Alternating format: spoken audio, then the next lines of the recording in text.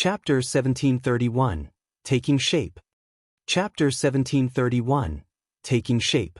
After leaving the guild residence and entering the street outside, Shifeng noticed that Silverwing Town looked much more like a proper town than before. Many new buildings decorated the town now.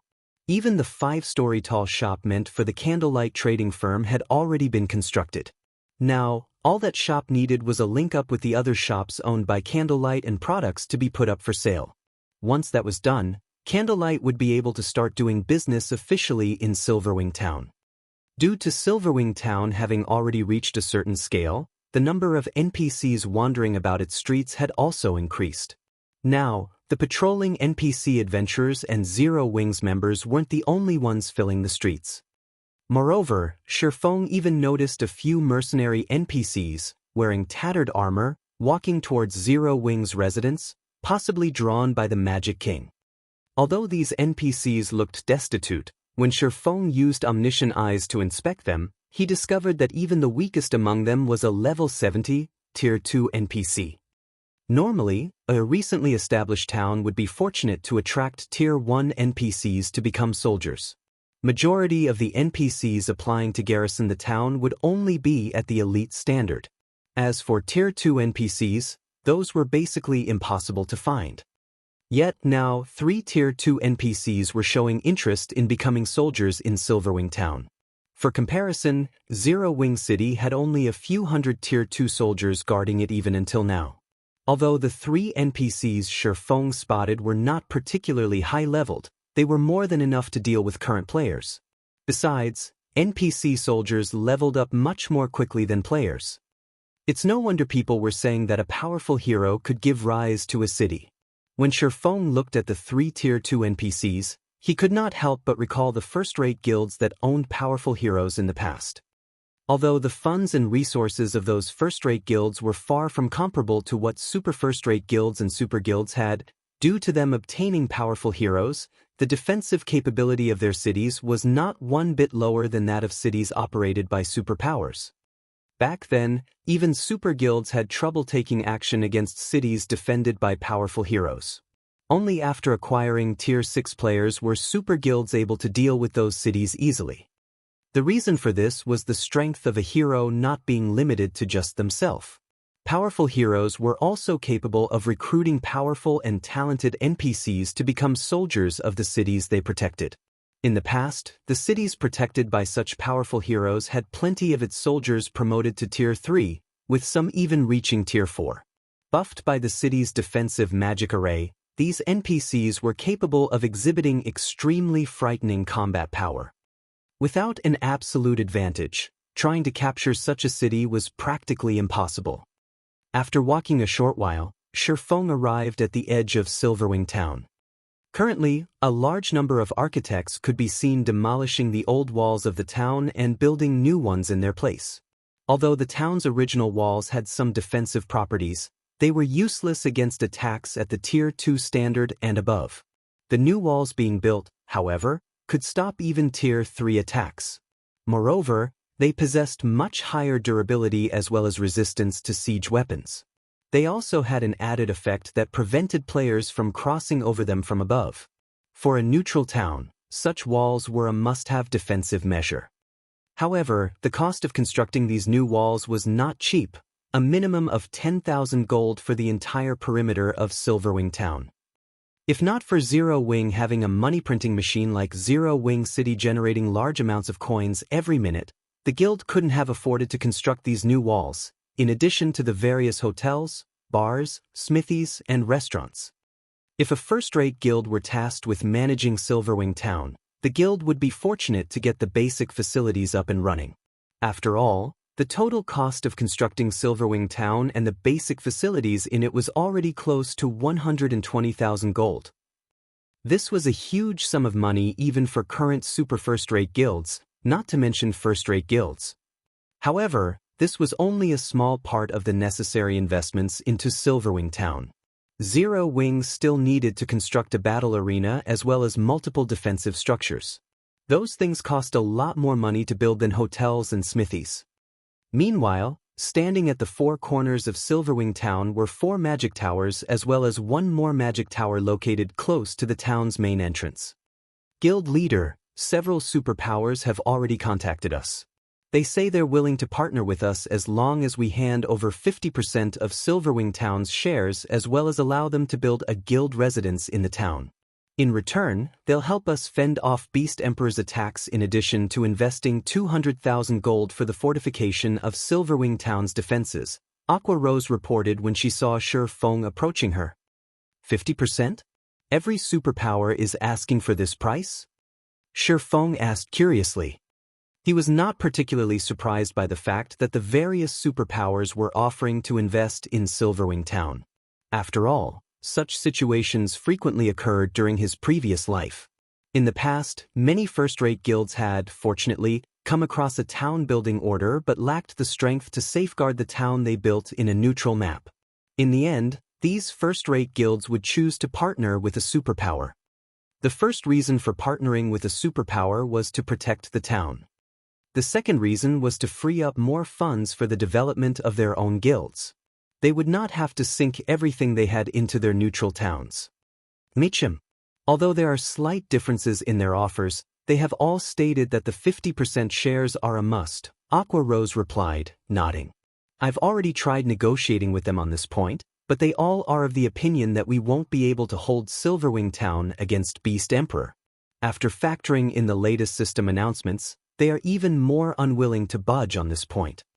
We've also just received news that Beast Emperor has managed to add another large batch of evil demons, evil beasts, and independent players to his forces. Right now, these forces are already making their way towards Silverwing Town from ancient Rock City. By the looks of it, Beast Emperor really plans on duking it out with us. What a bunch of old foxes. Shi Feng could not help but chuckle upon hearing Aqua Rose's reply. Do they really think that Zero Wing needs their help against Beast Emperor? Ignore those superpowers for now. All we need to do at the moment is have Zero Wing City's elite and expert members come over to Silverwing Town to develop themselves. If Beast Emperor sends any mythic monsters at us, have Cola and the others deal with them. Understood. I'll have them transfer over as soon as possible, Aqua Rose said, nodding.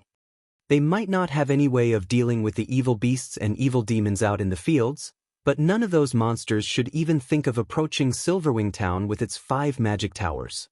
Even if Beast Emperor sent a mythic monster at Silverwing Town, their side had Cola and many other Tier 2 players who wielded Tier 3 mana weapons. Including the buff from the magic towers, Cola and the others should have no problem going up against mythic monsters. After Shi Feng was done speaking, he entered the closest magic tower and immediately began carving the magic circuits necessary for operating it.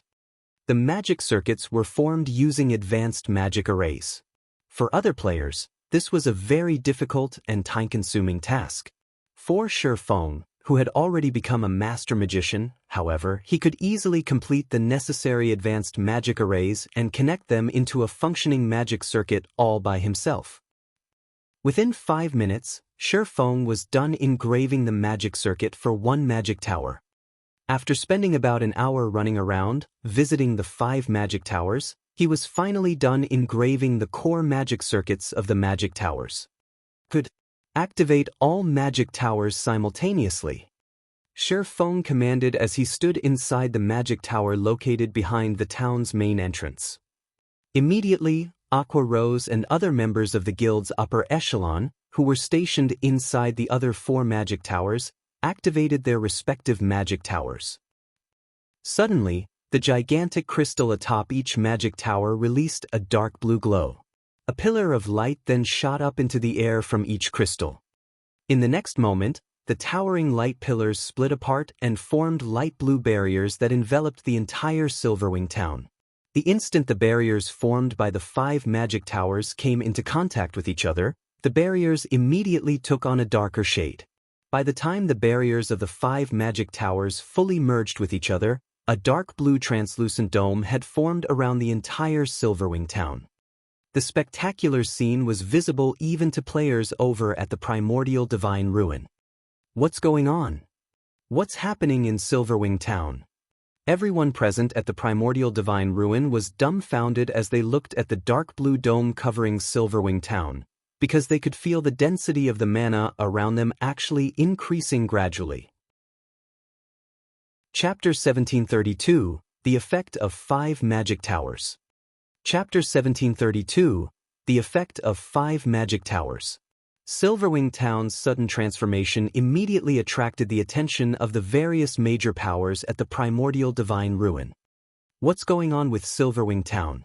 It's actually causing such a powerful mana drain. Cuttlefish, who was observing Zero Wing's newly built town from an open-air restaurant in the primordial divine ruin, was filled with confusion. Although Silverwing Town appeared to be located right beside the primordial divine ruin, in reality, over 1,000 yards separated the two locations. Despite the distance, the commotion in Silverwing Town affected even the primordial divine ruin. If the rise in mana density in the primordial divine ruin was already so remarkable, what about inside Silverwing Town? After thinking up to this point, Cuttlefish could not help but shudder. Nowadays, the understanding that superpowers had towards the effects of mana density was different from before. After conducting extensive research in libraries and live experiments, they had already discovered just how valuable locations with high mana density were. Areas with high mana concentrations did not only help players maintain a calm mind, allowing them to display greater combat power in return, but also accelerated the recovery of players' stamina and concentration. This situation enabled players to practice their combat techniques for extended periods without having to worry about running out of stamina and concentration. Meanwhile, the execution of combat techniques was different from that of spells and skills. In the case of spells and skills, one could activate them properly so long as the general movements were correct.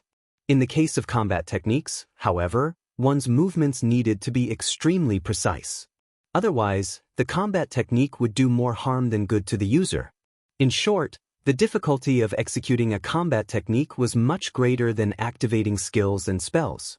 One required arduous practice just to learn to execute a combat technique properly. Hence, if one wished to practice a combat technique efficiently, having an environment that boosted stamina and concentration regeneration was a must. Uncle Cuttlefish, a report just came in from our scouts. It seems Zero Wing has constructed magic towers in Silverwing Town. Moreover, the guild built 5 magic towers in one go, a crimson-armored Tier 2 berserker standing beside Cuttlefish reported. 5 magic towers? Did they see correctly? Cuttlefish revealed a stunned expression when he heard this. For a moment he even wondered if he had misheard. It's true. They've sent a video recording. There are indeed 5 magic towers in the town, the Tier 2 berserker replied, a bitter smile appearing on his face. He, too, had hoped that there was a mistake in the report. However, after watching the video recording, he couldn't deny this fact even if he wanted to. How is this possible? Cuttlefish's complexion darkened as he watched the video recording the Tier 2 berserker forwarded to him. Wasn't it stated that each magic tower design allowed the construction of only 5 magic towers? At this point in time, the various large guilds were no longer strangers to the magic tower. After the first magic tower appeared in Stone Forest Town, the various large guilds had fervently searched for information about it, especially since the magic tower's existence allowed Stone Forest Town to become the #1 town in Starmoon Kingdom. In addition, as an advanced defensive construction, the magic tower provided the town with considerable defensive power. Even until now, the Crimson Emperor Guild had yet to build a single magic tower. Nevertheless, 5 magic towers had now appeared in Silverwing Town simultaneously. This was simply unbelievable. With these 5 magic towers, Silverwing Town's defensive power had increased significantly.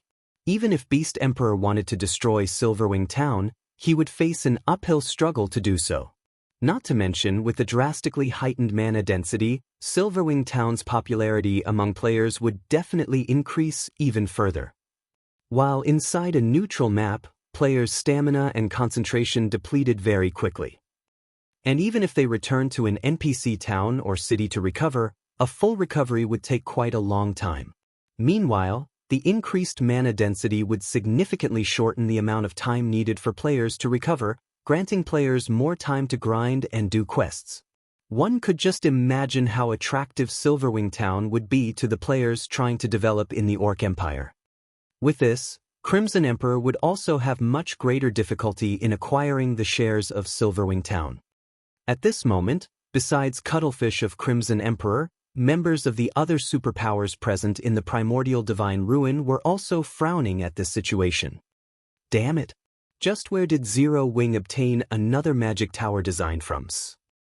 The upper echelons of the various superpowers were filled with envy as they looked at the 5 magic towers of Silverwing Town. Right now, even a fool could tell that Silverwing Town had a promising future ahead of it. News about Silverwing Town having 5 magic towers spread like wildfire. For a time, the expert players that had been hesitating over developing themselves in the Orc Empire started migrating to the Empire in large numbers. Meanwhile, inside Silverwing Town. So, this is the effect of having 5 magic towers in a single town? Shifeng was a little surprised as he felt the density of the ambient mana. He also noticed an additional buff appearing in his status window. Spirited State. If you remain in this state for 5 hours, your EXP gain will increase by 30% for 1 hour. If you remain in this state for 10 hours, your EXP gain will increase by 30% for 2 hours. Shifeng's eyes glowed when he read the description of this buff. Moreover, aside from this additional buff, the 5 magic towers also received a boost to their attack range, their defensive radius now covering 6,000 yards. Shifeng had never imagined that constructing 5 magic towers in a single town would bring such bonuses. This was his first time learning about such a matter. However, this was also a reasonable situation. After all, magic towers were incredibly precious. This was true even after 10 years had passed in God's domain. In his previous life, the various superpowers would split the magic towers they had to as many towns as possible. Even in important towns and cities, they would construct 3 magic towers at most. Nobody had been willing to spend an entire magic tower design on a single location. If the various large guilds in his previous life had found out that there was such a benefit from constructing 5 magic towers in a single location, most likely every guild that acquired a magic tower design would spend it entirely on a single town or city. After all, in Stone Forest Town, one needed to stay in a hotel to acquire this Spirited State buff. Yet now, just being inside Silverwing Town granted players the buff. Only, the effects of the buff were inferior to the one gained by staying in Stone Forest Town's hotels, as the 30% increased EXP gain lasted only 2 hours. Even so, this buff was still extremely valuable. Now that such a benefit was available for free, the number of players willing to visit Silverwing Town would definitely increase even further. Most likely, the town would be able to develop into an intermediate town within a short period. Afterward, Shifeng called out Silverwing Town's system interface and allowed access to non-guild members. Quick look, Silverwing Town is now open to the public. Some observers quickly noticed the change in the town's status. Suddenly, countless players swarmed into the town. I'm in a spirited state. What's going on? Is this a joke? We can accumulate 2 hours of increased EXP gain buff just by staying inside Silverwing Town? All hail Zero Wing. The players that entered Silverwing Town could not help but gape in shock when they looked at their status windows. Originally, Silverwing Town was already a very attractive location for players. After all, it not only boasted a higher mana density than even Stone Forest Town but was also located right beside the Primordial Divine Ruin. Now that players could even gain the Spirited State buff just by being in the town, Silverwing Town was basically heaven for players. Within just a few minutes of opening to the public, Silverwing Town's player population had already shot past 100,000. Moreover, this number continued to skyrocket. The player population would most likely zoom past 200,000 before the hour was over. Guild Leader, we detected a large number of players and evil beasts heading in our direction through the magic towers. Many among these players are dark players. By the looks of it, They are planning to camp outside the primordial divine ruin and start a war of attrition with us, Aqua Rose said, frowning as she looked at the approaching evil beasts and dark players through the crystal ball of a magic tower. Beast Emperor sure is persistent. Sherfong could not help but chuckle as he looked at the images Aqua Rose sent him. Since that is the case, if they dare come close to the primordial divine ruin, make sure to give them a proper greeting using the magic towers. Chapter 1733, Earth-Shattering Blow. Chapter 1733, Earth-Shattering Blow. A large group of evil demons and evil beasts, easily over 50,000 in total, had set up camp in the wilderness outside of the primordial divine ruin. This particular group also included some cloaked players, which all radiated killing intent. Just looking at these players could make one shiver. Some of these players didn't even bother with black cloaks to hide their identities, revealing the black IDs above their heads. It was obvious that these players had slain a frightening number of players. They were definitely not ordinary expert players. All of these players were very well geared. Despite recently reaching level 50, over half of their equipment consisted of level 50 mysterious iron and secret silver equipment. These pieces were definitely among the best available at this stage of the game. Wind, I'll say this first, the Crimson Horn Guild will only help you kill Zero Wings members. We won't be taking the initiative to attack and turn ourselves into cannon fodder, a tall, robust man carrying 2 short swords from his waist indifferently told the phantom of a person beside him. Relax. As long as Zero Wings members leave Silverwing Town, my evil demons and evil beasts will attack them immediately. All you and your men need to do is find an opportunity to kill them. However, don't forget, my goal involves more than making them lose a single level, Wind Hunter reminded the man. He hadn't only chosen to work with Crimson Horn because it was a famous dark guild in the Dark Knight Empire, he had also chosen the guild due to its production of a particular type of poison. This poison was called Soul Devourer and would be applied to a player's weapons. When these coded weapons were used to kill a player, the poison would corrode the player's soul, and depending on how much poison was applied, the victims could lose up to 3 levels before entering a weakened state. During this weakened period, players could not level up. In return for Crimson Horn's assistance, the Evil God's Temple would help the Dark Guild's members grind glory points and accumulate battlefield titles. Leave this to us. As long as we slay Zero Wings members, I guarantee that they will need some time to recover their strength, the indifferent man said confidently. If there weren't so many guilds here, I'd love to fight Zero Wings peak experts. I've heard that their combat standards are quite good, and every item they wear is a treasure. However, by the looks of it, that doesn't seem possible.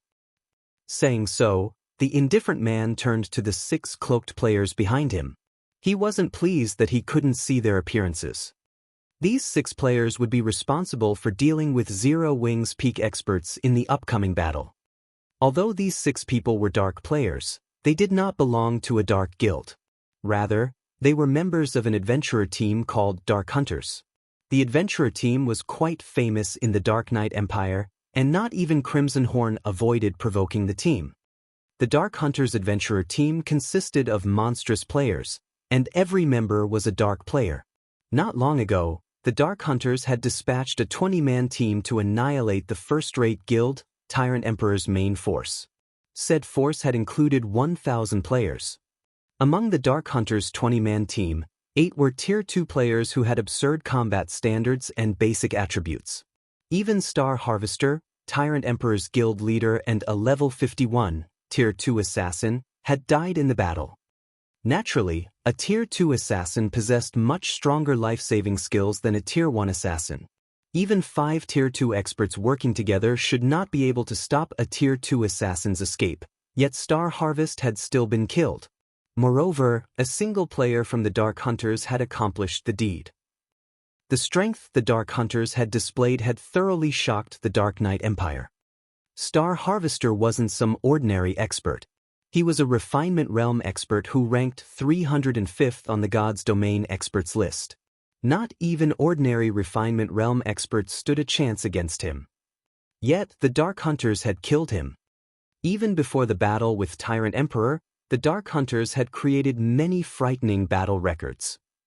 Only, these battle records had been carried out in secret, unknown to the various large guilds. The adventure team's accomplishments included the assassination of Crimson Horn's guild leader, Crimson Ghost. This was also why Crimson Ghost wasn't happy to see the 6 Dark Hunters members. In Crimson Ghost's opinion, the players from the Dark Hunters were inhuman, and he hadn't reached this conclusion just because of their monstrous strength. Rather, this opinion was based on the appearance they took on when they activated their true power. When they used their true power, they lost their human form, transforming into true monsters. They also used different combat methods than players like himself. Every one of the 6 players that had been sent from the Dark Hunters was a Tier 2 player. Even without the help of the evil demons and evil beasts, these 6 players were more than enough to deal with Zero Wing's main force members. Since everyone's all here, we'll proceed with the next phase of our plan. First, we'll set up an encirclement around the primordial divine ruin and Silverwing town. But make sure you stay a safe distance away from the town. We estimate that those magic towers have a maximum attack range of around 1,500 yards. Do not enter that range. We won't be responsible for your deaths. Hearing Windhunter's warning, the various dark players nodded their heads. War weapons were no laughing matter. The magic tower's attacks possessed power at the peak of Tier 3. Moreover, the attacks had very large ranges. Unless one used an invulnerability skill or spell, no player at this stage of the game could block an attack from a war weapon and survive. No, there was one player who could block an attack from war weapon like the magic tower, but none of these dark players believed that they had the strength to rival Black Flame. When Wind Hunter finished speaking, the present players went into action. Wind Hunter then organized his evil demons and evil beasts to surround the primordial divine ruin and Silverwing town. Shortly after the evil demons and evil beasts began to move, the players in the primordial divine ruin discovered their advance. There are so many evil demons and evil beasts. That should be at least 50,000, right? Is Beast Emperor launching another assault? The crowd at the primordial divine ruin gulped when they saw the approaching evil beast and evil demon army. Although they knew that Beast Emperor only planned to target Zero Wing, they couldn't help their growing fear and anxiety as they watched the monsters draw near. Good. They're finally here. When the various superpowers upper echelons saw the evil demons and evil beasts, their moods considerably brightened. Let's see how Zero Wing maintains its arrogance after this. As long as Beast Emperor was willing to fight against Zero Wing would be under a considerable amount of pressure regardless of whether Beast Emperor won or lost. In that case, they would have an opportunity to acquire the shares of Silverwing town. However, when the evil beasts and evil demons were less than 1,000 yards away from the primordial divine ruin, one of the magic towers in Silverwing town, which stood over 3,000 yards away from the monster army, began to gather energy. The mana around the magic tower swiftly collected at the gigantic crystal atop the tower. After a 2-second charge, a pillar of black-white light shot up from the gigantic crystal. Even the players at the primordial divine ruin could clearly see the pillar. What's Zero Wing trying to do? The sudden development confused everyone watching. As these players wondered about the light pillar, it angled downward and shot into the center of the evil beast and evil demon army. Following which, the light pillar expanded and devoured the nearby evil demons and evil beasts. Every monster at special elite rank or below died instantly as the light washed over them. Only chieftains and above had survived, although the monsters at chieftain rank had very little HP remaining. The attack had even heavily injured the Grand Lord ranked evil demons and evil beasts. Chapter 1734, Silverwing's Might. The light pillar that had blasted into the evil demon and evil beast army had only stopped expanding after it had covered a 100-yard radius. It then gradually disappeared. As the beam attack's horrific energy scattered, the fading light revealed a massive crater in the field the monster army occupied. Only the chieftain rank and above evil demons and evil beasts remained alive, while all else had been burned to ash. A single attack had killed hundreds of evil demons and evil beasts, and every surviving monster was heavily injured, drastically decreasing their combat powers. Not even the Grand Lords that had received the attack had been spared. Seeing this, the players at the distant primordial divine ruin gaped in shock. That had been too powerful. The power of that attack could practically rival that of a Tier 4 spell. What's going on? Didn't they say that Silverwing Town's magic towers should only have an attack range of roughly 1,500 yards? The expressions of Crimson Horn's members darkened as they stared at the crater only a short distance away. Had the beam attacks been shifted slightly, it would have killed more than just evil demons and evil beasts. The death count would have included players like them as well. Crimson Horn's members weren't the only ones horrified by this sudden attack. The various superpowers members fell into heated discussions, finding Silverwing Town's attack inconceivable. How does that magic tower have such a long attack range? Cuttlefish wore an ugly look as he stared at the fading light pillar. He had thought that Beast Emperor would force Zero Wing into a corner, preventing the guild's members from setting foot in the primordial divine ruin. However, with such an increased attack range on the town's magic towers, even reaching the ruin itself, Beast Emperor was powerless to stop Zero Wing's members from competing for entry slots. After all, the magic tower's attacks were extraordinarily powerful. If Beast Emperor sent his minions to block Zero Wing's path, the guild would retaliate without mercy. If the magic towers struck too many times, even mythic-ranked monsters would fall, much less the lower-ranked monsters. Before anyone could recover from their shock, another of Silverwing Town's mana towers began to gather mana. 2 seconds later, another black-white light pillar ascended into the sky. In the blink of an eye, another energy beam struck the evil demon and evil beast army, opening another clearing amidst the monsters. Damn it! How is this happening? Wind Hunter's heart bled as he watched his evil demons and evil beasts fall by the hundreds. He had gone to great lengths to nurture these evil demons and evil beasts. He could accept their deaths if their deaths had meaning, but right now, they were nothing more than living targets for Zero Wing. As Wind Hunter prepared to issue a new command, another beam attack slammed into his monster army. Boom! This time, the attack had taken the lives of more than just a large number of evil demons and beasts. Some of Crimson Horn's members hidden among the monster ranks had died instantly. Retreat! Everyone retreat! Crimson Ghost shouted through the team chat with an ashen complexion. Dark guilds had far fewer members than ordinary guilds. A very powerful dark guild generally only had around 30,000 members. Crimson Horn had barely over that count. For this operation, Crimson Horn had dispatched 2,000 expert members, nearly every expert in the guild. And that last beam attack had killed over 100 Crimson Horn experts. At this moment, Crimson Ghost developed a deep hatred for Wind Hunter. Because of Wind Hunter's misinformation, Crimson Horn had lost over 100 experts for no good reason. As dark players, the death penalty they suffered was much more severe than ordinary players. Even though their alignment with the dark forces would lighten their death penalty slightly, it was still harsher than what ordinary players faced. Now that over 100 Crimson Horn experts had been killed, the guild had lost over 5% of its peak combatants.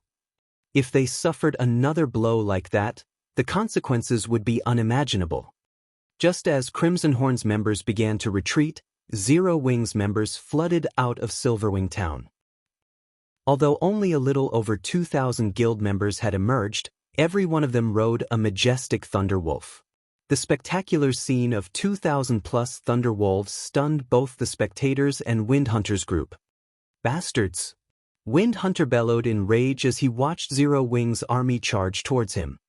After bombarding his army with the magic towers, Zero Wing actually took it a step further and sent its members to pursue his remaining forces. It was obvious that Zero Wing wanted to show everyone that the Evil God's Temple was not a foe worth worrying about. To make matters worse, Zero Wing had only dispatched a little over 2,000 members for the pursuit. If news of this spread, the Evil God's Temple's prestige would be tarnished. The temple would become a laughingstock in the Orc Empire. Immediately, Wind Hunter had his evil demons and evil beasts charge at Zero Wing's army, even going as far as to mobilize 2 mythic evil beasts. Although the Magic Tower's attacks were powerful, they couldn't easily take down mythic-ranked monsters. In fact, the 2 mythic evil beasts would have no problems escaping the battlefield even after annihilating Zero Wing's force. Moreover, with how far the Magic Towers could reach, Zero Wing wouldn't dare to fire on the evil demons and evil beasts as they clashed with the guild's members. Suddenly, one level 60+ evil demon and evil beast charged towards the incoming players, but before they could reach their targets, 2 more beam attacks plowed into the monster's frontline. The beams wiped out any elites and special elites they struck while leaving the rest heavily injured. After the 2 beam attacks descended, Zero Wing's members, who wielded mana weapons, finally made contact with the evil demons and evil beasts. The moment they did, they started a slaughter. The Zero Wing experts wielding Tier 2 mana weapons could fight a Lord-ranked evil demon or evil beast, even when the monsters were at their peak, Toto.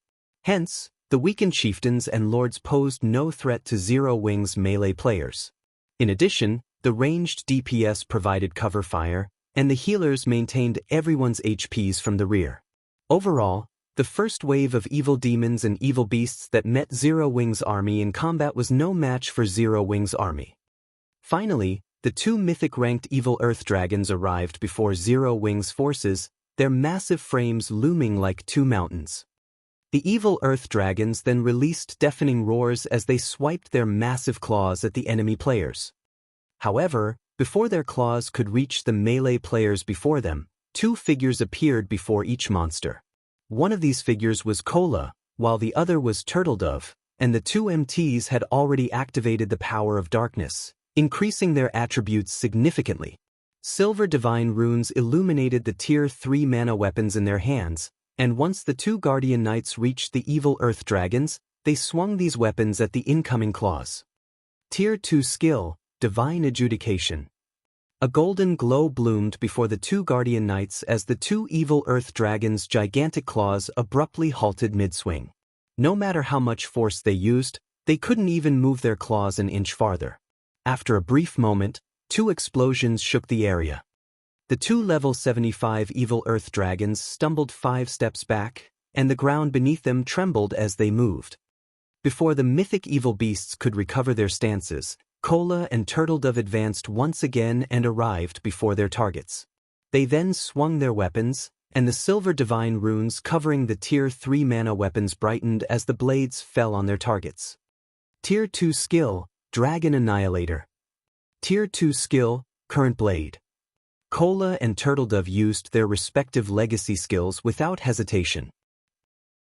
The moment their attacks connected with the evil earth dragons, the 2 mythic monsters let out agonizing cries as they were pushed back by 20 yards, a damage of over -800,000 appearing above each of their heads. Although the evil earth dragons' HP bars had only decreased by a very small fraction, barely noticeable to ordinary players, expert players with acute perception noticed the change. The players watching from the primordial divine ruin were frozen with shock, staring at Cola and Turtledove with dumbfounded expressions. Chapter 1735. A Nest of Monsters. Chapter 1735. A Nest of Monsters. The nearby Crimson Horn members couldn't help but gasp when they players pushed the evil earth dragon's titanic frames backward by over 20 yards. They were as shocked as if they had witnessed 2 ants push back a tiger and a lion. How is this even possible? Is Zero Wing just a nest of monsters? Both Crimson Horn's members and the various spectating players at the primordial divine ruin were at a loss for words. Aside from how massive the evil earth dragons were, just the fact that they possessed the strength of mythic monsters should make them impossible for players to go up against. Watching Black Flame kill a mythic evil demon had been scary enough, yet 2 more monstrous players had risen in Zero Wing. No, this can't be possible. They must have used some kind of special potion to boost their strength. They can't keep this up for long. Wind Hunter's eyes nearly fell from their sockets when he saw the evil earth dragons slide back. He was sure that Cola and Turtledove must have used some special method to grant them the strength to face mythic monsters for a short time. There were certain tools in God's domain that could grant players extraordinary power for a short time. Even Wind Hunter had such a tool in his possession, but it wasn't strong enough to allow him to go toe-to-toe with a mythic monster. As for the possibility that Zero Wing actually had 2 more players on Black Flame's level, that was simply absurd. He absolutely refused to believe that Zero Wing could produce 3 experts that could contend with mythic monsters on their own. Thinking up to this point, he commanded the evil Earth Dragons to continue their assault against the 2 Guardian Knights. Once the 2 mythic evil beasts had stabilized themselves, they whipped their tails at the 2 MTs. The massive tails swept up a powerful storm as they moved, forming a pitch-black rift wherever they passed. Faced with such an attack, even a Tier 2 metric tons with their life-saving skill activated would risk an instant death if they took the strike head-on. However, Cola and Turtledove remained unfazed as they swung their Tier 3 mana weapons again. 2 silver lights then clashed with the evil Earth Dragon's colossal tails as 2 loud explosions echoed across the battlefield.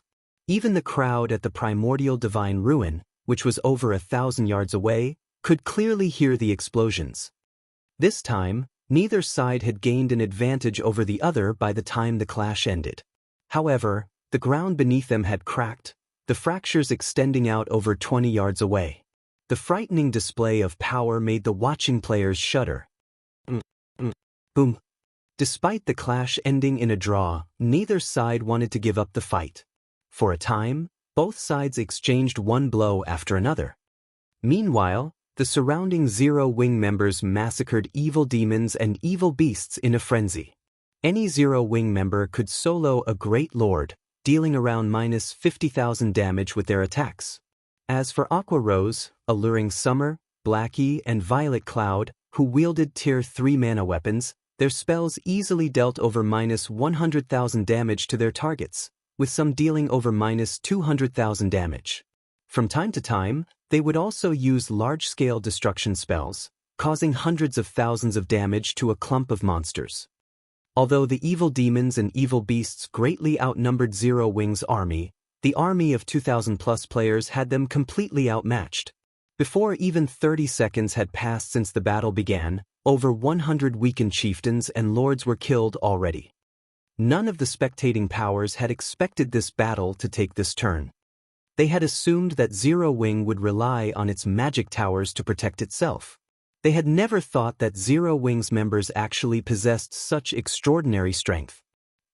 If the rest of Zero Wing's force weren't busy with the other evil demons and evil beasts, the small army would definitely slay the 2 evil Earth Dragons.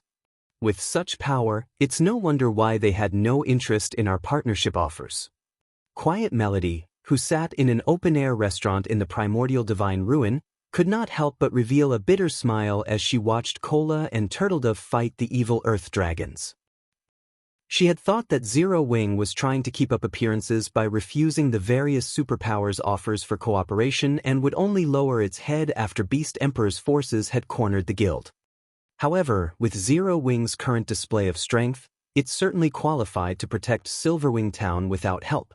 Not even the various superpowers could deal with mythic-ranked monsters so easily. With the 5 magic towers' absurdly long attack range, Zero Wing should have no problems defending Silverwing Town even after the town's protection period. That damned Wind Hunter! He nearly made us enemies with Zero Wing. Fortunately, we haven't actually fought Zero Wing's members yet. We should still have time to escape Zero Wing's notice. Crimson Ghost could not help but glare at the distant Wind Hunter as he watched the evil demons and evil beasts' extermination.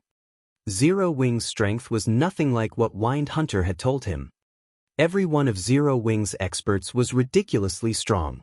Not even a Tier 2 player like him dared to face Cola and Turtledove head-on. With the MT's incredible destructive power, they could likely kill him in one hit. The fight before him could no longer be described as a battle. This was basically a one-sided slaughter. When Crimson Ghost recalled how he had lost over 100 guild experts, he truly felt fortunate. If not for that incident, he wouldn't have given the command to retreat. Had his army of 2,000 players assaulted Zero Wing's members, the consequences would have been disastrous. Seeing Zero Wing's frightening combat power also instilled an indescribable shock in Crimson Ghost. Not even the super first-rate guilds that ruled over the Dark Knight Empire were capable of fielding such a powerful player army. Yet, an up-and-coming guild from Star Moon Kingdom had accomplished just that. Moreover, based on his investigations, Zero Wing didn't have the support of any backers. Meanwhile, the 6 cloaked players from the Dark Hunters rested in a corner of the battlefield. After observing the battle for some time, the ranger carrying a crystalline longbow shook his head. "This won't do. Zero Wing's members are much stronger than we anticipated. We're canceling our plans to plunder their weapons temporarily.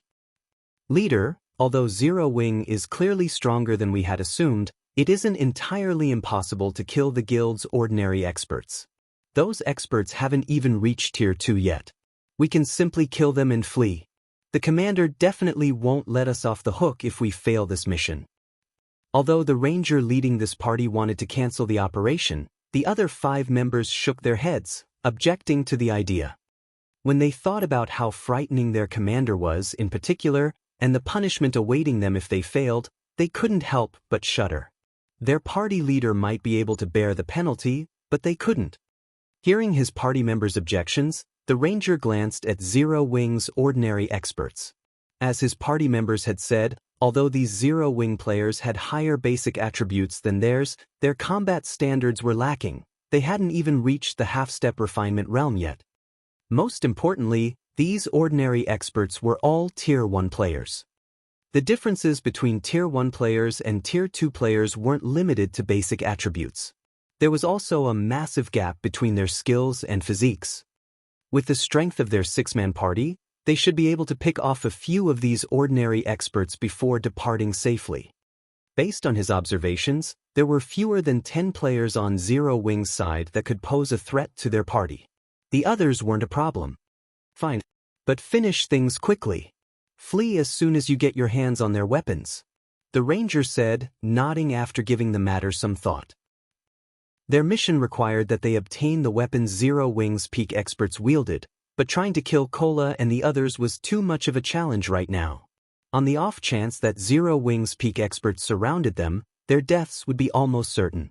If they targeted the weaker experts, though, they'd have higher chances of success. Although they wouldn't obtain the weapons Zero Wing's peak experts wielded, at least they wouldn't return empty-handed. Under the ranger's lead, the Dark Hunters' 6-man party charged toward Zero Wing's members, who were embroiled in a battle with the evil demons and evil beasts. Chapter 1736, Confrontation with the Dark Hunters. Chapter 1736, Confrontation with the Dark Hunters. On the chaotic battlefield, Cola and Turtledove continued to block the evil Earth Dragon's attacks. Meanwhile, the other Zero Wing members frantically cleared out the heavily injured evil beasts and evil demons, rapidly dwindling the army's numbers. The battle was thoroughly in Zero Wing's favor. Because of this, Zero Wing's excitement continued to mount as they fought. The mana weapons' incredible attack power couldn't compare to their normal weapons, and even though they were Tier 1 players, they completely overwhelmed the Lord-ranked evil demons and evil beasts. Although the slain monsters didn't drop any loot, these players did receive a bountiful amount of EXP. After fighting for just a short moment, their experience bars had grown by a noticeable chunk. Upon reaching their level, they required a ridiculously high amount of EXP for each level up.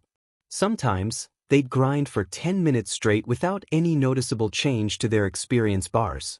Now, however, they should be able to gain enough EXP for a full level after fighting these evil demons and evil beasts for 3 hours or so.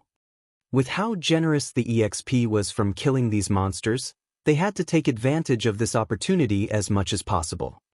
Even the spectators at the Primordial Divine Ruin were jealous of Zero Wing's members. It was not very often players encountered such a large army of high-ranked monsters. Even if they did, most players did their best to stay out of the monster's way. Trying to fight such a powerful monster army guaranteed casualties, after all. The losses would completely outweigh the gains. However, now that Zero Wing had Cola and Turtledove to pin down the evil Earth Dragons, and Zero Wing's other members had the strength to overwhelm the other evil beasts and evil demons, Zero Wing's army could safely grind these enemy monsters. Why wouldn't they be jealous of Zero Wing? It seems Beast Emperor has only failed again. Quiet Melody could not help her bitter smile when she saw that the evil demons and evil beasts had begun to retreat. After this battle, Beast Emperor wouldn't be able to touch Zero Wing at the primordial divine ruin again. Big Sis Melody, look over there. A few dark players seem to be charging into the battle, Blue Jade said suddenly as she pointed at the 6 figures rushing into the heart of the battlefield with flying speed. They must intend to attack Zero Wing. These 6 players were none other than the 6 from the Dark Hunters Adventurer team. What a powerful concealment technique. Who are those people? Quiet Melody watched the rapidly moving figures with astonishment. As one of the Sacred Temple's Vice Temple Masters, she had more than great combat power. She also possessed acute perception. Although the 6 players hid their identities and appearances with black cloaks, Quiet Melody could tell that they were all Tier 2 players based on their movement. Tier 2 players had far higher basic attributes than Tier 1 players, and their mobility wasn't something that Tier 1 players could hope to rival. Hence, it was very easy to differentiate between Tier 1 and Tier 2 players. However, what truly surprised Quiet Melody was the 6 players' movement technique. All 6 moved with incredible stealth. As they weaved their way through the army of monsters, they were able to utilize the surrounding monsters' bodies and auras to hide themselves. It was likely that even she wasn't as adept at concealing herself and her aura as these 6 players were. If not for her bird's-eye view of the battlefield, she wouldn't have discovered these 6 players at all. What? The Dark Hunters are actually making a move?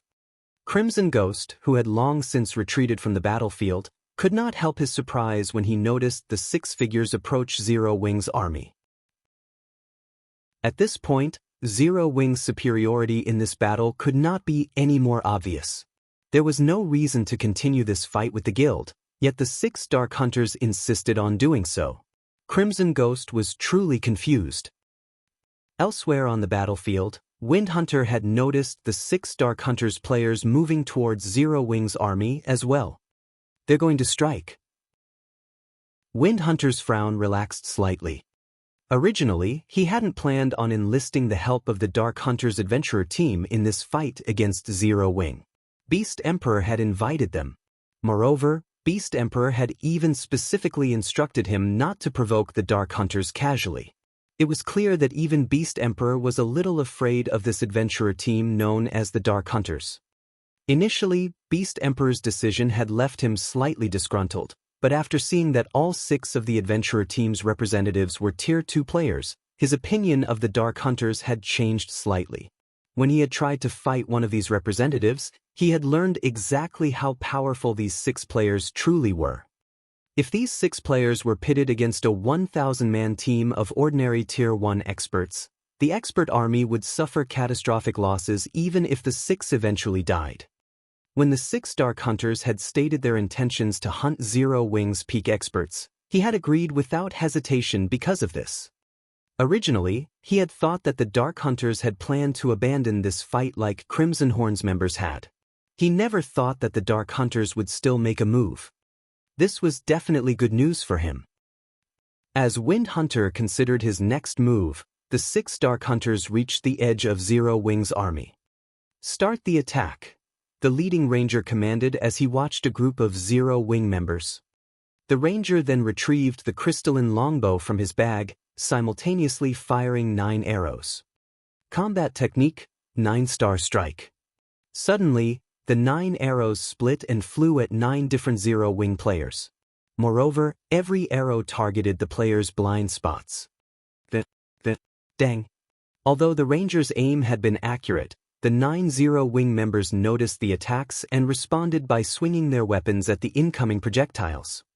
However, they felt as if they had struck an immovable wall the moment their weapons touched the arrows. Not only did the resulting vibrations hurt their arms, but they were also forced to retreat.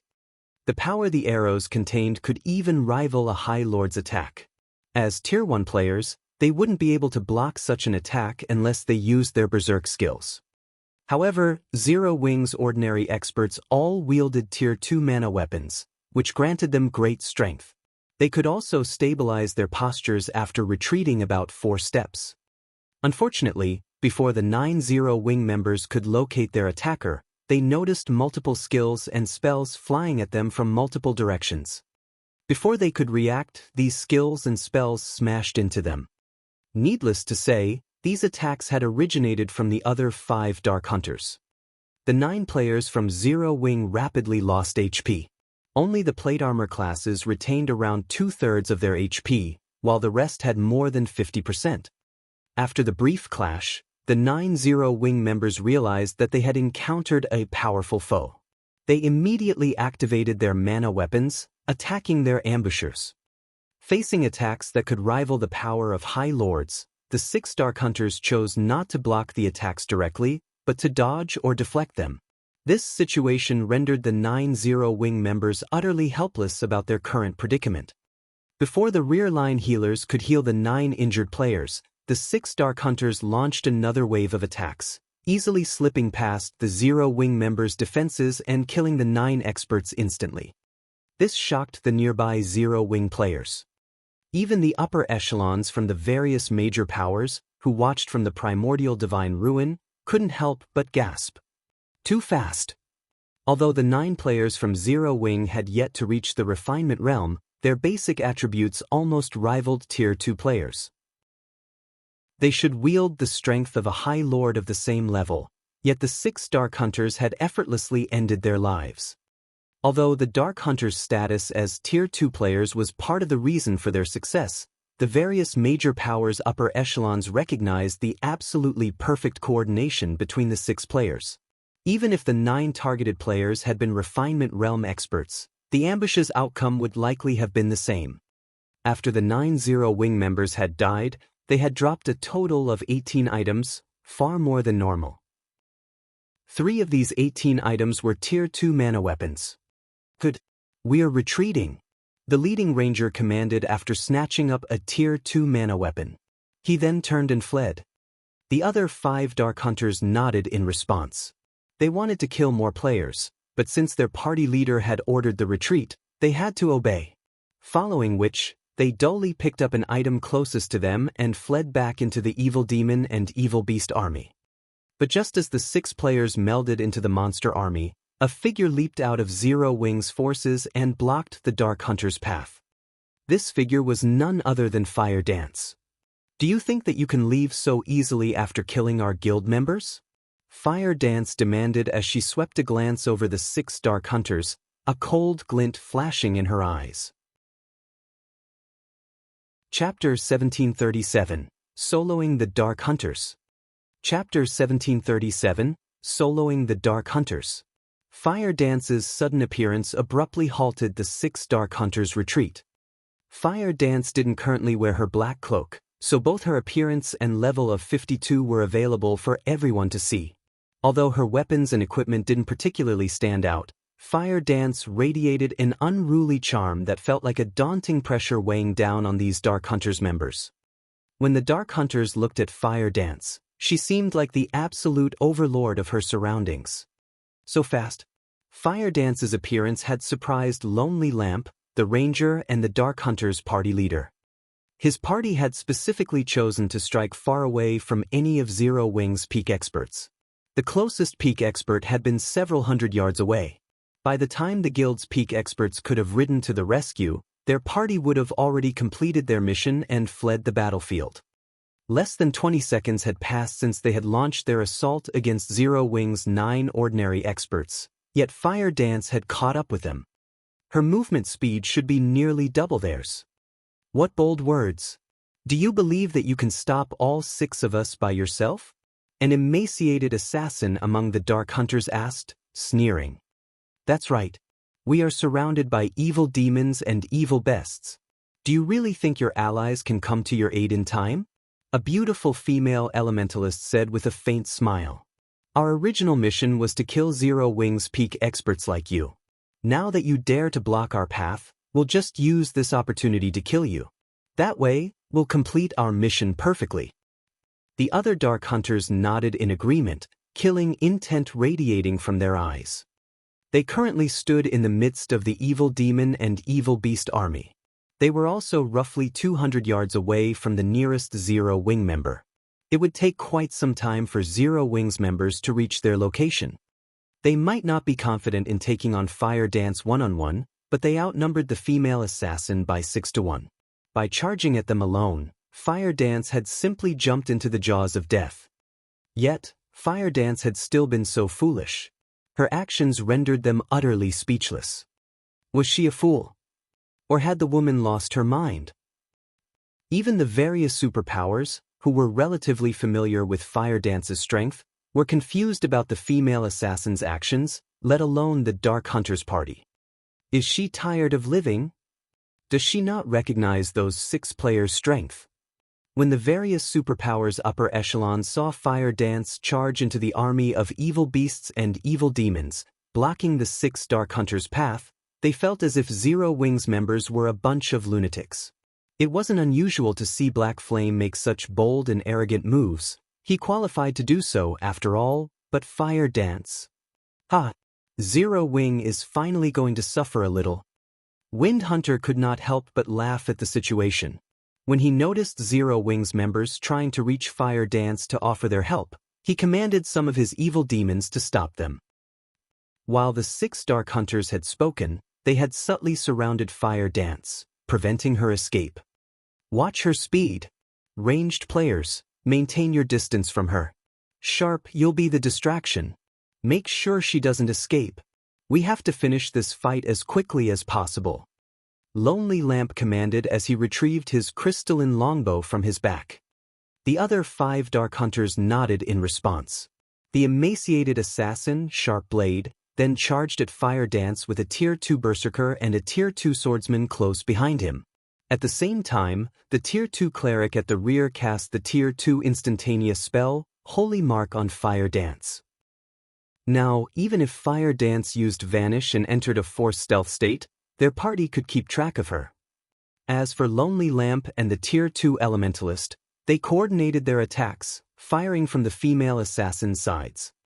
In the blink of an eye, multiple attacks flew towards Fire Dance from different locations. Pay for your arrogance. Sharp Blade shouted as he used shadow steps, appearing behind Fire Dance instantly. He then thrust his aqua blue short sword at Fire Dance's back. Tier 2 skill, Triple Interception. Suddenly, Sharp Blade's short sword transformed into 3 streaks of shadow that aimed for Fire Dance's blind spots. Although each shadow's power wasn't strong, the strikes couldn't be blocked with shields or weapons. They could only be dodged or stopped by a defensive skill. In the meantime, the Berserker charging at Fire Dance from the front raised his battle axe and slammed it at the ground before him. Tier 2 skill, Fracturing Spikes. Stone spikes rose from the ground beneath Fire Dance's feet, entrapping her. Meanwhile, the Tier 2 Swordsman used a normal slash against his target. As for Lonely Lamp and the female Elementalist, they sent numerous arrows and fireballs at the female assassin. As they watched the 6 Dark Hunters assault, the spectators at the Primordial Divine Ruin gasped. Even the various superpowers peak experts wore serious expressions when they saw this coordinated offensive. The Dark Hunters' coordination and skill utilization were simply perfect. Even peak experts like themselves would fall under such a seamless bombardment. Even Fire Dance, the target of this offensive, was slightly surprised. She hadn't expected such high combat standards from the 6 Dark Hunters, and even their coordination had reached such an impressive level. However, before the numerous attacks could land, Fire Dance split into 6 identical copies of herself. Phantom. This was the 1000 Transformation's first additional skill.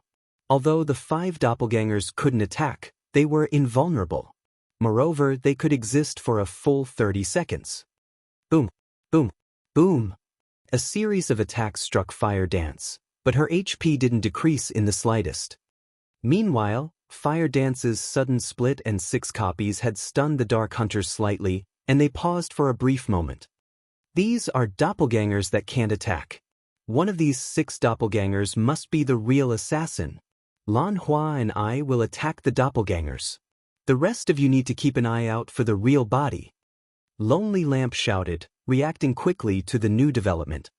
Although doppelganger skills like the one fire dance had just used were rare in God's domain, some did exist. Hence, players had learned of ways to counter these skills. In a one-on-one fight, players would have to flee and wait for the skill's duration to end, but if a party were to face such a doppelganger skill, the ranged players could launch AoE attacks, hitting every doppelganger simultaneously to determine the real body's location. The melee players could then take advantage of this information to attack the enemy's main body. Immediately, Lonely Lamp and the female elementalist, Lan Hua, launched spells and arrows at all 6 Fire Dance copies. However, before they could do so, Fire Dance had switched positions with one of her doppelgangers and appeared beside the Tier 2 Berserker. She then lightly swung 1,000 transformations at her target. Surprised, the Berserker hurriedly executed Whirlwind Slash to repel Fire Dance. Boom! The instant the Berserker's battle axe collided with 1,000 transformations, however, the man's expression darkened. He felt as if he had just struck an impenetrable wall. Not only did his weapon stop abruptly, but the intense feedback forced him to take a step backward. Just as the Tier 2 Berserker stepped back, the Tier 3 mana dagger in Fire Dance's left hand glowed with a beautiful red light as the assassin thrust it towards the Berserker's heart. Damn it! The Berserker was close to losing his mind. You forced me to do this. He currently wielded a two-handed weapon. In terms of strength, he should be stronger than players who used one-handed weapons, yet Fire Dance had surprised him by relying on 1,000 transformations. Her first attack didn't leave him any energy to deal with the weapon in her left hand. As the Berserker finished his statement, his skin began to turn a dark shade of red. His body then seemed to grow a little larger, and just as the Tier 3 mana dagger was about to reach the Berserker, 2 long swords appeared, blocking its path. Boom! Following the sound of an explosion, Fire Dance involuntarily took 3 steps backward, and she gave the Tier 2 Berserker before her a surprised look. The Berserker no longer resembled a human. Instead, he had taken the form of a 4-armed, humanoid lizard. The Berserker now wielded 2 one-handed axes and 2 long swords in his 4 hands. You're quite impressive to force me to transform. But I'll be taking your life now. The Tier 2 Berserker sneered as he charged at Fire Dance. Silence dominated the battlefield. Meanwhile, the spectating crowd at the Primordial Divine Ruin watched this unbelievable scene with dropped jaws. A player had actually transformed into a monster. A mutated player? Feng revealed a surprised expression when he saw the Tier 2 Berserker from Silverwing Town's walls. Chapter 1738, Dark Mutation.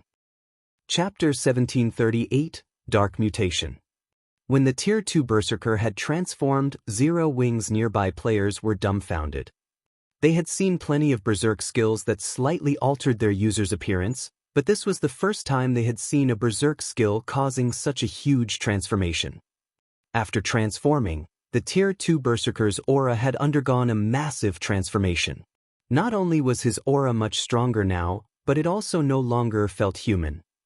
However, this was still not the worst part. The most important change was to the Berserker's body. Currently, the Berserker had 4 arms instead of 2. Of course, having an extra set of arms wasn't necessarily a good thing as human minds weren't accustomed to controlling more than one set of arms. If a person suddenly grew an extra set of arms, they'd have some difficulty controlling the new appendages. However, if the Berserker could control all 4 arms properly, he'd have a massive advantage in battle. A player with 4 arms would be able to execute more varied attack methods than a player with a single set. The 4-armed player could also commit 2 arms to offense and 2 to defense. If the Tier 2 Berserker could coordinate all 4 of his arms properly, his combat power would double at the very minimum. Meanwhile, the various power spectating members were dumbfounded by the Berserker's transformation. What did he do? Did he really use a Berserk skill? There's such a transformation skill in God's domain as well? Curiosity filled the spectating crowd as they watched the transformed Tier 2 Berserker. Even the various superpowers upper echelons had no idea of what the Berserker had just done. In fact, the Berserker's transformation had surprised them even more than watching Cola and Turtledove tank two mythic evil beasts. The Tier 2 Berserker's transformation had shattered their understanding of God's domain. Sure enough, he still had to use it? Lonely Lamp could not help but sigh when he saw Dark Bear, the Tier 2 Berserker, transform. This was the Dark Hunters Adventurer team's greatest secret. Not many people knew about this transformation ability. However, now that they had revealed this secret to the public, their adventurer team would definitely face trouble in the future. However, the Berserker's decision to transform didn't particularly surprise him. After all, Fire Dance had displayed extraordinary combat power. Had Dark Bear refused to transform, she would have likely killed him already. Aside from Lonely Lamp and the other Dark Hunters members, only Feng had a clear idea of what was happening as he watched the battle from Silverwing Town's walls. The Tier 2 Berserker's transformation ability was known as mutation in God's domain. Mutation was a method of increasing one's combat power by abandoning one's human body. It was somewhat similar to Demon Player's demonification. The transformation process had no time limit, and it could be activated and deactivated at any time.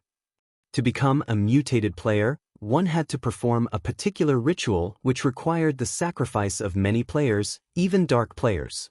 In addition, despite being dark players themselves, mutated players hunted other dark players. They did so because it was the only way a mutated player could mutate further and grow stronger. This was akin to how demon players improved their ranks. Only, mutated players had more of a restriction than demon players. Moreover, mutated players gained more combat power when they transformed than demon players. This was because, in their mutated form, mutated players would gain a body that was far more suitable for battle. Their attributes and life ratings also increased. In return, physical control became more difficult. Mutated players had a harder time remaining calm in their mutated form as well. But one had to admit that mutation allowed players to become extremely powerful. Feng had never expected to find a mutated player at this stage of the game. By becoming a mutated player, players took a similar stance as the Evil God's Temple, becoming antagonistic to both dark and normal players. Furthermore, gaining a mutation was incredibly difficult as the process couldn't be conducted on the God's Domain continent. Normally, mutated players would only appear after pathways between the continent and other worlds opened. Back on the battlefield, after a short moment of silence, the transformed Berserker charged at Fire Dance. Not only had the Berserker gained an extra set of arms after his transformation, but his movement speed and reaction speed had also undergone a qualitative transformation.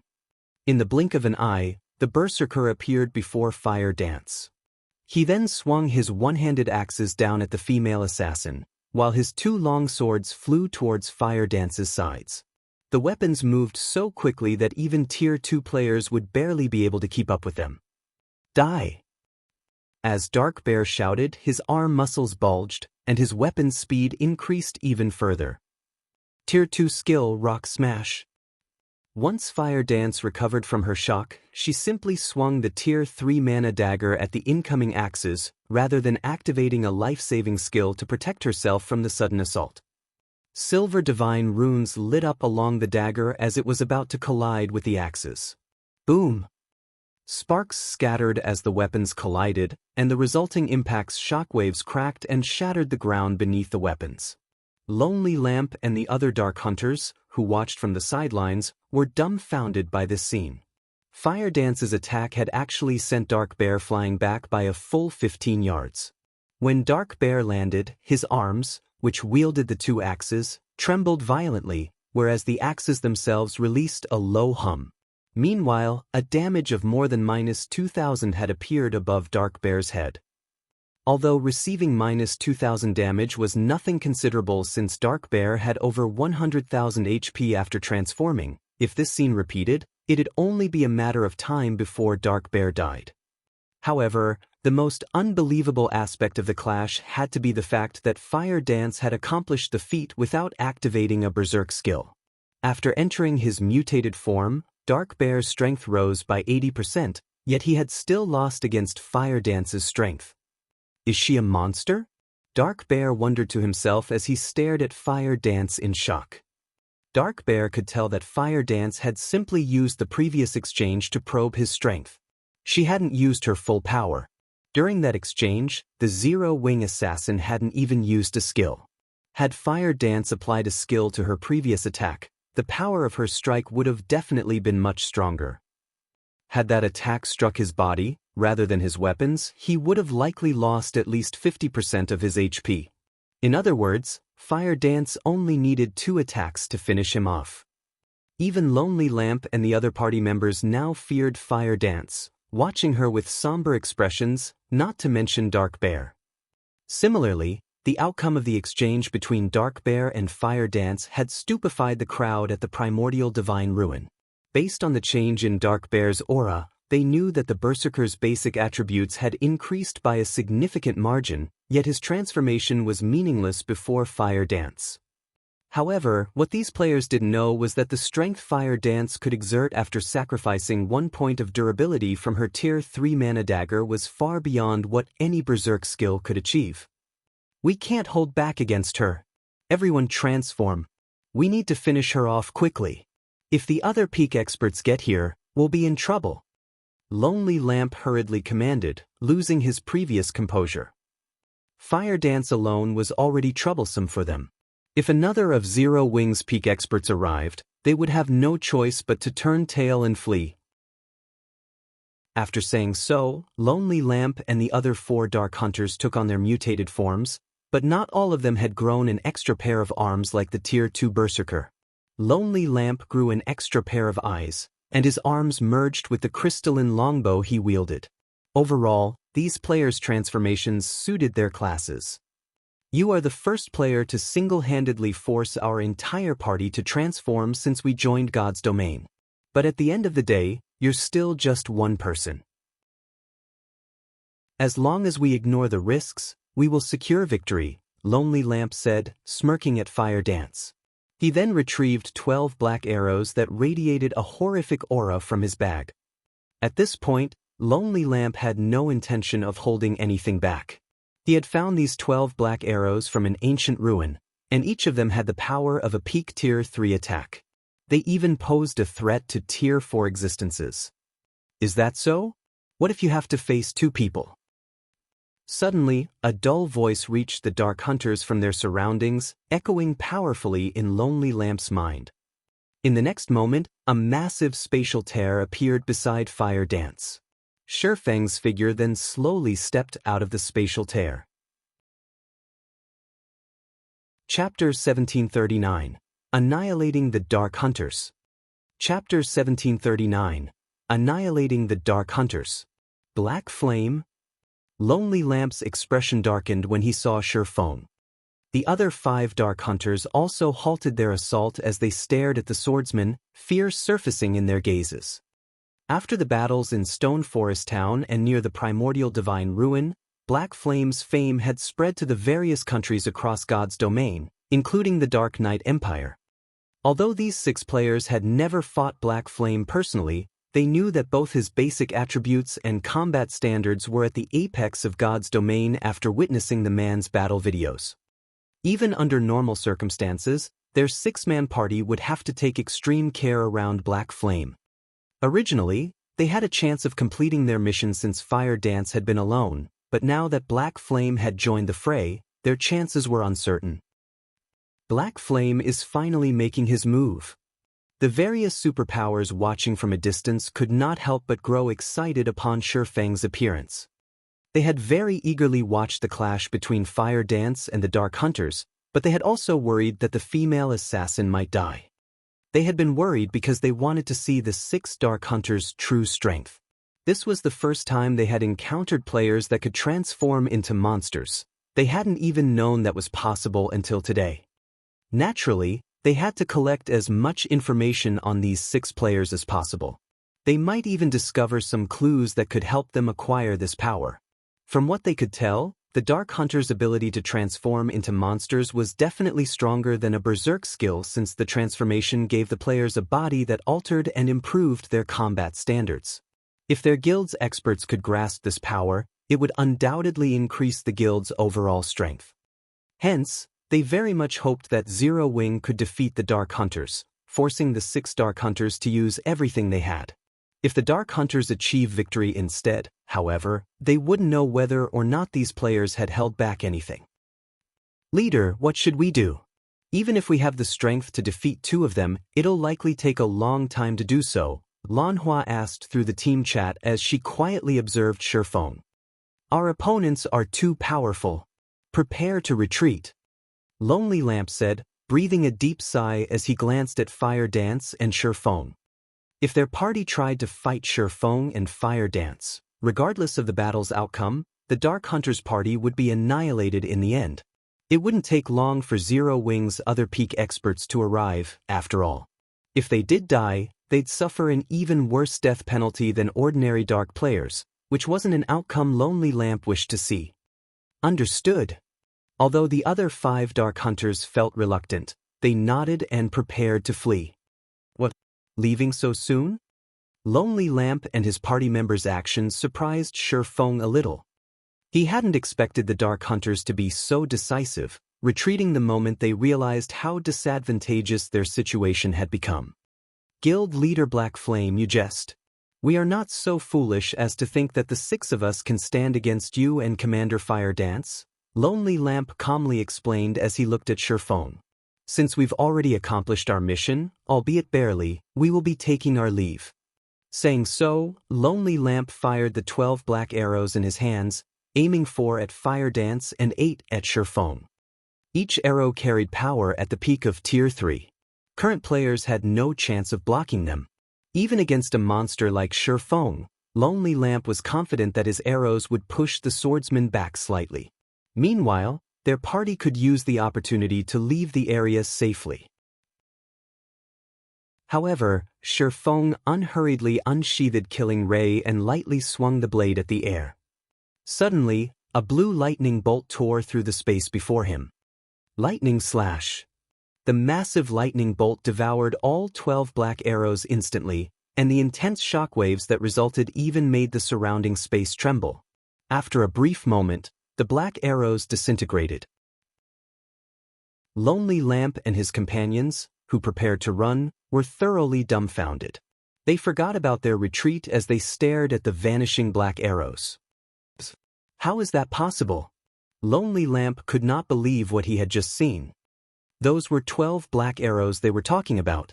Even a mythic monster would have trouble dealing with such an attack, yet Shifeng had crushed it with a single move. For a moment, he even wondered if heaven were playing some joke on him. He truly hadn't thought that Shifeng would actually block all 12 black arrows successfully. He had watched Shifeng's battle against the mythic evil demon. The man shouldn't be capable of blocking the black arrows so easily. At the very least, blocking the attack should have pushed the swordsman back by over a dozen yards. Naturally, the spectating crowd was similarly dumbfounded. Strong. Too strong. The various superpowers were no strangers to black arrows. They all had their own small stockpile. Normally, these arrows were stored in their guild warehouses, only to be used against sufficiently valuable bosses. However, after watching Shifeng destroy 12 black arrows so effortlessly, they felt like fools. They had all treated these black arrows, which could be blocked so easily, like priceless treasures. You can't possibly think that you can leave safely after that little trick, do you? Shifeng said indifferently as he glanced at the 6 Dark Hunters before him. Leader, what should we do? Lonely Lamp's party members asked the ranger. Previously, they had only feared Shifeng due to his fame, but after watching him destroy 12 black arrows in an instant, true fear gripped their hearts. They finally realized why so many people called Shifeng a monster. We don't have any other choice. Use the advanced Mad Demon Potion. Lonely Lamp said, gnashing his teeth as he stared at Shifeng. Hearing this, the other 5 Dark Hunters were shocked. The advanced Mad Demon Potion was a special berserk potion, which they had gone to great lengths to purchase. When consumed, it would grant mutated players like themselves another boost in power for 30 seconds. It was akin to a twofold berserk. However, this twofold berserk did not come without a price. Once the potion's duration ended, they would lose 40%'s worth of EXP. In addition, they would also fall into a weakened state for a short time. Hence, they understood that this potion should never be used unless absolutely necessary. But they also realized that this potion was their only chance of escape right now. Guild Leader Black Flame. You are as amazing as the rumors say. However, I'm afraid that you still lack the strength to keep us here. Saying so, Lonely Lamp took out an advanced Mad Demon potion and drank it. The other 5 Dark Hunters did the same. Suddenly, the 6 Dark Hunters' auras grew more intense. Previously, their auras had rivaled great lords of the same level, but now, their auras were even stronger than that of a Grand Lord of the same level. Immediately, the 6 players split up and ran. I don't think so. Shifeng revealed a calm smile. Following which, he activated Power of Darkness, skyrocketing his basic attributes. He then stabbed the Abyssal Blade into the ground. Forbidden Domain. Abyssal Curse. With Shifeng as the center, pitch-black ripples spread up to a 30-yard radius. At the same time, every one of his enemies within a 500-yard radius became unable to use any skills, spells, or tools. Not only did Abyssal Curse's activation bind all 6 Dark Hunters, but it also decreased their basic attributes by 20%. Reacting quickly, the 6 tried to activate their control removal skills. However, no matter how much Lonely Lamp and the others willed for their skills to activate, their skills remained inactive.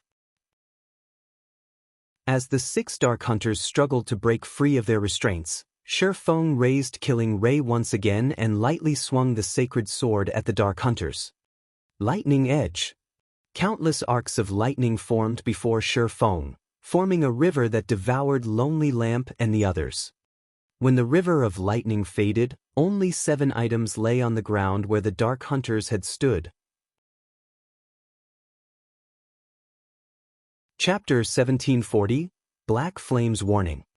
Chapter 1740, Black Flames Warning. The moment the 6 Dark Hunters died, silence filled the battlefield. Even the Crimson Horn members, who currently fled the battlefield, could not help but pause to look at the fading river of lightning. For a moment, the watching players even wondered if their eyes were playing tricks on them. It wouldn't have been unusual if Shifeng had merely slain a bunch of ordinary experts with a single hit, but the 6 Dark Hunters hadn't been ordinary experts. They were bona fide great experts. Every one of them was strong enough to make the various dark guilds in the Dark Knight Empire shudder with fear. Yet now, as if swatting a bunch of flies, Shifeng had incapacitated and killed the 6 Dark Hunters with a single swing of his sword. They died? How is this possible? Those are the Dark Hunters we are talking about. Crimson Ghost, who had long since put some distance between himself and the heart of the battlefield, stared at Lonely Lamp and his companion's prior location in a daze. He had experienced Lonely Lamp's strength personally before. After transforming, Lonely Lamp and the other Dark Hunters' combat power was only slightly weaker than his when he activated a Berserk skill. However, unlike his Berserk skill, Lonely Lamp and the others' transformation did not have a duration. Once his Berserk skill's duration ended, he'd meet death very quickly. Moreover, Lonely Lamp's party had consumed a mysterious potion that had heightened their aura's intensity. Needless to say, their basic attributes must have risen further. If he had to fight Lonely Lamp while the ranger was in such a state, he'd likely die after a few hits even with his Berserk skill active, yet even after multiple boosts, Shifeng had killed the party instantly. He might be able to accept Shifeng's victory after an arduous battle, but that hadn't happened. As soon as Shifeng took the situation somewhat seriously, Lonely Lamp and the other Dark Hunters had burned to ash. When Crimson Ghost looked at Shifeng, who quietly stood before the items Lonely Lamp and his party had dropped, his whole body shuddered. Too scary. Fear and relief overwhelmed his heart. Shifeng was a true monster with bottomless strength. If he weren't certain that Shifeng was, in fact, a player, he might even suspect that Shifeng was an NPC the main god system had created to prank God's domain's players. Fortunately, he had not allowed his army to fight Zero Wing's forces. Even if some of his players survived, his army would have suffered severe losses. Meanwhile, the players from the various superpowers that watch from the primordial divine ruin gasped when the Dark Hunters had been annihilated, their eyes nearly falling out of their sockets. The 6 Dark Hunters exuded auras that could even rival Grand Lords of the same level. This proved that their basic attributes had reached that standard. Coupled with the Dark Hunters' combat standards, none of the superpowers present were confident that they could stop the 6 players' escape. No, to be precise, they might even struggle in a head-on fight against these 6 players. On the other hand, not only had Shifeng killed all 6 Dark Hunters by himself, but he had also done so with one attack. Because of this, the various superpowers' upper echelons all wore solemn expressions. Since Shifeng could exterminate the 6 Dark Hunters, needless to say, he should have no issues doing the same to them. This also implied that as long as Shifeng wished it, he could kill any one of them. Knowing this, how could they not take Shifeng more seriously? This man, Quiet Melody, could not help but shake her head and smile bitterly as she watched Shifeng collect the items Lonely Lamp and his party had dropped. It seems that not only did we fail to learn anything about those 6 players, but we also received a dire warning. In her opinion, Shifeng had killed the 6 Dark Hunters instantly for 2 reasons. First, he didn't want others to take advantage of his efforts by learning the Dark Hunters' bottom line and secrets. The second reason was to give superpowers like the Sacred Temple a warning. Since he could kill the Dark Hunters so easily, he was naturally capable of killing superpowers' upper echelons like her. It was a message that they should reconsider targeting Zero Wing at the primordial divine ruin. Otherwise, they would suffer a similar fate. Blue Jade, who stood beside Quiet Melody, nodded in agreement with her Vice Temple Master's words, complex emotions flashing in her eyes as she watched Shifeng. After this battle, her admiration for Shifeng had doubtlessly increased. However, she also bore a sense of rivalry in her heart. She felt as if she had just found a goal worth working towards. This Black Flame is truly arrogant. He actually dares to send the various superpowers a warning. Although he is arrogant, he has clearly earned it. Can't you see the various superpowers' faces? Those looks are priceless. It seems that nobody should entertain ideas of targeting Zero Wing at the primordial divine ruin in the future. That's right. Not only does Silverwing Town have such powerful and long-range defensive structures, but it is also protected by so many incredible experts. Even without the NPC guards, nobody would dare to target Silverwing Town and Zero Wing. Both the guilds and the adventurer teams resting at the primordial divine ruin elevated their opinions of Zero Wing. Some adventurer teams even thought of joining the guild as a whole. Now that Zero Wing dominated the Orc Empire's primordial divine ruin, its development speed would be astounding. It might even become a super first-rate guild in the virtual gaming world in a short time. If they joined Zero Wing before the guild became a super first-rate guild, they would have a higher chance of becoming internal members. If they became core members, they'd be set for life. Damn it! Did Black Flame purposefully wait until the Dark Hunters attacked to make his move? Wind Hunter, who watched the battle from a safe distance, cursed as the Dark Hunters died, his complexion paling. He had thought that Lonely Lamp's party could cause Zero Wing some trouble, but they had only succeeded in throwing their lives away. Moreover, he had dispatched quite a few evil demons and evil beasts to reinforce Lonely Lamp's party. As a result, his minions were more clumped than usual, allowing the magic towers to target the monsters more easily. Suddenly, Beast Emperor's phantom appeared beside Wind Hunter. Beast Emperor then said, "All right, that's enough. Wind, you need retreat as well. We no longer have the ability to do anything against Silverwing Town." But are we going to let Zero Wing off the hook, just like that? Frustration tore at Wind Hunter. Not only had his campaign failed to damage the guild, but it had also bolstered Zero Wing's reputation. Moreover, his monster army had sustained a lot of damage. This was the first time he had suffered such a severe loss. No. Of course, we won't let Zero Wing off the hook. Regardless of my agreement with Nine Dragons Emperor or my personal reasons, I want to remove Zero Wing from God's domain permanently.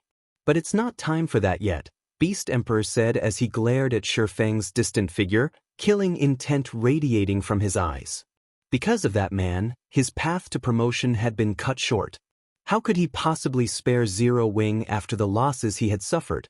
However, thanks to this operation, Zero Wing has provoked the Dark Hunters.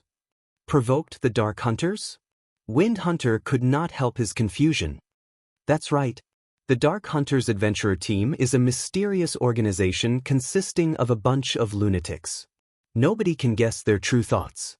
However, one thing you can be sure of is that they are a vengeful bunch. Now that Black Fame has killed Lonely Lamp, one of its core members, the Dark Hunters won't let Zero Wing get away with this, Beast Emperor said, sneering. Zero Wing will only maintain its arrogance for a short time. Once the Dark Hunters take action, Zero Wing's days will be numbered. I understand. Wind Hunter nodded. He then commanded his evil demons and evil beasts to depart from the battlefield. However, even though the evil beasts and evil demons had begun their retreat, Shi Feng commanded Zero Wing's members to chase the monsters down. In the end, Zero Wing slaughtered another large number of evil demons and evil beasts. Meanwhile, news of this battle's outcome quickly spread to the neighboring countries. Chapter 1741, Popular Silverwing. Chapter 1741, Popular Silverwing. After the battle outside of Silverwing Town, Zero Wing's prestige and reputation skyrocketed. Zero Wing is amazing. Even Beast Emperor's monster army is helpless against the guild.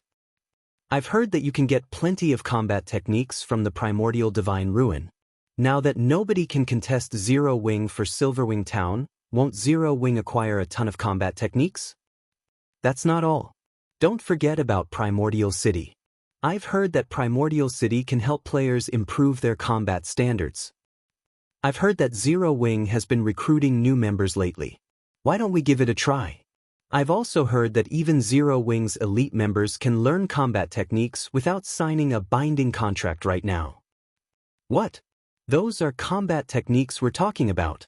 I've heard that even large guilds' core members have to sign strict contracts if they wish to learn one of the guild's combat techniques. Honestly, you can learn Zero Wing's combat techniques without joining the guild. Only, the price is exorbitant.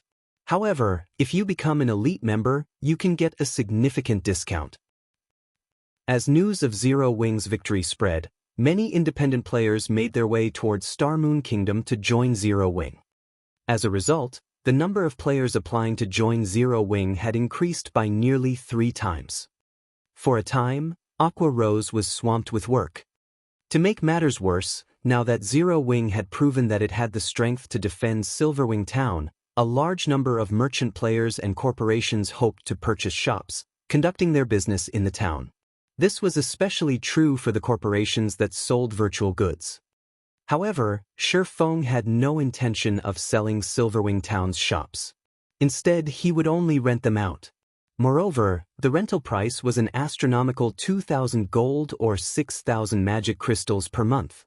Because of this price, 99% of the merchant players cursed Zero Wing.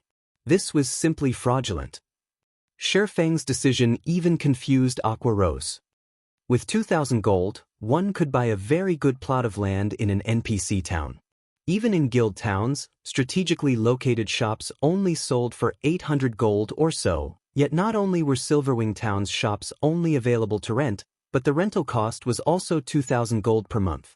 With so much money, players could permanently purchase 2 good plots of land in another guild town. Although Silverwing Town's location was strategic, teleportation war fortresses had appeared in the Orc Empire. It was only a matter of time before the various large guilds occupied these fortresses. Once that happened, Silverwing Town's value would fall. The wisest decision Zero Wing could make right now would be pulling as many merchant players as possible to Silverwing Town. By doing so, Zero Wing could make a fortune and solidify the town's position and advantage in the Orc Empire. Yet, Shi Feng had chosen to rent the town's shops at astronomical prices, scaring away many merchant players that had solid foundations. When the various large guilds began to capture teleportation war fortresses, these merchant players would gravitate to these fortresses instead. Doing this wouldn't benefit Zero Wing. But Shi Feng paid the matter no heed. First, the Orc Empire's teleportation war fortresses were not that easy to capture. Second, Silverwing Town had 5 magic towers. Players could gain a full rest just by standing in the town. They wouldn't need to rent rooms from a hotel. There was also the Spirited State buff, which could help players level up far more quickly. One could easily imagine how attractive Silverwing Town would be to players. However, these players wouldn't just loiter on the street like fools, doing nothing. They would stroll around the town and window shop. The chances that they'd spend some money would be quite high. In addition, unlike Zero Wing City, where players could accumulate the double EXP buff even while they were offline, players in Silverwing Town had to remain online to take advantage of the Spirited State buff. They could only take advantage of the buff while offline if they rested in a hotel room or a guild hall. Hence, there would be many players strolling down Silverwing Town streets. With how many players would wander Silverwing Town streets, business in the town would thrive as well as those in Zero Wing City. Naturally, he couldn't ask for too low of a price for the town's shops. Moreover, Silverwing Town needed to maintain more than just the 5 magic towers. There was also the Magic King, Craig Midlands. Silverwing Town's daily operation costs could drive any first-rate guild crazy, including the fact that Silverwing Town needed the funds to develop and had limited space. Selling the shops cheaply would be foolish. Rather, setting up hotels in place of shops would generate more income for the town. In the end, only 6 merchant associations were willing to rent shops in Silverwing Town. Although there were so few, Zero Wing had still earned 12,000 gold. This allowed the guild to construct more high-rise buildings in the town, which would, in turn, hasten the town's promotion to an intermediate town. A neutral town's promotion conditions weren't like those of towns constructed within kingdoms and empires. In addition to the population and town reputation requirements, the neutral town also needed to achieve certain conditions. These conditions involved a certain number of high-rise buildings and NPC merchants. Unfortunately, due to safety concerns, NPC merchants would rarely set foot into neutral maps. The town needed to earn a C rank in safety, but trying to do so with a basic town was excruciatingly difficult. Because of this, neutral towns had a hard time getting promoted. One had to develop the town to its very limits before it could reach the next rank. Of course, there were methods that could hasten this process, and one involved using a town promotion order. Only, the town promotion order a neutral town required was unusual. To upgrade a basic neutral town to an intermediate neutral town, one would need a gold-ranked town promotion order. Meanwhile, gold town promotion orders could be used to upgrade an intermediate town to advanced rank in kingdoms and empires. One could easily imagine how difficult such a promotion order would be to obtain. Even Shi Feng did not have a guaranteed method of acquiring a gold town promotion order. All he could do was hasten the construction of high-rise buildings in Silverwing Town. Although it was true that Silverwing Town currently had the ability to stop Beast Emperor's forces, he wasn't so arrogant to think that Silverwing Town's current state would always be enough to stop Beast Emperor. After all, the Evil God's Temple, which Beast Emperor belonged to, was everyone's enemy on the God's Domain continent. If given enough time to grow, Beast Emperor could definitely become strong enough to overcome Silverwing Town's current defenses. Moreover, Beast Emperor wasn't the only enemy Zero Wing had to worry about. The various superpowers also eyed Silverwing Town. With these superpowers' foundations, they would only grow stronger as time passed. Once the various superpowers realized Primordial City's true importance and gathered sufficient strength, they wouldn't miss the chance to strike at Silverwing Town.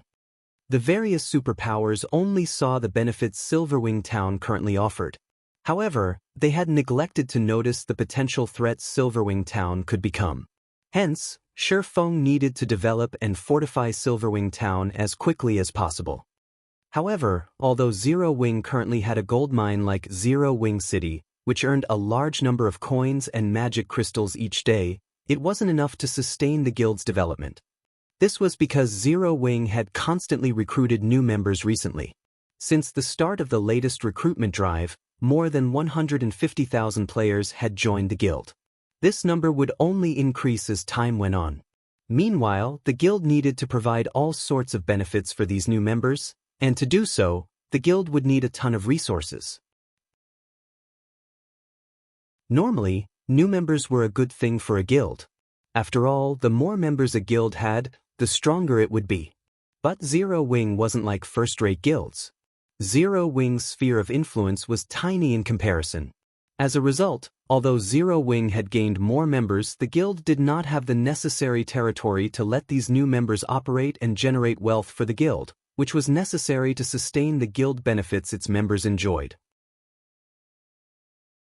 To put it simply, Zero Wing couldn't afford to take in so many members. If the guild wished to develop, it would need a large amount of resources and coins. Without the proper funds, the guild couldn't be self-sufficient. Meanwhile, after the battle, Feng returned to Silverwing Town's candlelight trading firm and began to evaluate the guild's latest harvest. After killing the evil demons and evil beasts, the guild had acquired nearly 2,000 evil energy crystals from this battle. This was a considerable harvest. However, it was a drop in the bucket compared to how many evil energy crystals Feng needed. What's this? As Feng inspected the loot from the Dark Hunters, he noticed a skeletal hand made entirely of crystal. Surprisingly, Feng couldn't actually inspect the skeletal hand normally. The system simply stated that it was an unknown item. His curiosity piqued. Feng used omniscient eyes to inspect the skeletal hand. The instant he tried to appraise the item, he heard the sounds of a series of system notifications. Chapter 1742, Philosopher's Hand. Chapter 1742, Philosopher's Hand. System: You have discovered the cursed Philosopher's Hand. System: Epic ranked main storyline quest, Philosopher's Wish, activated. Quest content: Locate the World Forest using the Philosopher's Hand and activate the World Gate. Reward: Philosopher's Hand. A legendary item? Feng's heart pounded rapidly when he saw the system notifications. He had never thought that he would have the opportunity to acquire the Philosopher's Hand in this life. Any alchemist in God's domain would definitely have heard of the Philosopher's Hand. Like the Philosopher's Stone, the Philosopher's Hand was a treasure of the alchemy world, so Feng knew quite a bit about it. It was a bona fide legendary item. Unlike the Philosopher's Stone, the Philosopher's Hand was a complete, undamaged item. Countless lifestyle players dreamed of using its abilities. If one were to say that the power of the Philosopher's Stone focused on refining materials, then the Philosopher's Hand focused on strengthening the standards of lifestyle players, allowing them to break through all kinds of bottlenecks easily and continuously elevate themselves to a higher level. In his past, the Philosopher's Hand had appeared in the hands of the first-rate guild Kingdom Sword. With the help of the Philosopher's Hand, the lifestyle players working under Kingdom Sword were able to develop rapidly. Back then, this incident had shaken the entire Dark Knight Empire. The trading firm operated by Kingdom Sword also quickly became one of the top 3 trading firms in the Dark Knight Empire, inciting the other first-rate guilds' envy. However, the Dark Knight Empire was an empire even stronger than the Black Dragon Empire. There were a total of 4 superpowers fighting over the empire. One could easily imagine what kind of end had awaited Kingdom Sword. In the end, the 4 superpowers requested that Kingdom Sword sell its Philosopher's Hand. Although it was presented as a request, in reality, it was closer to coercion. However, Kingdom Sword had already grown to become an extremely powerful first-rate guild by then. The guild had plenty of expert members and was already well on its way to becoming a super first-rate guild. Naturally, Kingdom Sword had refused the superpowers requests.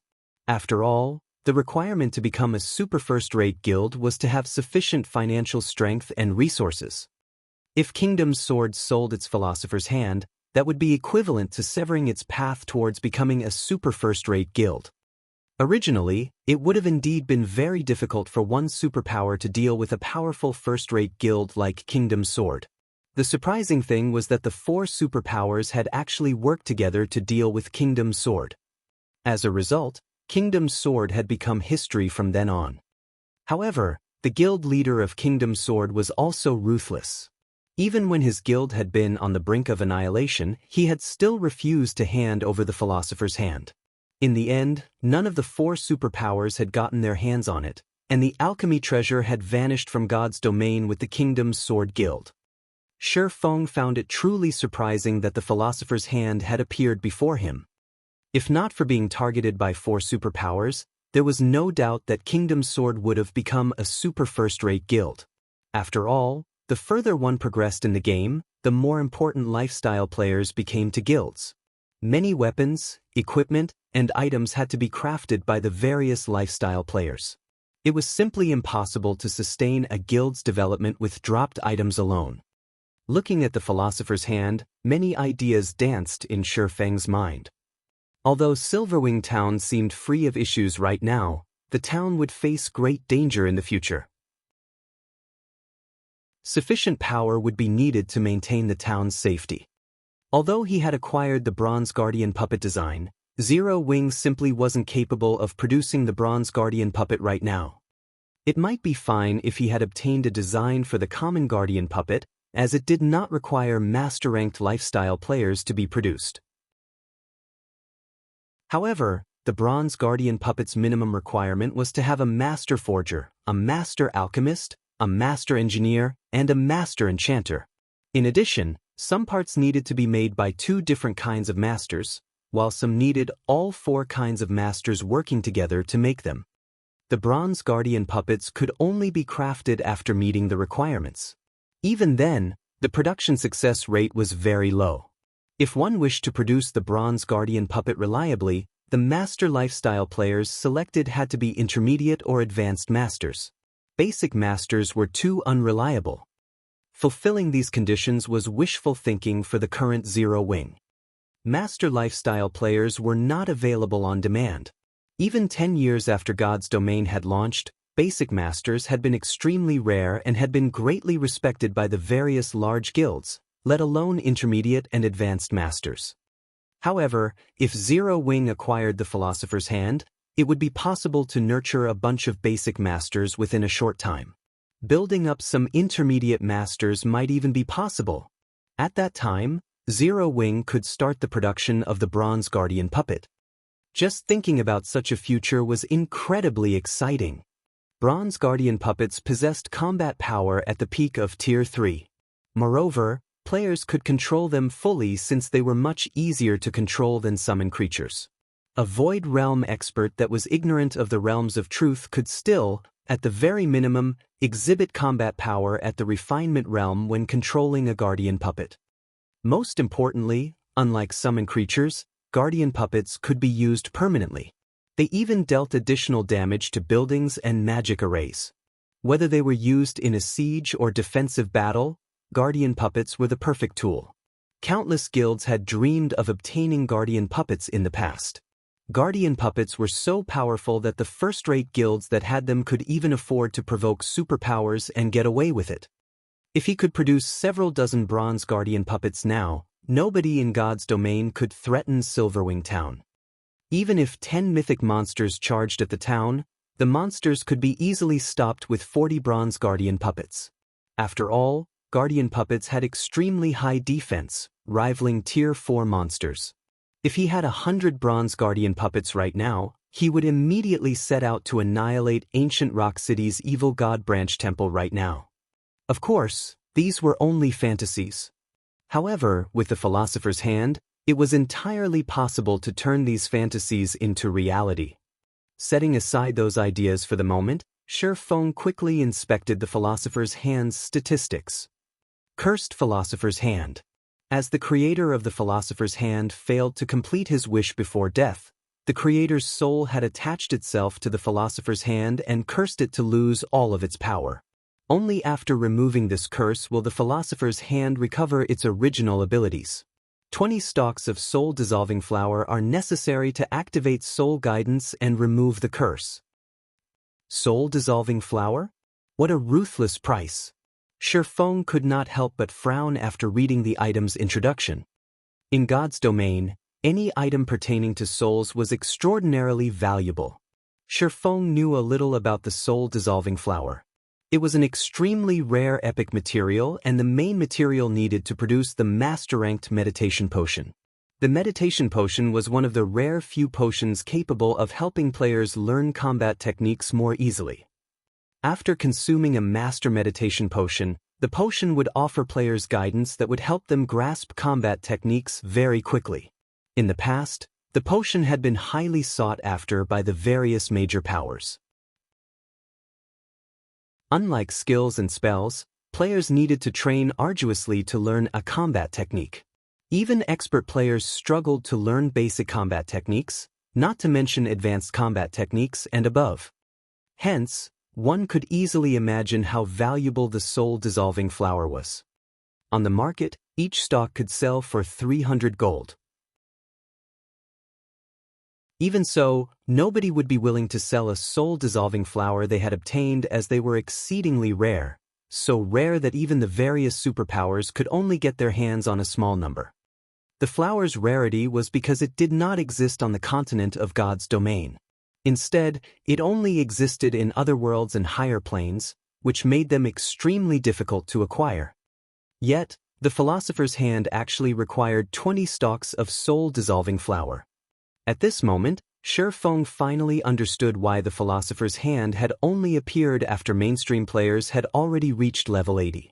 At that time, the pathways connecting the continent of God's domain and other worlds had already been opened. Most likely, Kingdom Sword had only managed to collect the 20 soul-dissolving flowers after that event. It seems there's a need to make another trip to the Ice Crystal World. The only other world Shifeng could freely travel to right now was the Ice Crystal World. Although there was also the option of visiting a higher plane, it would take a very long amount of time to collect 20 soul-dissolving flowers all by himself. Meanwhile, there were many players in the Ice Crystal World. Done thinking, Shifeng contacted Lifeless Thorn and the other members of the Azura Adventurer team and had them gather in White River City. After grouping up, they headed towards the Ice Crystal World.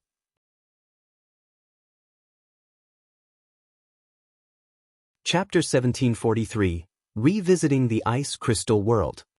Chapter 1743, Revisiting the Ice Crystal World. Ice Crystal World, Cold Wind City, the Snow Rift. Icy cold winds blew endlessly inside the snowy valley.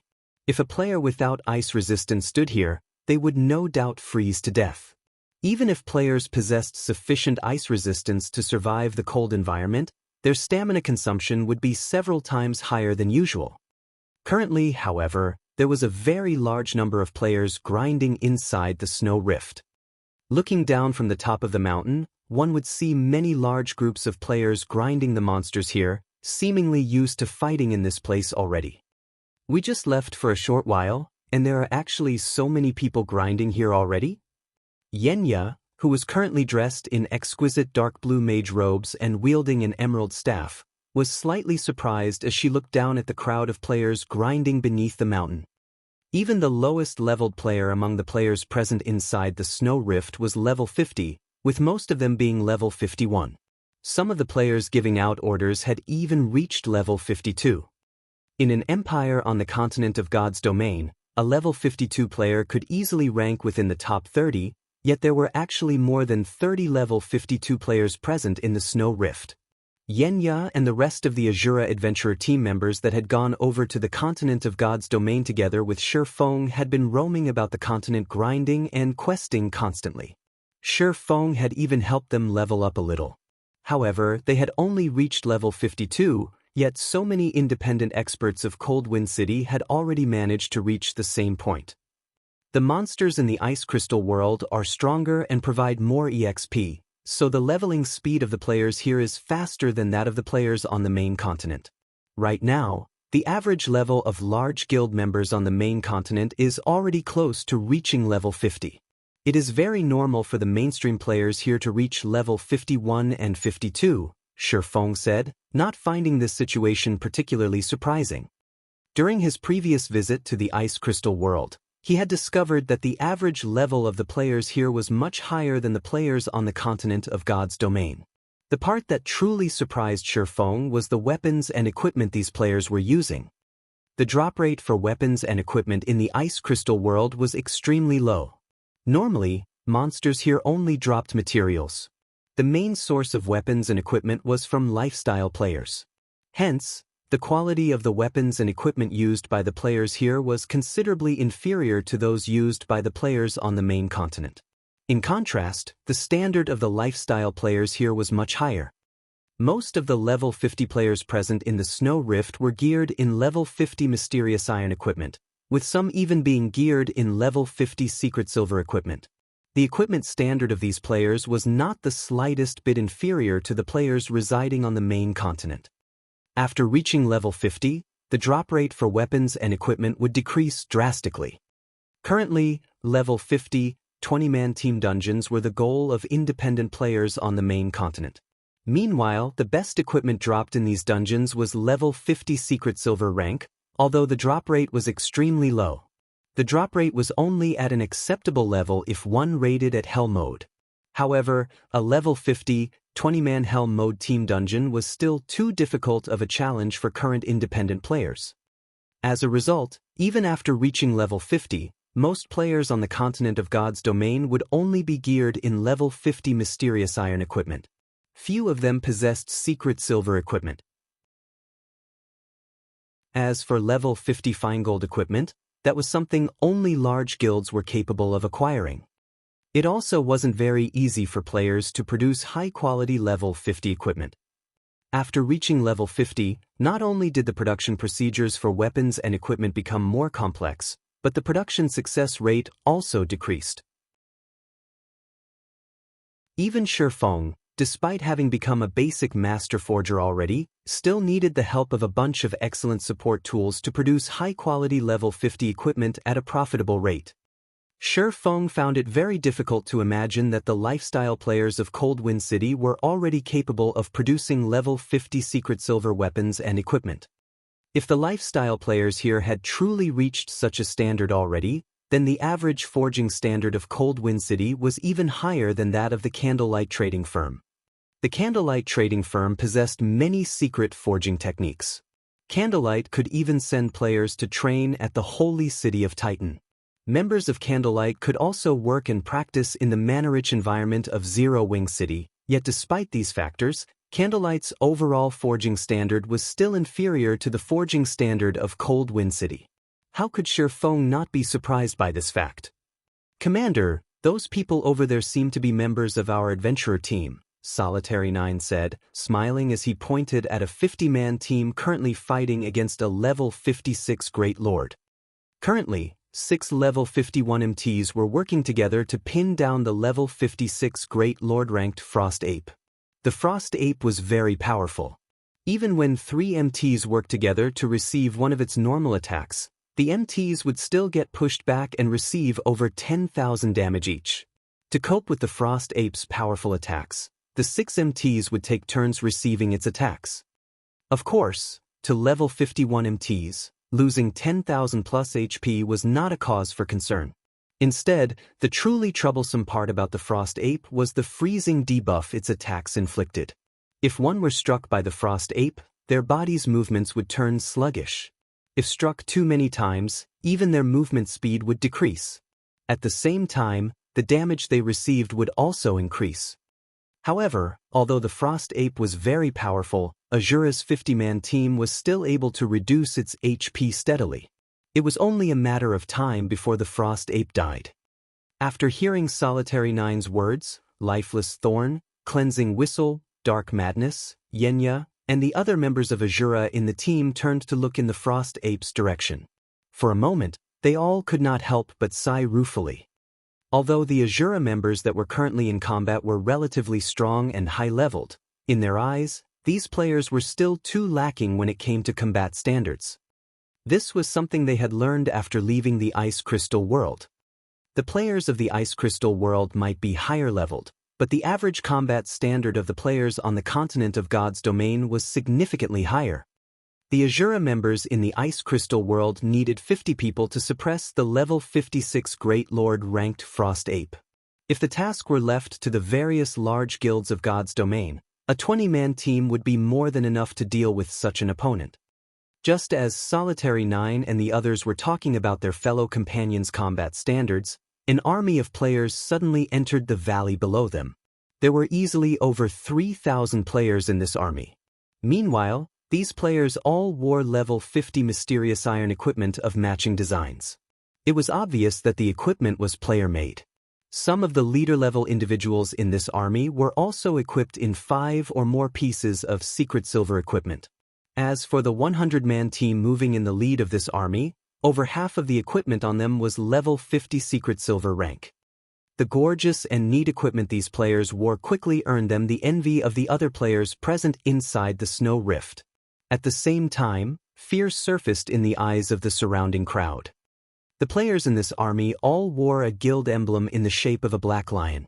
They were, evidently, guild players. When the players grinding in the snow rift saw the arrival of these players, they immediately started a discussion between themselves. Amazing! So, this is Hecate? Sure enough, Hecate isn't something the guilds of Coldwind City can hope to compare to. It's no wonder the Matchless family decided to join Hecate. Moreover, with how much pressure Hecate is placing on the Centurion dynasty, I believe it won't be long before the Centurion dynasty disbands. I really wish I could join Hecate. I heard that there are plenty of weapons and equipment made available for exchange in the guild. One is eligible to exchange for level 50 secret silver equipment just by becoming an elite member. It's a pity Hecate's recruitment requirements are too high.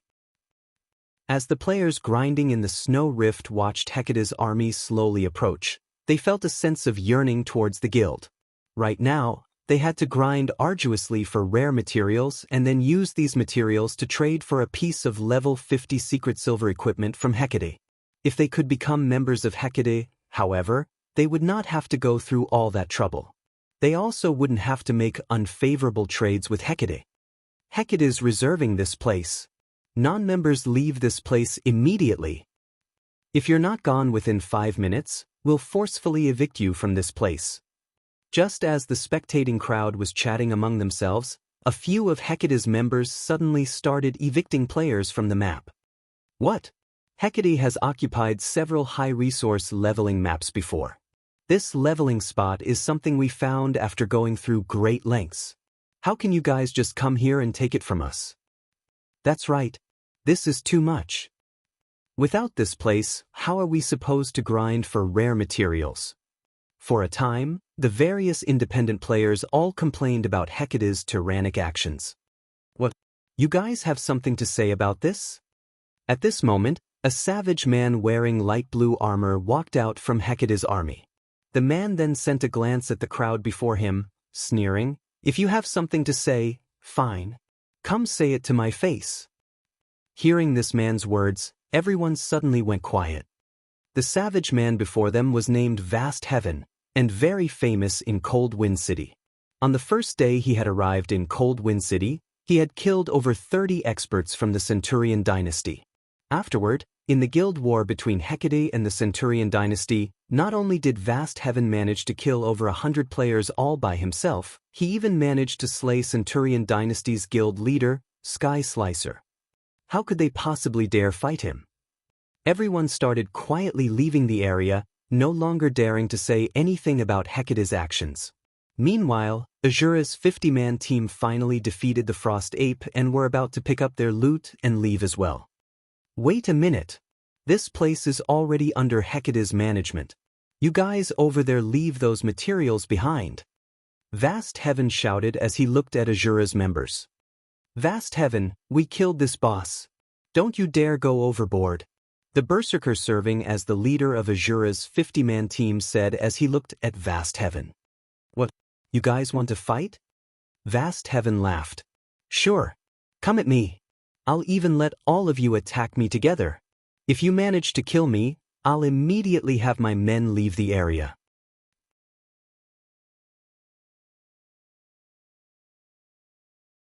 Chapter 1744, Azura's Commander.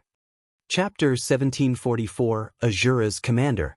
After Vast Heaven was done speaking, he stepped out from the crowd behind him and slowly walked towards Azura's 50-man team. When bathed in Vast Heaven's chilling aura, Azura's members felt greatly pressured. None of them dared reply to Vast Heaven's provocation. They knew very clearly what kind of temper Vast Heaven possessed. During the first few days after Hecate arrived in Cold Wind City, a situation similar to this had occurred. Some adventurer teams that were displeased with Hecate's tyrannical actions had challenged Vast Heaven. In the end, however, Vast Heaven had defeated every challenger. Even when a 100-man team challenged Vast Heaven, the entire team still ended up getting annihilated. Vast Heaven's combat power was on an entirely different level than theirs. Accepting his challenge would simply be suicidal. I heard that the Azura Adventurer Team is the #1 adventurer team of Cold Wind City. Your commander has even been labeled a monster and was able to oppress the 2 large guilds in Cold Wind City single-handedly. Your adventurer team is also famed for being filled with experts. So, how did your adventurer team end up having a weak bunch like you? Vast Heaven sneered as he sent a glance at the silent players before him. It seems those rumors really are just that, rumors. I've been in Cold Wind City for some time now, yet I still haven't met that so-called commander of yours even now. He must be like you bunch, hiding in fear. And to think you all even dare call yourselves the #1 adventurer team of Cold Wind City. This truly is disappointing. Well, it was my fault for expecting there would be capable experts in a backwater village like Cold Wind City. The expressions of Azura's members darkened when they heard Vast Heaven's words. However, they were also powerless to refute Vast Heaven's words. Vast Heaven's strength was clear for all to see. He was definitely one of the strongest experts present in all of Cold Wind City. Even if their commander and the other experts of their adventurer team were present, they were unlikely to win against Vast Heaven. Leave the loot behind. We're leaving, said Stained Maple, the berserker serving as the leader of Azura's team, gnashing his teeth. He knew that their team stood no chance against Vast Heaven whatsoever. It was definitely unwise to throw away the lives of the entire 50-man team just for the loot of a frost ape. Under the berserker's lead, Azura's team turned around and left. Hold it! Who said you could go? Vast Heaven shouted suddenly. We've already left the loot behind. What else do you want? Stained Maple said, irked. I see that you have quite a few pieces of secret silver equipment on you. Hecate just so happens to be in need of level 50 secret silver equipment. Since I've already come all the way here, you wouldn't let me leave with nothing, right?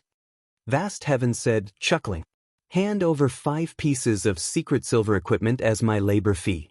Afterward, you guys can leave. Rage immediately burned in the eyes of Azura's members when they heard Vast Heaven's words. This was too much. They had already chosen to concede, yet Vast Heaven was even telling them to hand over 5 pieces of secret silver equipment. That was basically asking for their lives. Nowadays, while it was indeed true that the mainstream players of Cold Wind City had already reached level 50 equipment was still scarce. Right now, even level 50 mysterious iron equipment was worth a fortune, not to mention secret silver equipment.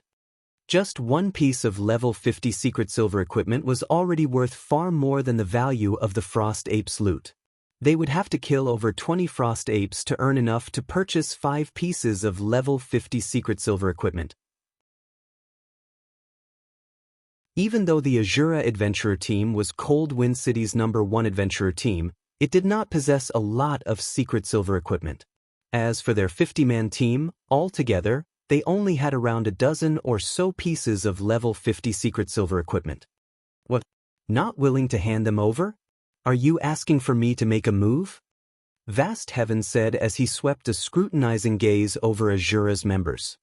Meanwhile, Azura's members' rage burned brightly as they glared at Vast Heaven.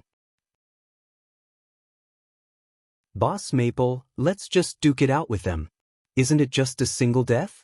That's much better than just handing over 5 pieces of secret silver equipment. That's right. I refuse to believe our 50-man team can't kill one person. Azura's members were expressing their anger on the team chat one after another. They were all willing to fight against Vast Heaven rather than handing over 5 pieces of secret silver equipment without putting up a fight. Alright, we'll fight with everything we got. Even if we can't kill him, we'll make him lose a few teeth. Stained Maple said after giving the matter some thought. After all was said and done, Vast Heaven was only a level 52 berserker. Even Stained Maple himself was a level 52 berserker. The weapons and equipment his team wore were also much stronger than before. Their chances of winning against Vast Heaven were not entirely zero. After Stained Maple agreed, Azura's members all unsheathed their weapons and started encircling Vast Heaven. You want to make a move? Vast Heaven could not help but laugh when he saw Stained Maple brimming with fighting spirit. Good. I just happen to be in need of some practice targets. Saying that, Vast Heaven unsheathed the silver spear hanging on his back. He then charged directly into Azura's team. So fast. Stained Maple could not help but be surprised when he saw Vast Heaven transforming into an afterimage. Despite Vast Heaven being a berserker, he was so fast that even Stained Maple's eyes could not keep up with him.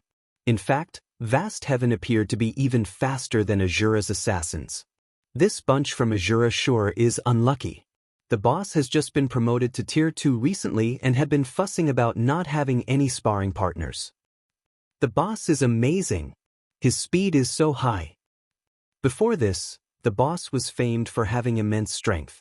However, back then his speed was lacking. His promotion to Tier 2 just so happens to have made up for this weakness of his. With this, he is most likely unbeatable in Cold Wind City now. Hecate's members started chatting merrily among themselves when they saw that Vast Heaven had already charged into the ranks of Azura's team. Previously, even when Vast Heaven was still a Tier 1 player, he had already managed to make a mess of the Centurion dynasty. Now that he had been promoted to Tier 2, he was definitely invincible in Cold Wind City. Let alone 50 players, even if Azura's team had 100 players, the outcome would still be the same. Seeing Vast Heaven's ridiculous movement speed, Stained Maple immediately commanded the ranged players to start attacking the enemy berserker. He also had the 6 MTs of the team try to surround Vast Heaven as much as possible, preventing the enemy berserker from coming close to the team's ranged DPS and healers. However, Vast Heaven was simply too fast. He was able to easily dodge any spells and arrows that were sent at him. As for the 6 MTs trying to pin him down, they were as slow as turtles before Vast Heaven. Very quickly, Vast Heaven managed to circle the 6 MTs and charged at Azura's healers and ranged DPS. Disappear. Vast Heaven dashed past the melee players that had tried to hinder his path and abruptly jumped into the air. When he was still in the air, he started rotating his spear and creating a storm with it. Immediately after, he slammed his spear down where Azura's healers were standing. Tier 2 skill, Blade Storm. Just when Vast Heaven was about to descend on the healers, however, a crimson light suddenly flew at him. Like a meteor, the crimson light flew at the Tier 2 berserker's defensive blind spot. The frightening power it carried even scorching the air around it into nothingness. However, Vast Heaven quickly noticed the attack and altered his spear's attack trajectory, forcibly canceling Blade Storm and executing Whirlwind Slash instead. Boom! There was an explosion, and dazzling sparks scattered around Vast Heaven. A powerful shockwave also spread from the point of collision. Like a cannonball, Vast Heaven's body was sent flying over 20 yards away and landed heavily on the ground. Only after taking 6 steps back did he manage to stabilize himself. Each step he took also left behind a deep footprint in the ground. A damage of over -22,000 appeared above Vast Heaven's head, his HP bar decreasing by a significant portion. What's going on? Is there a monster attack? Whether it was Azura's members or Hecate's members, Both had incredulous expressions on their faces as they looked at the scene that had just happened. This was especially true for Hecate's members. When they saw Vast Heaven instantly losing over 1/3 of his HP, their eyes nearly fell out of their sockets. Who is it? Who attacked me just now? What's there to be proud about, executing an ambush? If you have the guts, come out and face me directly. Vast Heaven bellowed. Before Vast Heaven finished speaking, 10 people were already walking over from a short distance away.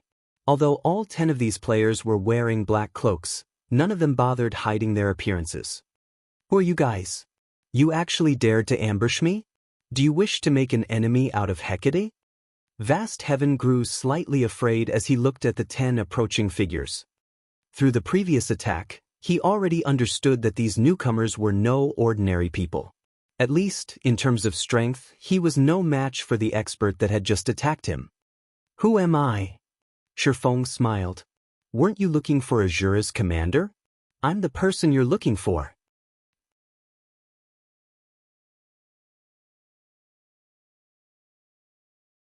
Chapter 1745. You lack the qualifications.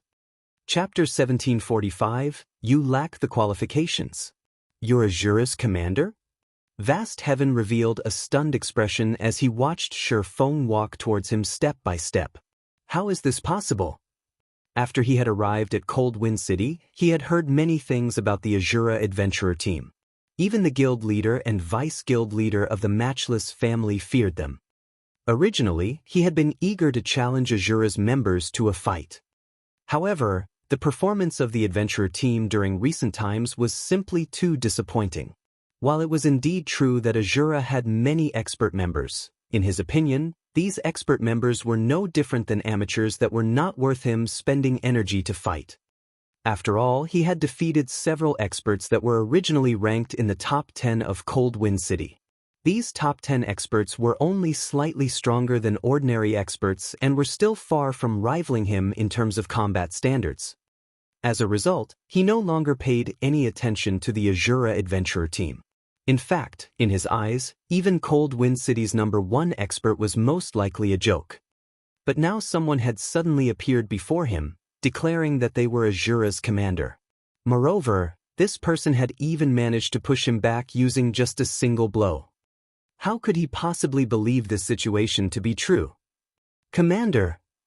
It's really the commander! Even the vice-commanders are with him. The oppressed Azura members had excited expressions when they saw Xianxia and his team members appear. They never thought that Xianxia's group would actually return to Cold Wind City. Moreover, Xianxia had even managed to send an expert like Vast Heaven flying with a single hit. So, he is the Azura adventurer team's commander? Didn't they say that Azura's commander brought a group of experts out for an exploration? The matter regarding the exploration should be a lie. They must have known that Hecate arrived at Cold Wind City and used exploration as an excuse to avoid coming across our guild. This is interesting. The Azura adventurer team has constantly refused to join our guild. The higher-ups have been fussing about looking for Azura's commander all this time. Now that he has actually shown himself before us, we'll see how Boss Vast takes care of him. However, Azura's commander looks quite strong as well. He actually managed to take away more than 1/3 of Boss Vast's HP in a single hit. That's just because he executed an ambush. He must have used some kind of powerful magic scroll for that attack. Don't forget, Boss Vast is a Tier 2 player. If he gets serious, who in Cold Wind City could possibly be his match? Hecate's members could not help but start a discussion among themselves when they saw Xianxia's group approaching, filled with curiosity about the Azura adventurer team's commander. At the same time, they also eagerly waited for Vast Heaven to teach Xianxia a lesson. Nowadays, the Azura adventurer team was in rapid decline. The only reason why the adventurer team's members were still sticking around was that they still held hope that their commander and the top experts of the adventurer team would return soon. Now that Azura's commander had returned, if said commander were to be killed by Vast Heaven, the Azura adventurer team would most likely crumble instantly. After all, every member of Azura had placed their faith in Xianxia. As Hecate's members were having a quiet discussion among themselves, Vast Heaven retrieved an advanced healing potion from his bag and drank it, his HP instantly recovering by a significant portion. Afterward, his HP continuously recovered in small increments. After a short time, his HP fully recovered. I never thought that the rumors were actually true. You really do possess some abilities. It's no wonder why you were able to become Cold Wind City's #1 expert, Vast Heaven said after recovering from his previous shock. With such strength, you indeed have the qualifications to be my opponent. Come, let's have a proper fight. Let me see whether your fame as Cold Wind City's #1 expert is true or not. Vast Heaven's eyes started burning with fighting spirit. From the previous clash, he already understood that Shi Feng's strength was ridiculously high. However, in a battle between players, the outcome could not be decided based on just the strength attribute only. You want to witness our commander's strength? I'm afraid you still lack the qualifications to do so. Cleansing Whistle said, clicking her tongue as she looked at Vast Heaven. If you wish to challenge our commander, you'll have to get through me first. Cleansing Whistle stepped forward from the group. Team Leader Whistle, be careful. He is Hecate's Vast Heaven. Previously, even Sky Slicer fell to him, despite being supported by dozens of experts. You mustn't fight him alone. Stained Maple warned Cleansing Whistle in a panic. He knew very clearly just what kind of strength Cleansing Whistle possessed. After all, he was originally a member of the Wave Heart Adventurer team and had joined Azura with Lifeless Thorn and Cleansing Whistle. While Cleansing Whistle was indeed very strong, she should only be roughly equal to the Centurion Dynasty Sky Slicer. Meanwhile, Vast Heaven was someone who had single-handedly slain Sky Slicer together with dozens of experts from the Centurion Dynasty. Vast Heaven's strength was no trivial matter. It was a feat that even Lifeless Thorn, Cold Wind City's previous #1 expert, was not capable of accomplishing. Stained Maple did not think that the current Cleansing Whistle had any chance of winning against Vast Heaven. In his opinion, only their commander, Shi Feng, could possibly contend against Vast Heaven in a one-on-one match. However, Stained Maple's warning was obviously ineffective, since Cleansing Whistle still continued walking towards Vast Heaven. Although Stained Maple wanted to try and stop Cleansing Whistle again, his attempt was hindered by one of Azura's vice commanders, Solitary 9. When Stained Maple turned to look at the rest of Shi Feng's group, he noticed that nobody on the team showed any intention of stopping Cleansing Whistle. Instead, they simply took on the attitude of spectators, making it look like this upcoming fight had nothing to do with them whatsoever. This is insane. Every one of them has lost their minds. Stained Maple was rendered speechless by his allies' actions. Despite having clearly stated that even the Centurion Dynasty was powerless against Vast Heaven, Shi Feng and the others were actually allowing Cleansing Whistle to go into battle all by herself. This was basically sending Cleansing Whistle to her death. Besides Stained Maple, his team members were also very anxious. Boss Maple, what should we do? The commander and the other higher-ups are refusing to listen to your advice. I heard that Vast Heaven has a special tool that can increase the death penalty of the players he has killed. If he uses that special tool, we don't have a choice. If Cleansing Whistle looks to be getting pushed back, we'll charge in together. Stained Maple said through the team chat as he gritted his teeth. He was determined that he would not let Cleansing Whistle die. Currently, the Azura Adventurer team was in a precarious situation and in urgent need of powerful experts to take charge of it. Meanwhile, Cleansing Whistle was one of the top 10 experts in the Adventurer team. The Adventurer team could not afford to let her get killed and lose multiple levels. The other members in Stained Maple's team nodded in agreement. Meanwhile, seeing Cleansing Whistle slowly walking towards Vast Heaven, Hecate's members started making a clamor.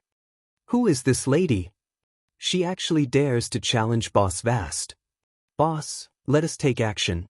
We'll teach this little girl a proper lesson. Azura's members sure are arrogant. Hecate's members were greatly displeased with Cleansing Whistle's arbitrary decision to take Shi Feng's place in battle. They all wanted to charge forward and kill Cleansing Whistle now. You're going to fight me? You sure know how to speak bold words. Vast Heaven could not help but laugh as he looked at Cleansing Whistle's slender figure. I know who you are.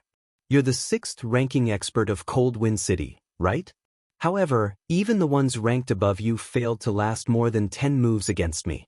How many moves do you think you can possibly last against me? He was filled with feelings of ridicule as he watched Cleansing Whistle walking towards him. Even before he had completed his Tier 2 promotion, he had managed to defeat experts ranked higher than Cleansing Whistle with great ease. Now that he had reached Tier 2, he could easily defeat those experts in just 2 or 3 moves. After all, the difference between tiers was massive. You sure speak a lot of nonsense. Or are those your last words? Cleansing Whistle replied in annoyance. Die! Vast Heaven shouted in rage.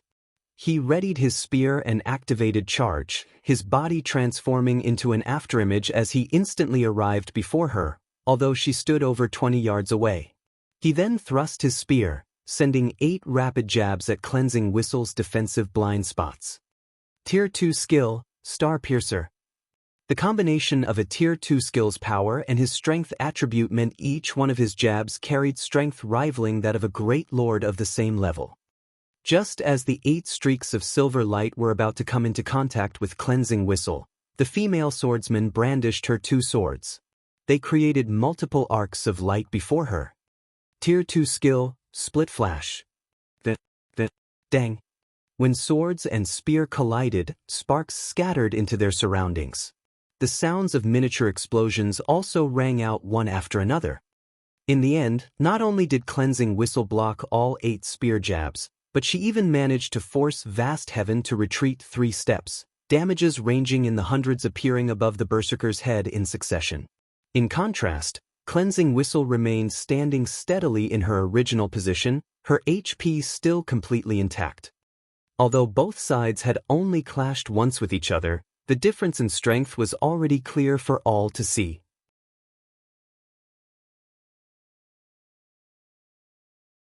Chapter 1746, Change in Strength. Chapter 1746, Change in Strength. How is her strength so high? Vast Heaven was deeply shocked as he stared at Cleansing Whistle. His class was famed for its strength. Moreover, he had even been promoted to Tier 2 already. Even if his opponent were a Tier 2 Shield Warrior or Tier 2 Guardian Knight, he was confident in suppressing them with his strength. Meanwhile, Cleansing Whistle was only a swordswoman, a class that was supposed to be an all-rounder, yet he was actually no match for her in a competition of strength. Before Vast Heaven could recover from his surprise, Cleansing Whistle quickly followed up with an attack of her own. Windblade. In the blink of an eye, Cleansing Whistle appeared before Vast Heaven, who had retreated to a distance roughly 10 yards away, and started striking with her swords at the enemy berserker. Like a pair of cunning snakes, her swords twisted and turned like living creatures. In the next moment, over a dozen phantom snakes were visible pouncing on Vast Heaven. Combat technique, Phantom Snakes. The attack trajectories of the phantom snakes were both complex and constantly changing. Unlike normal attacks, which usually moved in a straightforward pattern, her attacks when executing phantom snakes constantly changed. Even if her opponent managed to predict her attack trajectories in one moment, those attack trajectories would abruptly change in the next, preventing her attacks from easily being parried. Although Cleansing Whistle had yet to reach a level where she could change the attack trajectory of every phantom snake at any time, she was still able to alter 4 attacks at any given moment, making it very difficult for her opponents to grasp her attack trajectories. Seeing the dozen or so phantom snakes striking at him, Vast Heaven's expression immediately turned somber. He was not able to perfectly grasp the trajectory of these phantom snakes. In the end, he had no choice but to execute indiscriminate slash to cope with her attacks. He did not dare to block all the attacks using normal attacks only. Dang. A series of clangs echoed through the surrounding area continuously. Even though Vast Heaven was able to execute over 20 attacks with indiscriminate slash, with his strength even enhanced by the skill, both he and Cleansing Whistle ended up taking 3 steps backward after clashing. How is this possible? the spectating members of Hecate could not help but gape in shock. The Hecate members present were all elites and experts. They knew that, although it appeared that Vast Heaven and Cleansing Whistle had come out as equals during that clash, in reality, Vast Heaven was at a disadvantage. Indiscriminate Slash was a sure kill skill of the Berserker class. Yet, even after using a sure kill skill, Vast Heaven was only able to end his clash with Cleansing Whistle with a draw.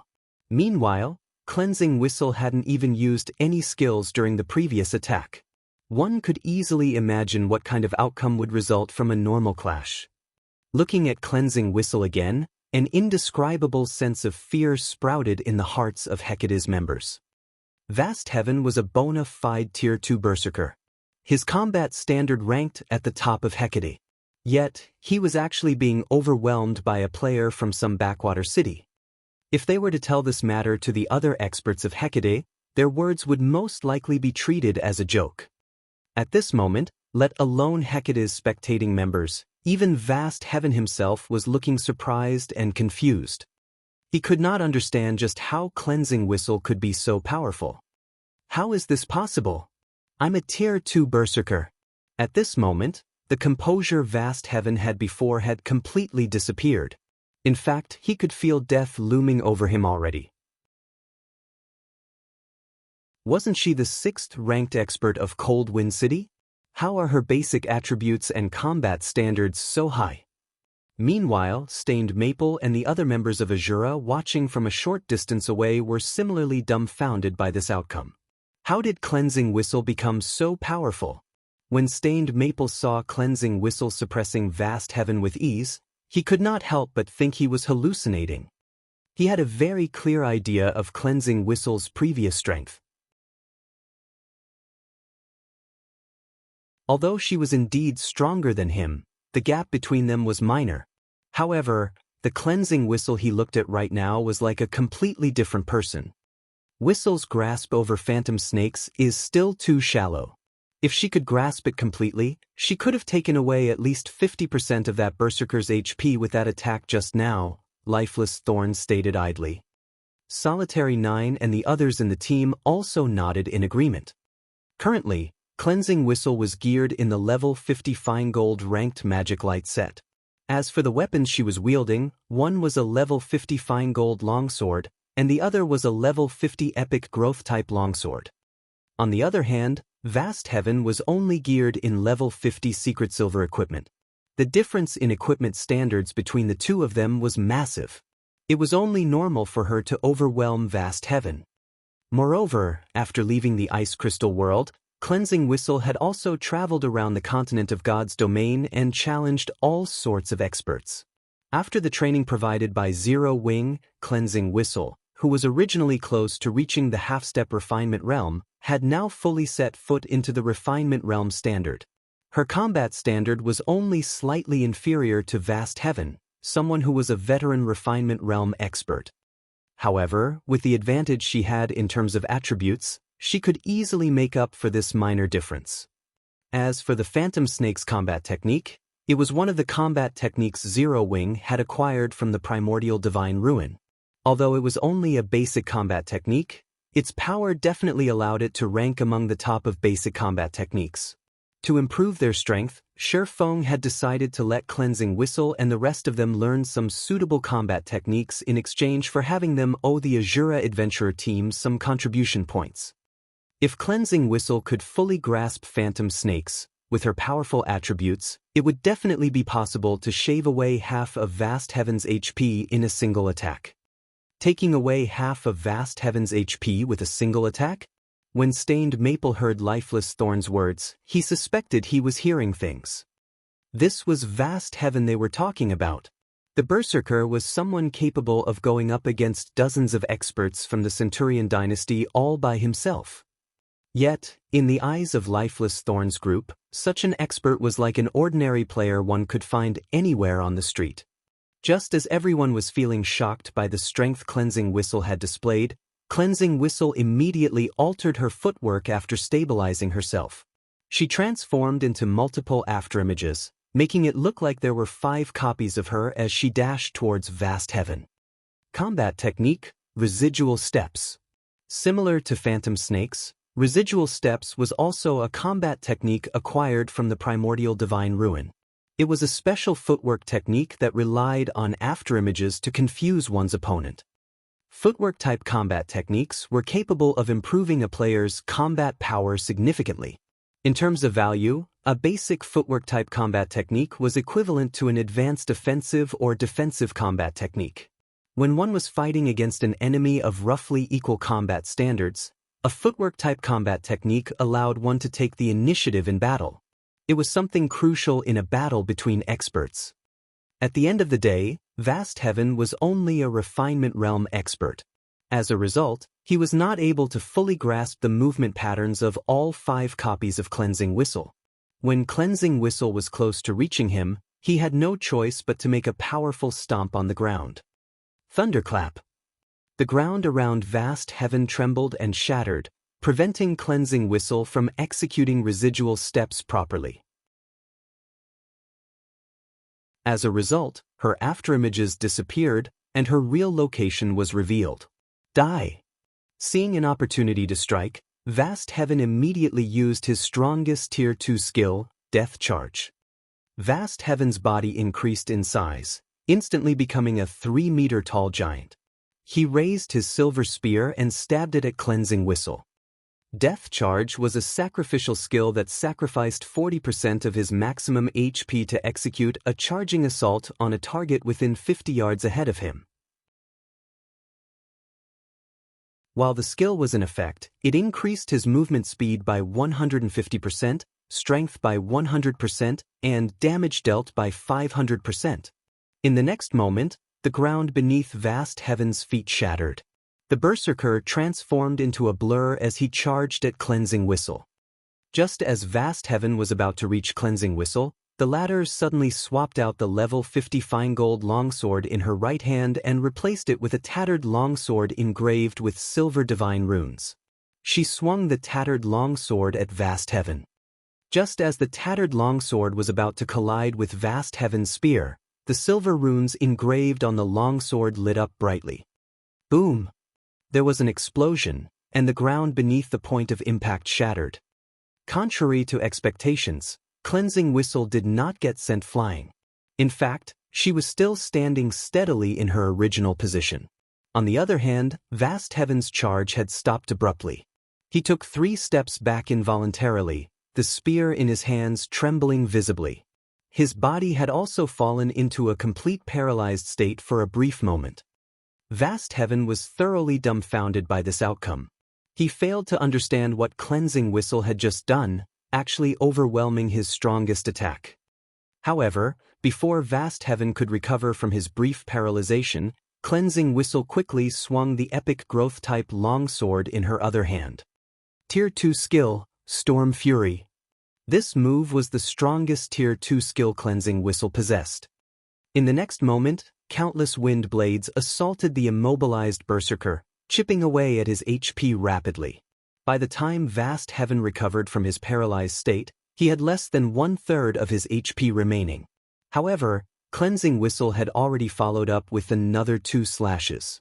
A moment later, Vast Heaven's vision darkened, and his body collapsed to the ground powerlessly.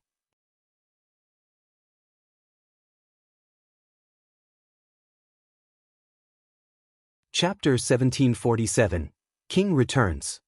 Chapter 1747, King Returns. As Vast Heaven's body transformed into particles of light and disappeared from the snow-covered field, an exquisite pair of silvery gray arm guards took the Berserker's place. Before the spectating crowd could recover from their daze, Cleansing Whistle collected the arm guards and stored it in her bag. She then shifted her gaze towards Hecate's army. "Who else wants to duel?" Cleansing Whistle asked with a faint smile as she glanced at Hecate's members. She had just acquired a piece of level 50 secret silver equipment by killing 1 player. This was far more profitable than raiding a team dungeon. Seeing the cute smile on Cleansing Whistle's face, dread filled the hearts of Hecate's members. Too scary. Vast Heaven was a Tier 2 expert, yet Cleansing Whistle had fought as if she had randomly encountered some common monster. Not only had she dealt with the Tier 2 Berserker so easily, but she had also killed him in an instant. This was a Tier 2 player they were talking about. Even if Cleansing Whistle were also a Tier 2 player, there shouldn't be such a huge difference between her and Vast Heaven. Moreover, a Tier 2 Berserker had even more HP than a Tier 1 metric ton of the same level.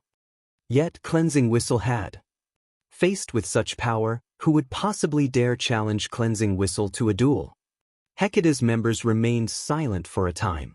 Meanwhile, Stained Maple and his companions were ecstatic once they snapped out of their daze.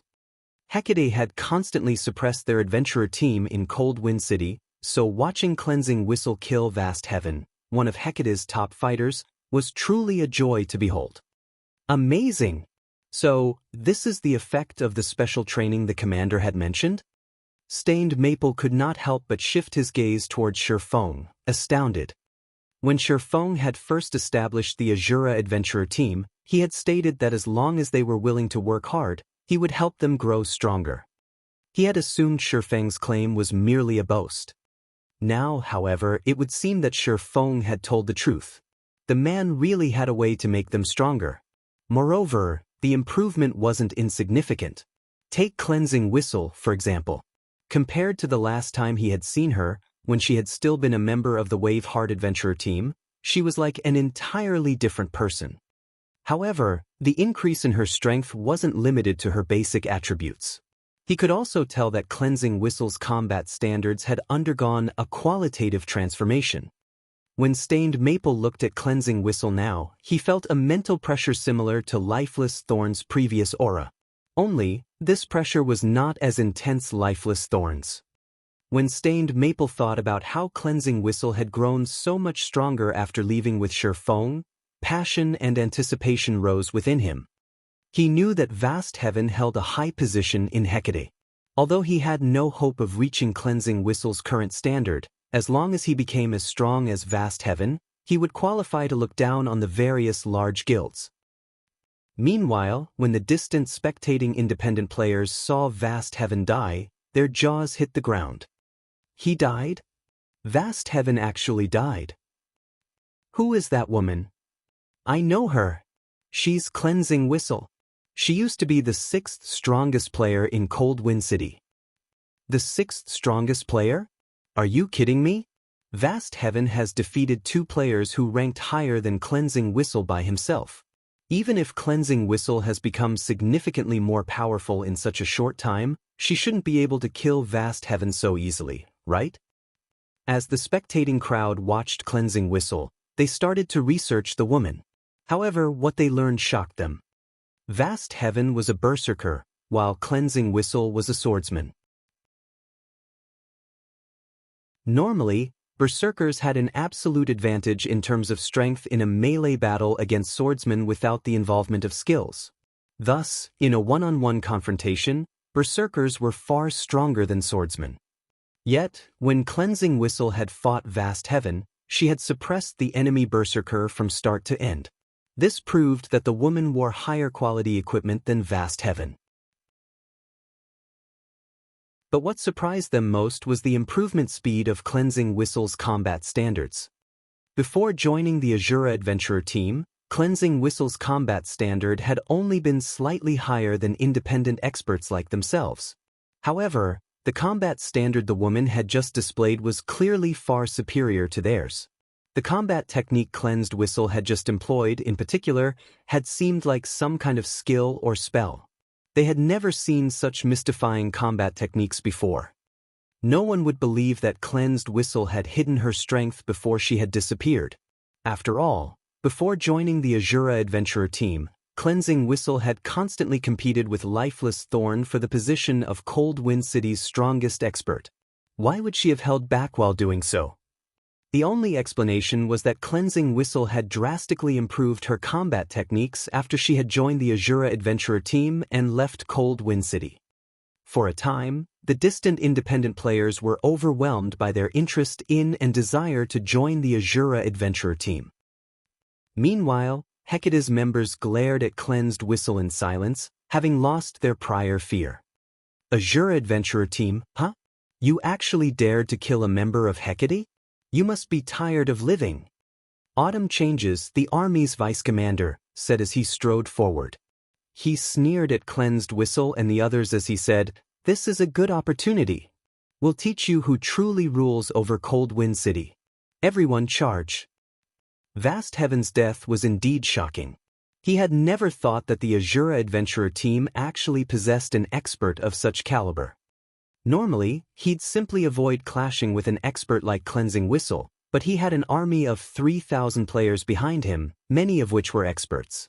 Furthermore, he had to restore the reputation their guild had just lost due to Vast Heaven's defeat. Despicable! Stained Maple felt his scalp tingle as Hecate's army surged forward. He hadn't expected Hecate to be so shameless, going back on its previous promise. Including Shifeng's team, there were only 60 Azura members present. Meanwhile, Hecate had 3,000 members here. Hecate's army also consisted of elite and expert players. The Azura adventurer team members likely had no hope of escaping with their lives. "Commander, you guys should take off. We'll hold them back. As long as you survive, not even Hecate can deal with our adventurer team so easily," Stained Maple hurriedly said. Both Shifeng and Cleansing Whistle were emotional pillars for the Azura adventurer team right now.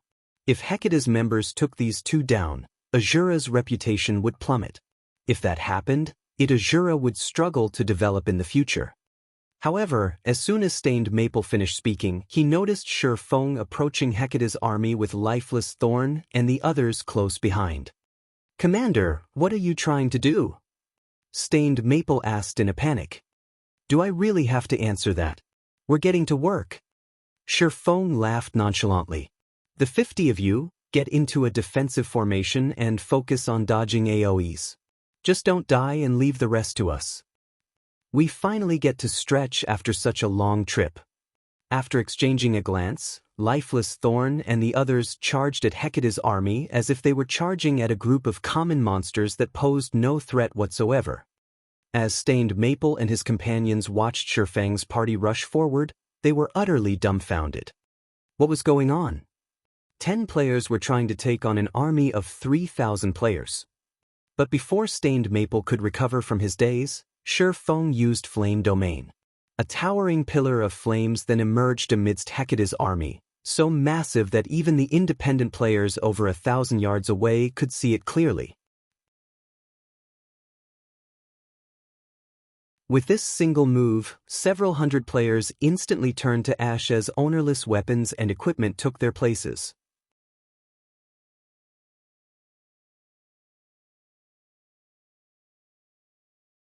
Chapter 1748, Small Display of Strength.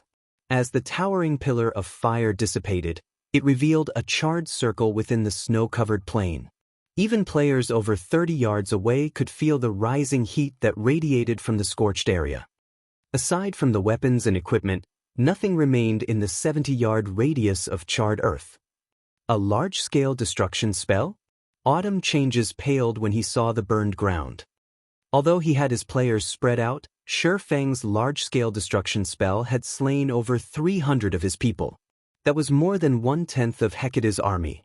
The players that had just died were all experts and elites from Hecate. This was the first time the guild had suffered such a devastating loss since Hecate had arrived in Cold Wind City. They'd need an astronomical amount of resources to recuperate from this. The responsibility he'd bear would also be massive. "Kill them. I want all of them dead." Autumn Changes bellowed as he glared at Shifeng, the person who was responsible for this loss. He'd only be able to avoid a severe punishment if he annihilated the Azura members before him. Hearing Autumn Changes' command, Hecate's members snapped out of their daze.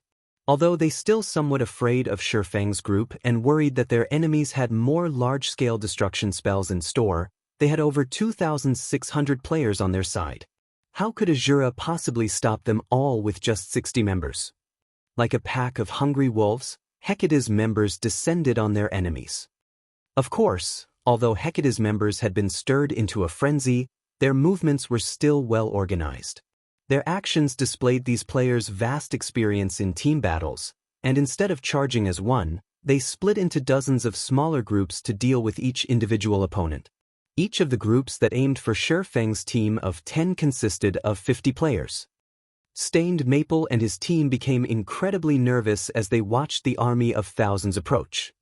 Although they had fought in many team battles before, they had been small-scale skirmishes, only involving 100 or 200 players. This was the first time they had participated in a battle involving thousands. As they watched the large groups rush towards them in an orderly manner, they struggled to breathe.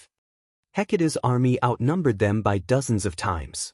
This overwhelming advantage couldn't be negated just because Shifeng had used one large-scale destruction spell. The Assure Adventurer team is finished now. There's no helping it. Hecate is Cold Wind City's current overlord. How could an adventurer team hope to contend with it? The independent players in the distance sighed ruefully as they watched the battlefield at the bottom of the canyon. This was the difference between a guild and an adventurer team. Even if an adventurer team were very powerful, it would only be able to stand against an ordinary guild like Centurion Dynasty or Matchless Family at most. However, Hecate was a large guild that ruled over multiple cities. An adventurer team with a little over 1,000 members was a joke before a guild like Hecate. As Hecate's army advanced, Lifeless Thorn and the others exchanged glances before they turned to Shifeng. "Commander, you mustn't join this competition. This is a rare chance for us to display the fruits of our labor. If we miss out on such a golden opportunity, it'll be difficult to find another," Lifeless Thorn said. "That's right. Commander, if you make a move, we won't have anything to do," Cleansing Whistle complained. The rest of Shifeng's party nodded in agreement. They were very familiar with Shifeng's strength. After the battle on Thunder Island in particular, they had learned just how vast the world truly was. All of the players that had participated in the struggle for Thunder Island had been experts among experts. Refinement Realm experts had been a dime a dozen, yet Shifeng had slaughtered everyone that had stood in his path. No one had possessed the power to stop his rampage. A couple of thousand elites and ordinary experts were not even worth Shifeng's time. Meanwhile, they had just recently completed their Tier 2 promotions and had yet to test out and familiarize themselves with their newfound strength. A battle of thousands of players was the best practice ground for them. "Fine, I won't attack, but you better take care of this quickly. Stained Maple's group won't be able to hold on long," Shifeng said, sighing. He had wanted to trample over Hecate's army with overwhelming strength, which would have made it easier to expand the Azura Adventurer team in Cold Wind City. That way, he would have had more players to help him with his quest. After all, the soul-dissolving flower he needed was extremely rare. Without sufficient manpower, searching for the flower would be nigh impossible. "Commander, rest assured, we'll make sure to end the battle before Stained Maple's group starts to falter," Lifeless Thorn, his eyes glowing with excitement as he turned to the approaching Hecate members. Shortly after completing his Tier 2 promotion, Shifeng had suddenly called for them to gather for a trip back to the Ice Crystal world. He hadn't even had the chance to experience the power of his Tier 2 class. After reaching Tier 2, his physique had improved significantly. This would no doubt affect his execution of skills and combat techniques, and he would need to fight in many battles before he got used to the new changes. He could also use this chance to try out new combat methods, which he hadn't been able to use with his previous physique. After saying so, Lifeless Thorn eagerly raised his spear and dashed towards Hecate's forces, which were still over 100 yards away. The rest of the team also advanced, but instead of moving as a unit, they split up and rushed at different sections of the enemy army. They showed no intention of cooperating. What are they trying to do? Stained Maple felt devastated as he watched Lifeless Thorn and the others move independently. They were going up against an army of over 2,600 players, yet Lifeless Thorn and the others planned to fight solo. Even Autumn Changes was stunned as the enemies rushed towards him. Have these people lost their minds? Autumn Changes could not help but rub his eyes to make sure that he was not hallucinating. Hecate's army still had over 2,600 elite and expert players remaining. Even vast heaven wouldn't recklessly charge into such a force by himself, using a roundabout strategy instead, yet Lifeless Thorn and the other Azura members were running towards their army like a bunch of lunatics. Good. Since they wish to die so badly, we'll grant their wish. Ranged unit, prepare to attack. Once they're within 50 yards, launch your attacks and blast them to smithereens. Autumn Changes commanded. Hearing Autumn Changes' orders, the ranged players at the rear line readied their bows and channeled their spells. As soon as Lifeless Thorn was within range, they would launch their attacks. 9 yards. 30 yards. 60 yards. The moment Lifeless Thorn crossed the 50-yard mark, Hecate's ranged players fired their spells and arrows. These arrows and spells blotted out the sky. Come! Lifeless Thorn revealed a wild grin as the attacks rained down. He responded by swinging his sword at the incoming attacks. Tier 2 skill, Blade Storm. With a light swing, a storm formed before Lifeless Thorn. Like a barrier of wind, the violent storm blocked every spell and arrow Hecate's members had launched. Not a single attack had made it through. How is that possible? Hecate's members were stupefied when they saw Lifeless Thorn emerge unscathed. They had never dreamed that a skill could be used in such a way. Lifeless Thorn had actually used an offensive skill as a defensive skill. Blade Storm had a 3-second duration. Taking advantage of the skill, Lifeless Thorn made his way towards Hecate's frontline without receiving any damage. However, 8 MTs immediately stepped forward to intercept Lifeless Thorn. Seeing this, Lifeless Thorn swept his spear in a horizontal arc. Tier 1 skill, Whirlwind Slash. Boom! The swing sent every MT that stood in Lifeless Thorn's path flying, their HPs decreasing by a significant chunk. Following which, Lifeless Thorn advanced and arrived before the other melee players. His rapidly thrust his spear at his enemies, and the weapon transformed into over a dozen afterimages. Although the melee players tried to defend themselves, the Lifeless Thorn's jabs targeted their blind spots. Moreover, his attack speed was extremely high. They simply could not keep up with the attacks. In the end, the spear struck these players multiple times before they transformed into streaks of light and vanished. The attacks Hecate's ranged players launched were utterly ineffective against Lifeless Thorn as he constantly and swiftly changed positions. Wherever Lifeless Thorn passed, players fell, one after another. Moreover, Lifeless Thorn's movements became faster and smoother as he continued to fight. Solitary 9 and the others had also charged into Hecate's ranks by this point. Although their performance was not as violent as Lifeless Thorn's, they were just as unstoppable. Whenever they used a Tier 2 skill, they instantly killed 10 or more players. Although Solitary 9 and the others took some hits, they instantly recovered the lost HP with an advanced healing potion. Meanwhile, the Hecate members that had charged at Shifeng were even more miserable. Before Hecate's members could reach him, Shifeng activated Defensive Blade, which increased his attack range tremendously. He then lightly swung Killing Ray at the approaching players. The swordsman's strength was already beyond that of a Tier 3 Great Lord of the same level, and the players that had failed to block his attacks had fallen instantly. Although the players that had blocked the attack had survived, they were paralyzed for a brief moment. As a result, they couldn't block Shifeng's following attacks. At this moment, the difference in tiers and attributes could not be more obvious.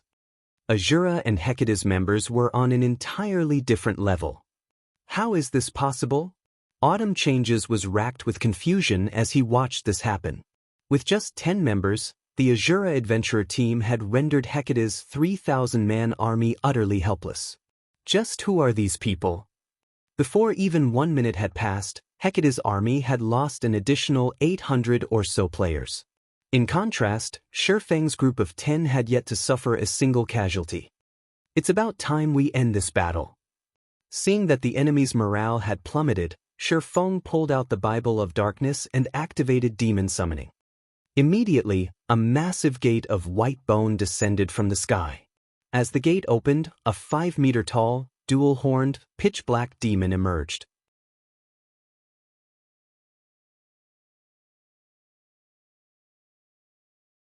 Chapter 1749, Legend of Cold Wind City.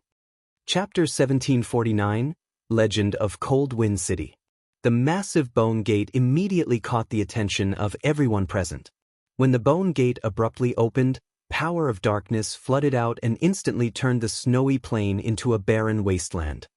When a 5-meter-tall, 4-armed demon with 2 crimson horns stepped out of the gate, the watching players gasped.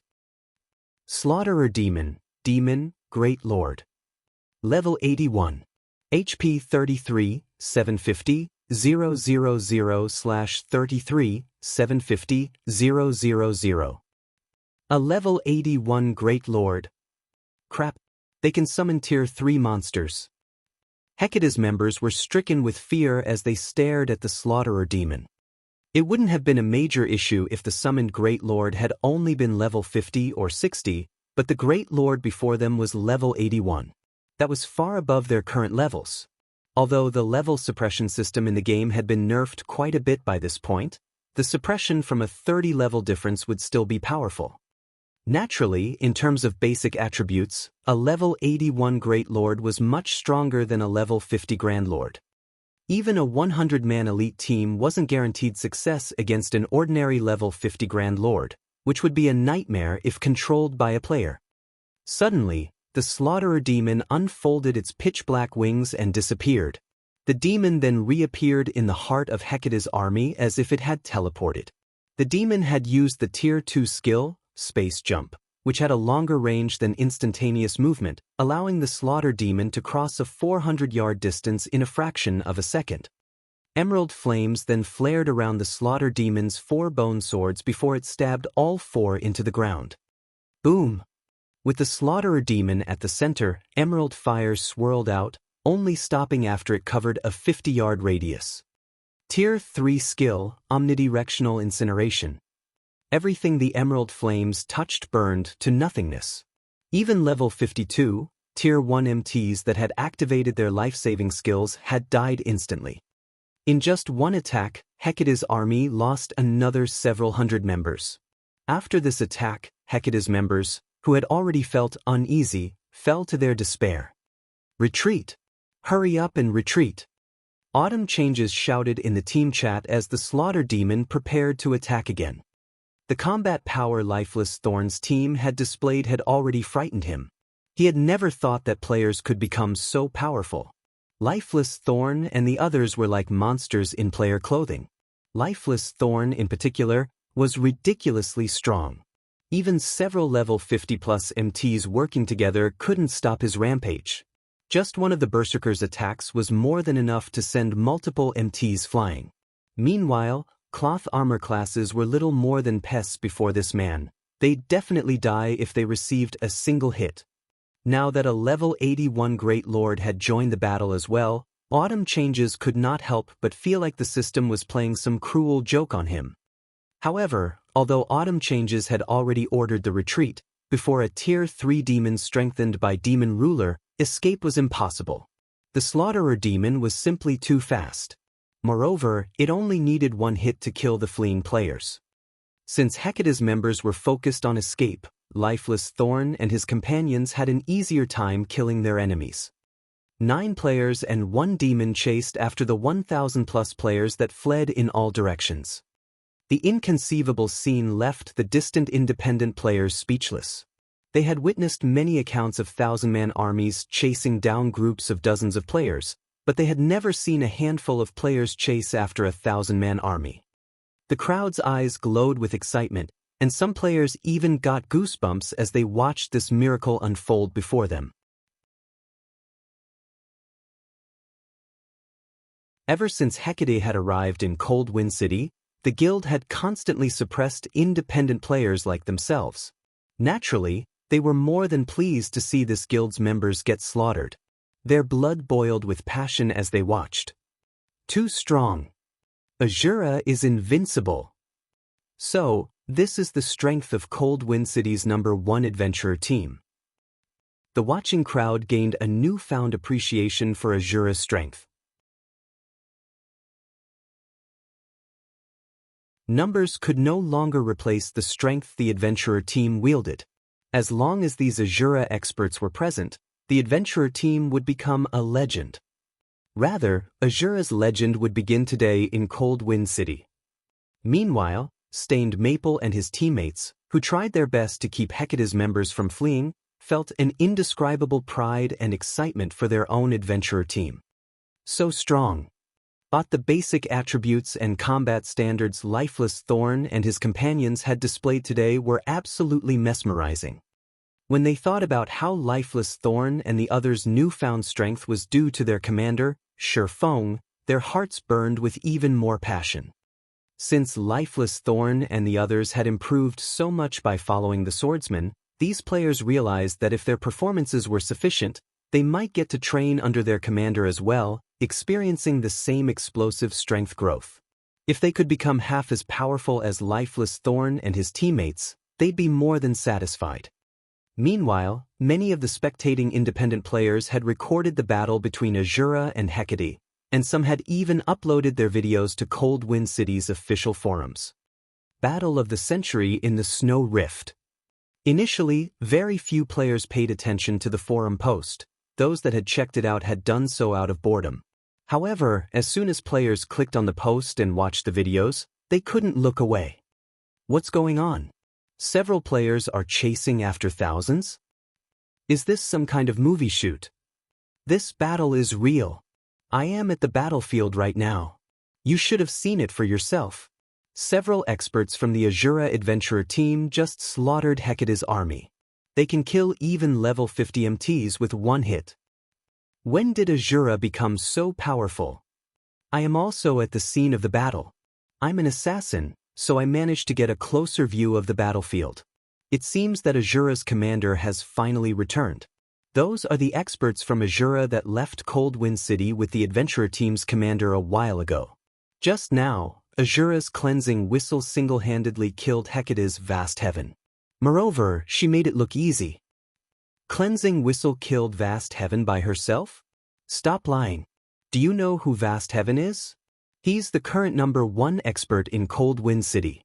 The city's previous top-ranked experts didn't even last 10 moves against him. How could Cleansing Whistle beat him? I have screenshots and videos. Take a look for yourself. What? It's actually true. That's Vast Heaven. For a time, every player in Cold Wind City was focused on the shocking battle between Azura and Hecate. Cold Wind City's inhabitants were astounded and excited as they watched thousands of Hecate's elite and expert members flee from a handful of players from the Azura adventurer team. Any thoughts they had harbored of the adventurer team falling apart had vanished. After this heaven-defying battle, who in Cold Wind City would possibly look down on Azura's strength? At the same time, Azura was fated to become a legend in Cold Wind City after this battle. Even if a long time had passed, today's battle would be regarded as a classic.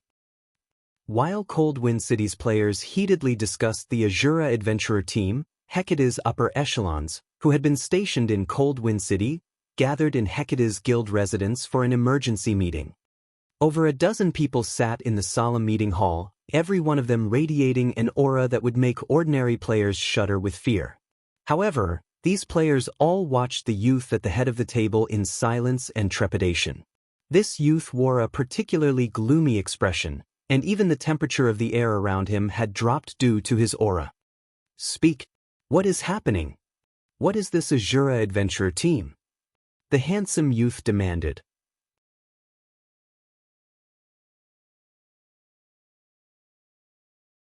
Chapter 1750. Establishing an Adventurer Alliance. Chapter 1750. Establishing an Adventurer Alliance. Inside the silent hall, the handsome man's shout immediately made Hecate's upper echelon tremble involuntarily. Although they were part of the upper echelon of Hecate and possessed great individual strength, when facing the handsome man before them, they instinctively felt a sense of awe towards him. The reason for this was the identity of the male youth before them. He was none other than Carnage, the player nicknamed Hell Knight, who was also one of Hecate's vice guild leaders. Although Carnage was baby-faced, in reality he was already over 40 years old, much older than they were. Moreover, he had worked as a mercenary and was nicknamed the God of Death. It was no exaggeration to say that a large part of Hecate's current success was due to Carnage. Moreover, Carnage was also the head instructor for Hecate's internal training program, and every one of them present inside the meeting hall right now had actually received his tuition. Even vast heaven owed the strength he had today to Carnage's tutelage. Meanwhile, the training they had undergone was akin to going through hell. Hence, they knew exactly what kind of personality Carnage had. Normally, he didn't lose his temper easily. When he did get angry, however, it was like hell descending on the world. And right now, they could sense that he was furious. However, his reaction was only natural. Of the 3,000 elite and expert members the guild had sent to the Snow Rift, over 2,000 had gotten killed. Even when Hecate went to deal with the Centurion dynasty, it had not suffered such a staggering loss. Yet now, the guild had sustained such casualties just because of 10 players.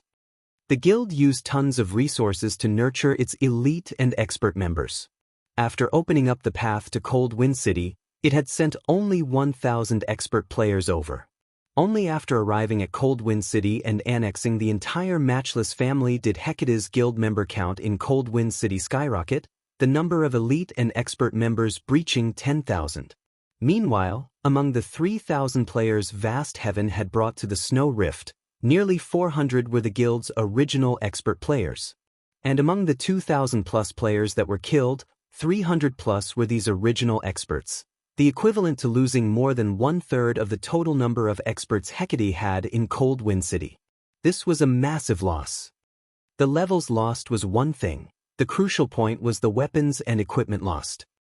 In the Ice Crystal world, guild elites and experts relied mainly on lifestyle players for their weapons and equipment. However, very few lifestyle players could produce weapons and equipment of suitable standards for elite and expert players. Not to mention, the materials needed to produce level 50 secret silver weapons and equipment were also extremely valuable and very difficult to acquire. Meanwhile, based on the post-war statistics, they had lost over 200 pieces of level 50 secret silver equipment. Since producing just one piece of level 50 secret silver equipment already required a lot of time and resources, all the more for 200 pieces, this loss would severely impact their guild's raid progress of the Snow Rift. Vice Guild Leader, we've already done a thorough investigation. The people who targeted us this time are all experts of the Azura Adventurer team that had disappeared previously. From what we heard, it seems that these experts had gone with their commander on an expedition. However, the strange part is that these experts weren't so strong before.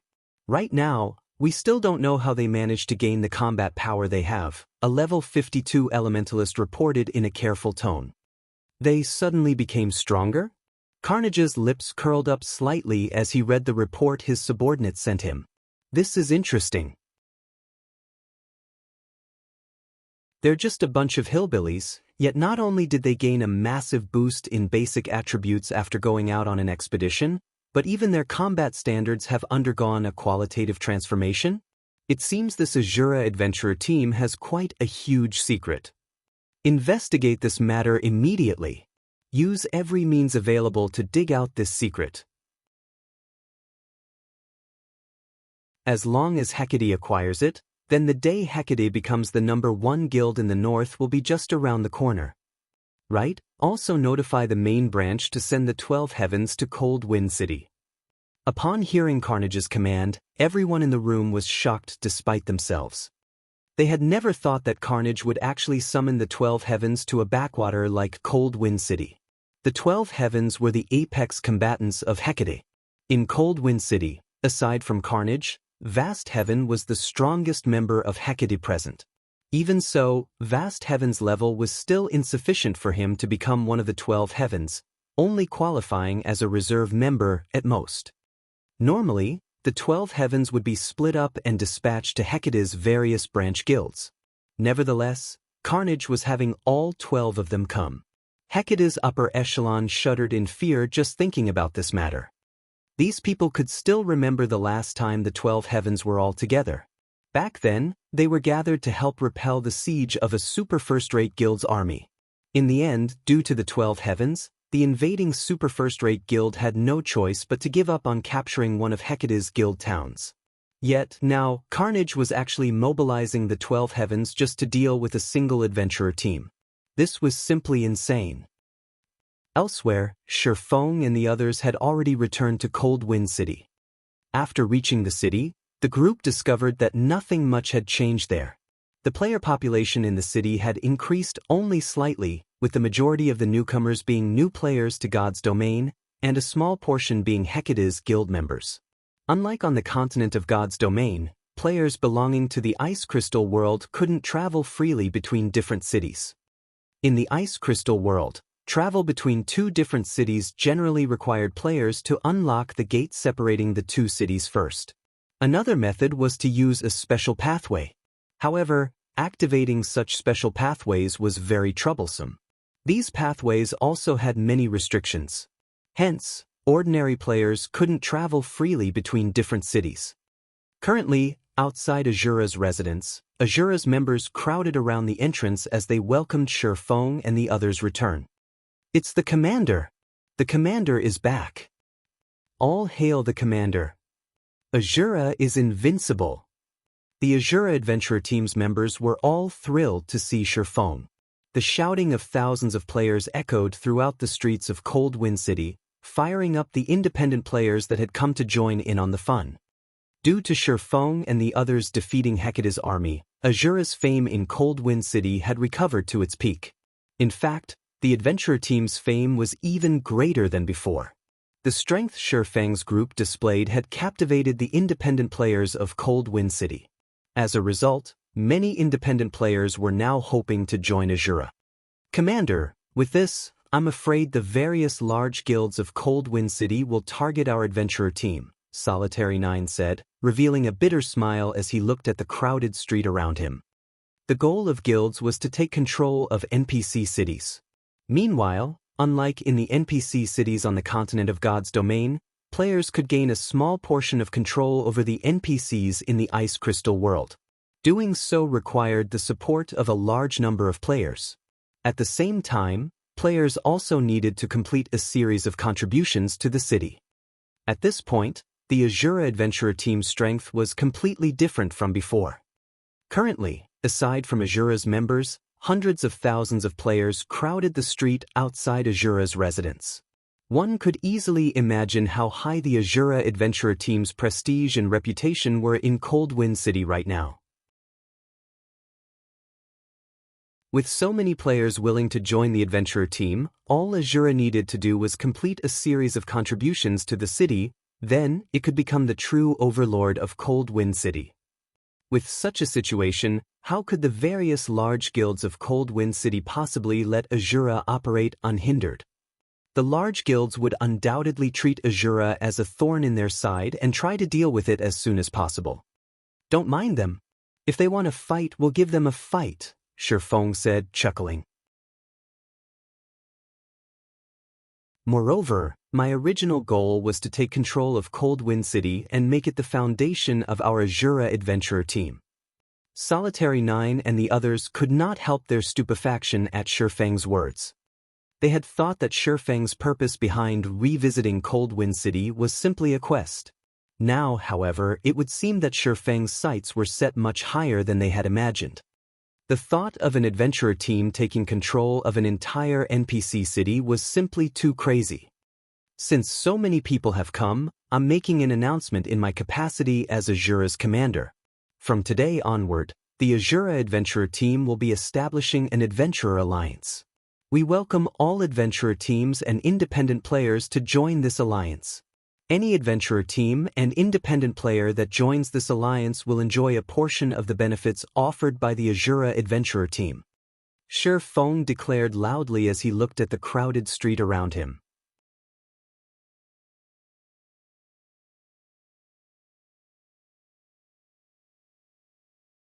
Chapter 1751, Future Help. Chapter 1751, Future Help. Upon hearing Shifeng's announcement, the hundreds of thousands of players on the street outside Azura's residence fell silent, every one of them staring at Shifeng in disbelief.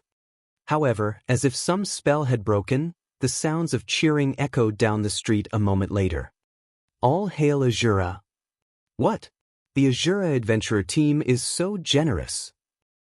What a wealthy move. Does Azura plan to unify Cold Wind City? The Azura adventurer team's sudden announcement stunned everyone in Cold Wind City. Meanwhile, some players from the various large guilds, who watched from a distance, gaped in shock. Solitary Nine, Lifeless Thorn, and Azura's other members gave Shifeng incredulous looks. They all thought that Shifeng had gone crazy. An adventurer team wasn't like a guild. There were very few restrictions on an adventurer team's members. In fact, some adventurer teams didn't even place a single restriction. They were mostly a large group of players with the same goal. Meanwhile, the Azura offered particularly valuable benefits, even better than what some guilds offered their members. With the adventurer team's contribution points, one could purchase weapons, equipment, and basic combat techniques. However, the adventurer team had strict conditions for joining. Fortunately, Azura had plenty of experts, so the team had a much easier time gathering resources and developing. However, Shifeng's decision would allow every independent player to enjoy Azura's benefits without meeting any of the entry requirements, yet the adventurer team had to pay for these benefits.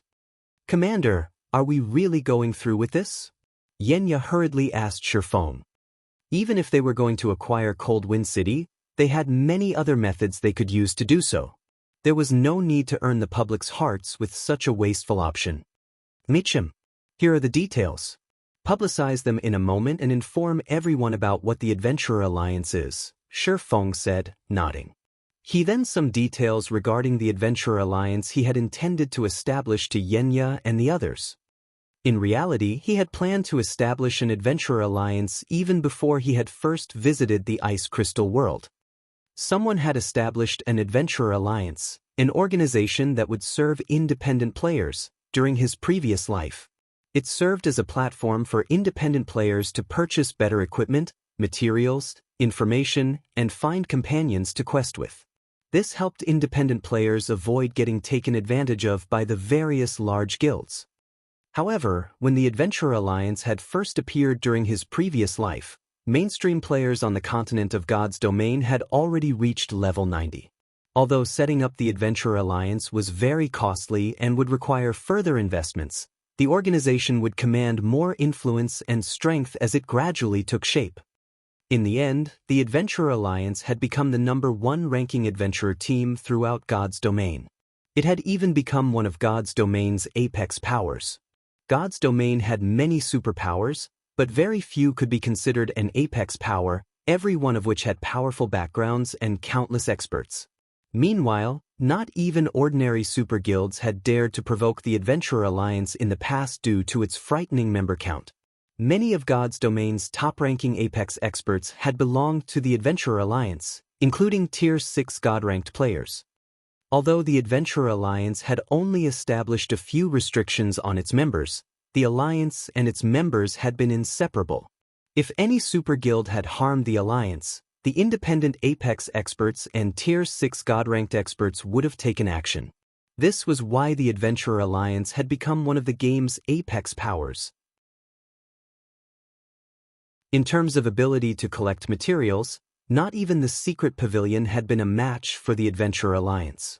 No matter how many members a guild possessed, independent players far outnumbered them. Since nobody had established an organization like the Adventurer Alliance in this life yet, Shifeng wouldn't hesitate to take advantage of this idea. After all, materials were very important in God's domain, and if he wished to acquire soul-dissolving flowers quickly, this was the fastest way. The Adventurer Alliance could also be a huge help to Zero Wing in the future. Unfortunately, establishing the Adventurer Alliance would require a lot of investments. This was especially true for the weapons, equipment, and the Alliance's resource bank. The Alliance would also require a large number of people to manage and operate the organization. Then it would have to earn a reputation and credibility among independent players. Hence, setting up the Adventurer Alliance's foundation certainly wouldn't be easy. However, Cold Wind City was currently the best place to establish the Adventurer Alliance. First, Cold Wind City wasn't particularly large, with a player population just over 2 million.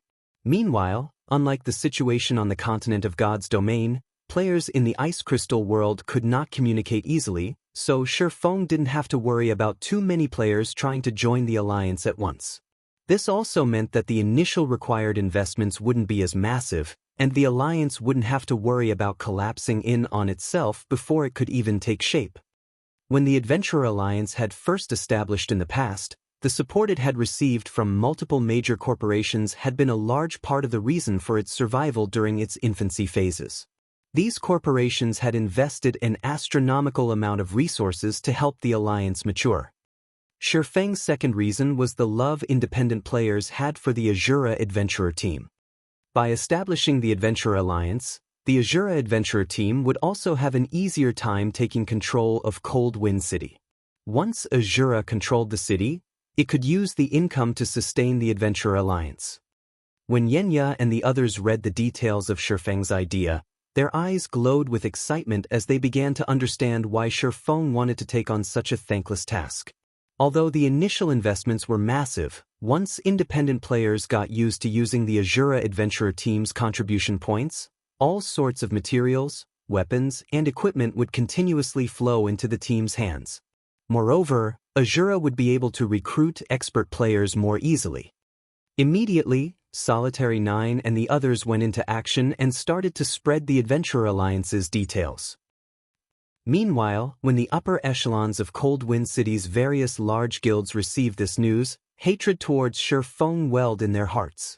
However, as the Azura Adventurer team had already displayed such immense strength, they couldn't stop the Adventurer Alliance's establishment forcefully. Hence, the city's guilds began to think of ways to stop Azura's plans by deliberately lowering their recruitment standards. They also loosened the restrictions on their guild members, making their guilds more attractive to independent players. After all, there was no way an adventurer team could offer as inviting benefits as a guild. Moreover, guilds had far more and far better weapons and equipment in their stocks than adventurer teams.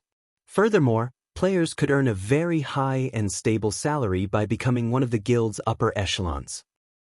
Meanwhile, in Hecate's residence in Cold Wind City, this Azura adventurer team is quite ambitious. Like the other guild's upper echelons, Carnage was surprised when he received news of the Adventurer Association. He had never thought that the Azura adventurer team would be so enthusiastic to grow. However, he revealed a sneer as he said, "It's a pity that your efforts will go to waste. Notify our subordinates and tell them to lower the exchange rates for Hecate's weapons and equipment. However, keep the original exchange rates for any player that's related to the Azura adventurer team in any way." Hecate also began to hasten its exploration of the Snow Rift. Having a large number of guild members simply wasn't enough to rule over Cold Wind City. An organization also needed to make sufficient contributions to the city. Elsewhere, Shifeng focused on producing all kinds of weapons and equipment in preparation for the Adventurer Alliance's establishment. After being away from Cold Wind City for some time, the Azura adventurer team had collected plenty of rare materials. It had even acquired 45 ice crystal fragments. Other lifestyle players might find it difficult to produce level 50 secret silver and fine gold equipment, but to Shifeng, who had long since become a master forger, it wasn't a problem. Moreover, he had the assistance of a Tier 3 mysterious flame and the Forging Association's special mana forging room to increase his forging success rate. While Shifeng forged level 50 fine gold equipment with the forging designs he had purchased from the Forging Association, he had Lifeless Thorn and the others raid the Snow Rift's bosses and collect materials and ice crystal fragments. In the end, Shifeng spent 3 whole days cooped up in the Forging Association and produced 300+ pieces of level 50 fine gold equipment, 100+ pieces of level 50 fine gold weapons, 10 fine gold ranked magic light sets, and 500+ pieces of secret silver equipment. He had basically spent all of the resources the Azura adventurer team had gathered during his absence. Now that the preparation work is complete, it's about time to reveal it to the public. Shi Feng revealed a faint smile as he looked at the room cluttered with the weapons and equipment he had crafted.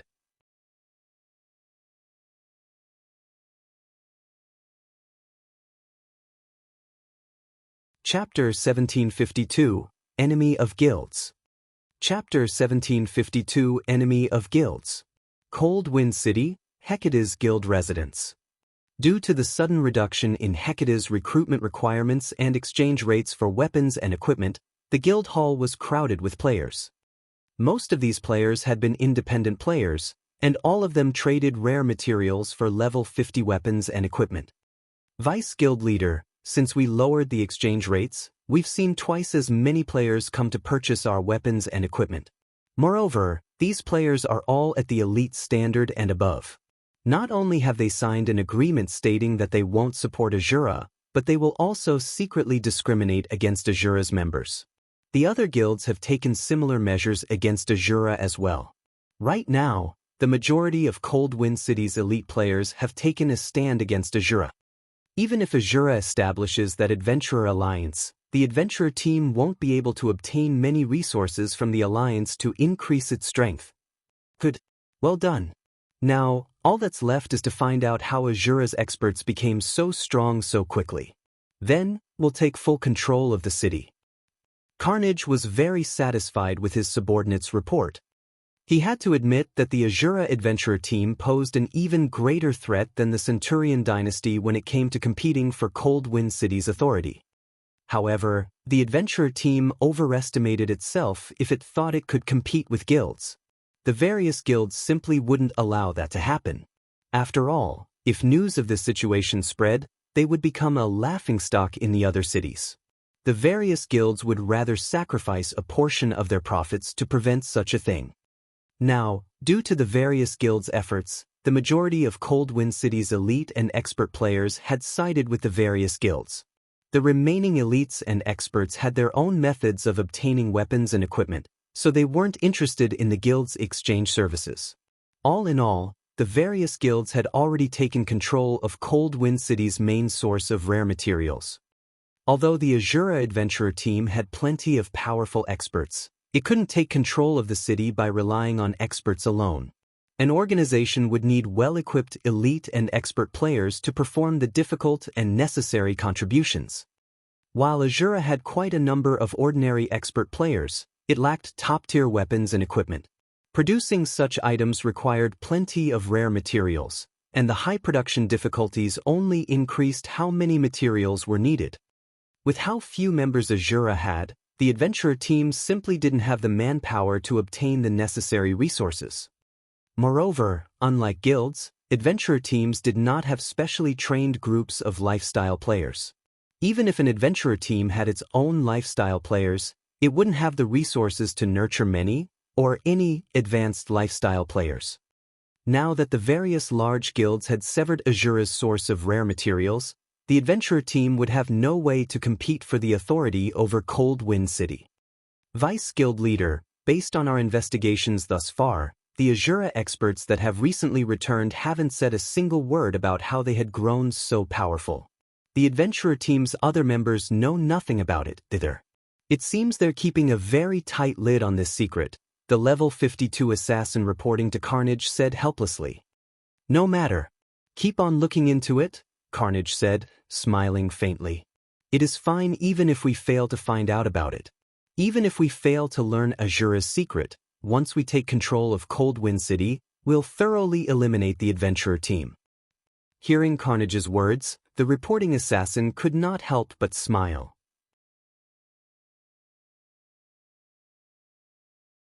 Although the Azura Adventurer team had become quite famous in Cold Wind City, at the end of the day, it was still an adventurer team. Azura was both foolish and suicidal if it thought it could go up against Hecate. Once Hecate took control of Cold Wind City, the guild would secure a small portion of the city's authority. This fraction of authority, fortunately, would be more than enough to deal with one adventurer team. A few more powerful experts wouldn't matter in the end. Right? Didn't I send you out to poach Azura's experts? How is that coming along? Carnage asked. He had a very optimistic view of cleansing Whistle and the others. With such strength, they could become a great source of combat power for the guild if they joined Hecate. Hearing Carnage's question, the reporting assassin fell silent. What? Did they dislike our offer? Carnage asked curiously. Meacham. They said that they're not interested in a reserve elder position.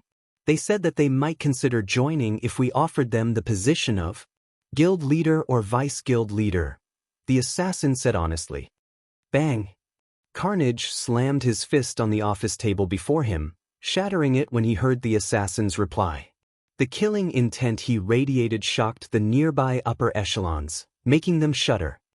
Reckless fools. Since they want to fall with their adventurer team, I'll grant their wish. Carnage said, a cold glint flashing in his eyes. Sneering, he continued, place a 3,000 gold bounty on each of those players. Send someone to keep an eye on them and tell the 12 heavens to get here as soon as possible. Understood. Everyone in the guild leader's office nodded. They couldn't help but feel some pity for cleansing Whistle and her companions, but the group had simply asked for their deaths. Very quickly, Hecate publicized its bounty and caused a huge commotion in the city. Crap. Is Hecate that determined to destroy Azura? 3,000 gold. With that kind of money, Azura's own members might take action against these people. But those players are incredibly strong. They're almost impossible to kill. Who told you that? Although they are very powerful, there are many tools available in God's domain. With a sufficiently powerful tool, killing them is definitely possible. It is just a matter of whether the owners are willing to use their tools or not. For 3,000 gold, though, they might be tempted. It really makes you wonder what Azura's higher-ups are trying to do. First, they provoked Hecate. Then, they made an enemy of every guild in Cold Wind City. Not only has Azura's material sources been cut off, but its peak experts are also targets. As far as I see it, Azura is doomed. I know, right?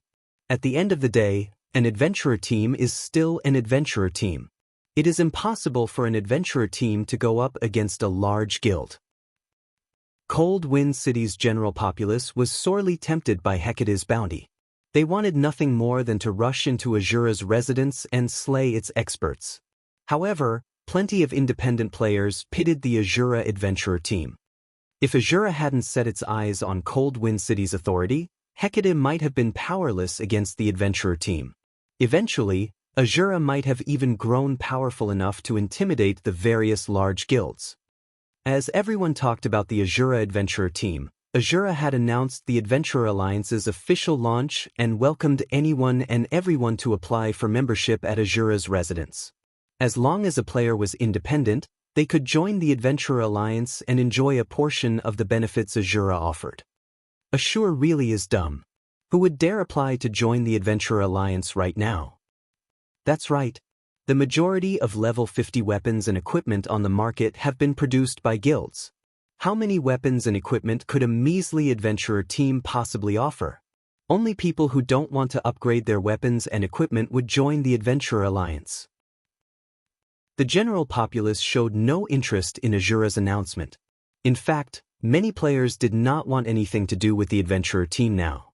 Seeing this, the various guilds' upper echelons in Cold Wind City sneered at Azura and its members. Commander, even though we've announced the launch to the public, not a single player has shown interest in joining, Xianxia expressed her frustration from her seat in Azura's residence. She had to admit that the various guild strategies had been very effective. It had utterly dissuaded any independent players from joining the Adventurer Alliance. Alright then, I had wanted to show the guild some respect, but since they refused to accept my kindness, there's no need for me to hold back, Shi Feng said, not particularly surprised by the situation. He then instructed, tell Solitary 9 to publicize the Adventurer Alliance's exchange list on the forums. Understood. I'll notify the Vice Commander right away. Xianxia said, smiling. Excitedly, she contacted Solitary 9.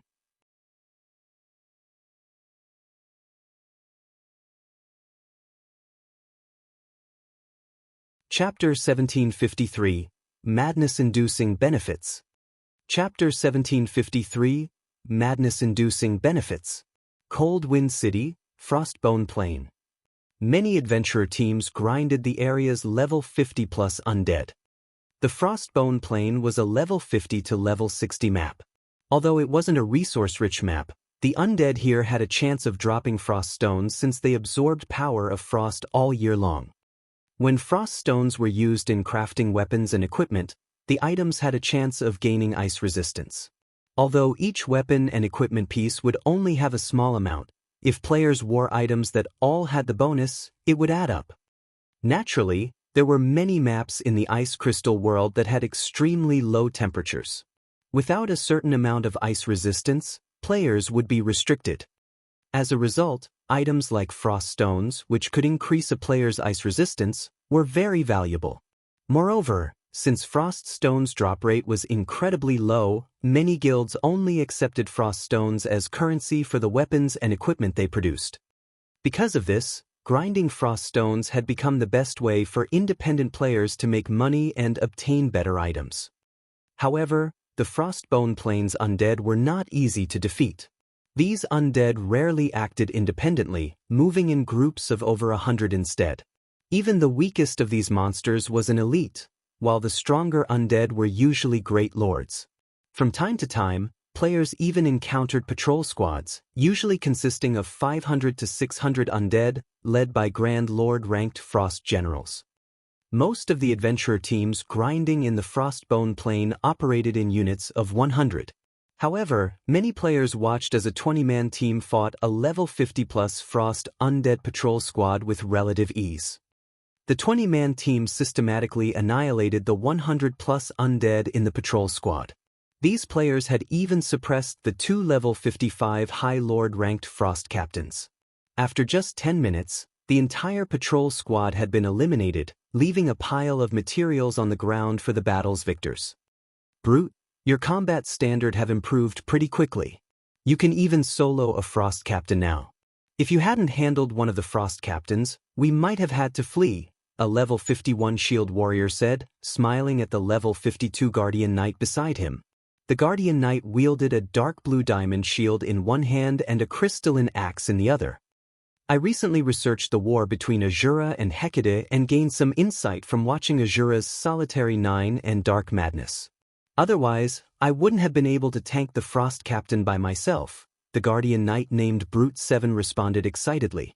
After this hunt, I should have enough materials to purchase a level 50 secret silver chest piece. Once I have that, I might be able to challenge a level 55 Great Lord. Anticipation illuminated Brute 7's features as he spoke about the level 50 chest piece. He had been grinding frost stones in the Frostbone Plain for a long time now. Once he had the chest piece, their adventurer team might be able to explore more of the map and challenge level 55 Great Lords. In the Ice Crystal world, materials drop rates drastically decreased after monsters hit level 50. Meanwhile, Great Lord rank acted like a dividing line for monsters. Not only would Great Lords drop more rare materials of high quality, but they also had a certain chance of dropping mysterious iron weapons and equipment. If their adventurer team could grind Great Lords, their income would increase significantly. The guilds are being too stingy right now.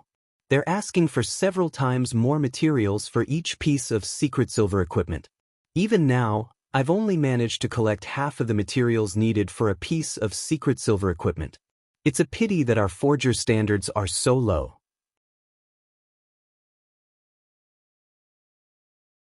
Otherwise, we could craft our own level 50 secret silver equipment, the shield warrior said, slightly envious when he heard Brute 7's plan. Although their adventurer team had nurtured its own advanced forgers, their advanced forgers were weaker than those in the various guilds in both techniques and their tools.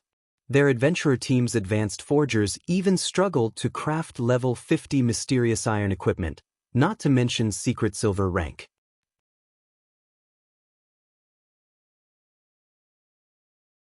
Yet, without good equipment, they couldn't challenge stronger monsters and obtain better resources.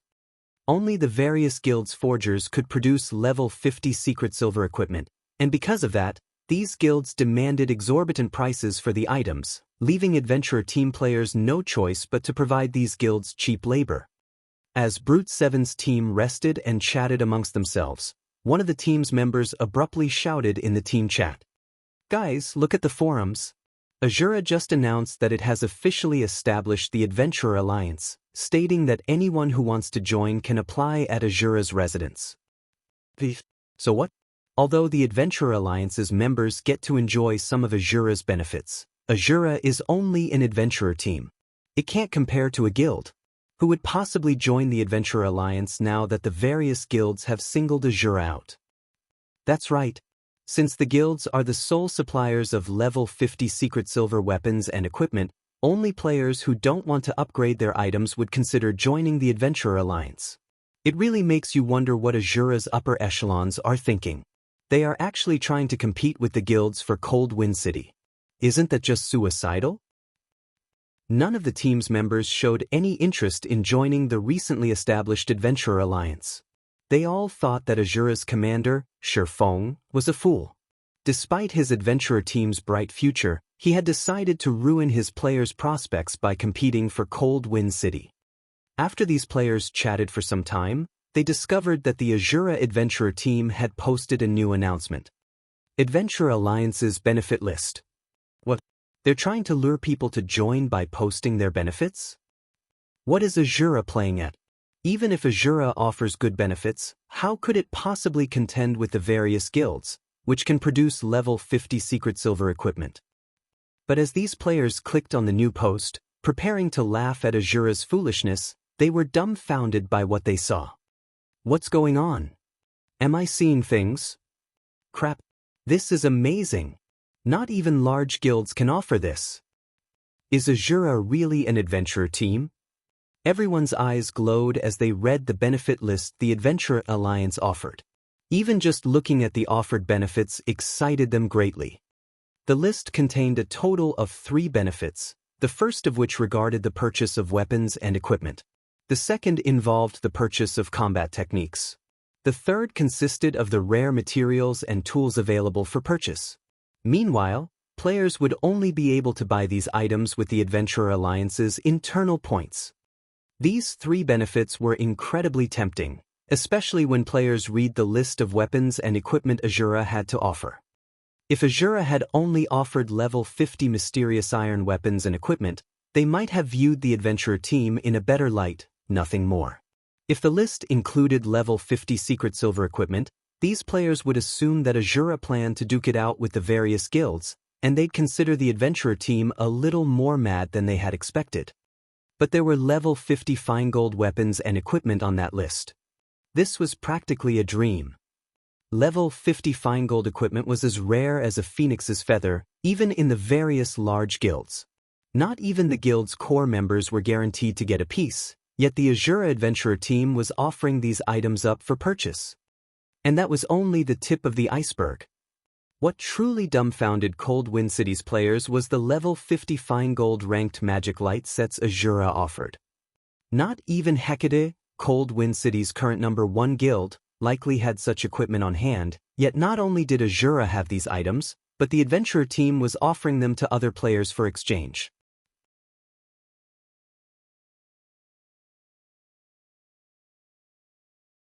Chapter 1754, Nightmares Beginning. Chapter 1754, Nightmares Beginning. Shortly after the Adventurer Alliance's exchange benefits were published on the official forums, news of the post spread throughout Cold Wind City like the plague. Even the members of the various guilds of Cold Wind City turned green with envy when they read its contents. Level 50 fine gold set equipment. To the current guilds of Cold Wind City, such equipment only appeared in their dreams. Azura is too ruthless. The adventurer team actually pulled out such a card to lure in independent players. How did Azura get its hands on this magic light set? Crap. If I had this magic light set, I could easily solo tank a level 55 Grand Lord. It's no wonder Azura's top few experts possess such powerful attributes. It turns out that they're wearing this magic light set. The upper echelons of Cold Wind City's various guilds fell silent when they saw the benefits Azura was offering. Just the weapons and equipment Azura put up for exchange were far superior to what their guilds had. However, compared to these weapons and equipment, the second exchange benefit Azura offered was the part that truly gave them a headache. Combat techniques. Combat techniques were much more precious than weapons and equipment. At the end of the day, weapons and equipment were external items. Moreover, as players continued leveling up, they would also have to keep replacing their weapons and equipment. Using their current items forever was impossible. However, that was not the case for combat techniques. Combat techniques would not fall behind the times and could accompany players on their entire journey in God's domain. They provided improvements directly to a player's base combat power and thus were many times more valuable than weapons and equipment. Given a choice between obtaining level 50 Dark Gold equipment or a combat technique, the majority of players would go with the combat technique. After all, if one chose the level 50 Dark Gold equipment, they wouldn't necessarily be able to obtain a combat technique by using it. Moreover, once they reached level 60, their level 50 Dark Gold equipment would no longer be considered top tier for their level. However, if one chose the combat technique, the immediate benefits from the combat technique might not be as much as those of the level 50 Dark Gold equipment, but with their improved combat standards, obtaining equipment that could rival level 50 Dark Gold equipment was only a matter of time. Combat techniques were also something the various guilds constantly sought. Unfortunately, these were truly too rare and difficult to acquire. Even until now, the various guilds had not found a single clue that could lead to the acquisition of a combat technique. Every known combat technique in Cold Wind City right now was created by talented experts. However, these experts would never teach others the combat techniques they had researched and invented through great efforts, as these combat techniques were their trump cards. Sharing their combat techniques would only result in them losing an edge over others. Currently, the only guild in Cold Wind City that possessed a combat technique was Hecate. However, Hecate had a very heavy restriction on the combat technique, and only core members that had signed binding contracts were qualified to learn it. Experts that were not contracted to the guild had no hope of learning it. Meanwhile, inside Hecate's residence, sitting inside the exquisite guild leader's office, Carnage read the exchange benefits of the Adventurer Alliance with an indescribably grim expression on his face, his eyes having turned bloodshot. The guild's upper echelon inside the room was similarly stupefied by Azura's forum post. Is this Azura adventurer team filled with lunatics? They're actually offering combat techniques for exchange?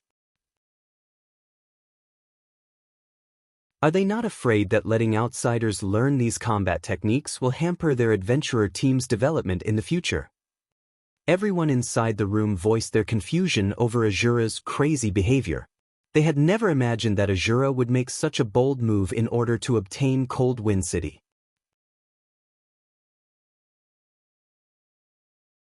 At this time, a level 52 ranger suddenly entered the room and reported to Carnage, "Vice Guild Leader, I just received a report stating that a large number of elite players contracted to us have just dissolved their contracts. Currently, we have already lost over 1,000 contracted elite players, and this number is still steadily climbing. Have these people lost their minds? Dissolving their contracts means having to pay us 3 gold in compensation." The members of the upper echelons standing at the sides of the room were stupefied when they heard the ranger's words. Although the contracts Hecate signed with the independent players wishing to partner with it could be dissolved, the price to do so was very steep. 3 gold was a lot of money even to expert players, let alone elite players. Although players' income had risen due to their increasing levels, the repair fee for weapons and equipment was also higher. Moreover, players had many other expenses, such as potions and magic scrolls, food and accommodation. In the end, players would be able to save only a small portion of their earnings each day. At this stage of the game, elite players would be fortunate if they had 50 or 60 silver coins in savings, while ordinary players would only have around 10 silver coins banked. Only expert players would have a little more extra money, with most expert players having roughly 5 or 6 gold coins stashed away. Hence, they had set the compensation fee at 3 gold, which was half of the liquid funds of an expert player. Yet now, Meanwhile, outside Azura's residence. Shortly after the Adventurer Alliance's benefits were publicized, a large crowd of independent players had appeared here. Within half an hour of the Alliance's benefits disclosure, over 50,000 independent players had come to apply to the Alliance. The long queue that formed outside of Azura's residence extended across 5 whole blocks. Moreover, the number of applicants was still climbing rapidly. This situation forced Azura to mobilize over 500 members to maintain order at the application site. The spectacular scene stupefied the scouts sent over by the various guilds. Among the players looking to join the Adventurer Alliance were many level 51 and level 52 elite and expert players, and even some well-known adventurer teams of Cold Wind City.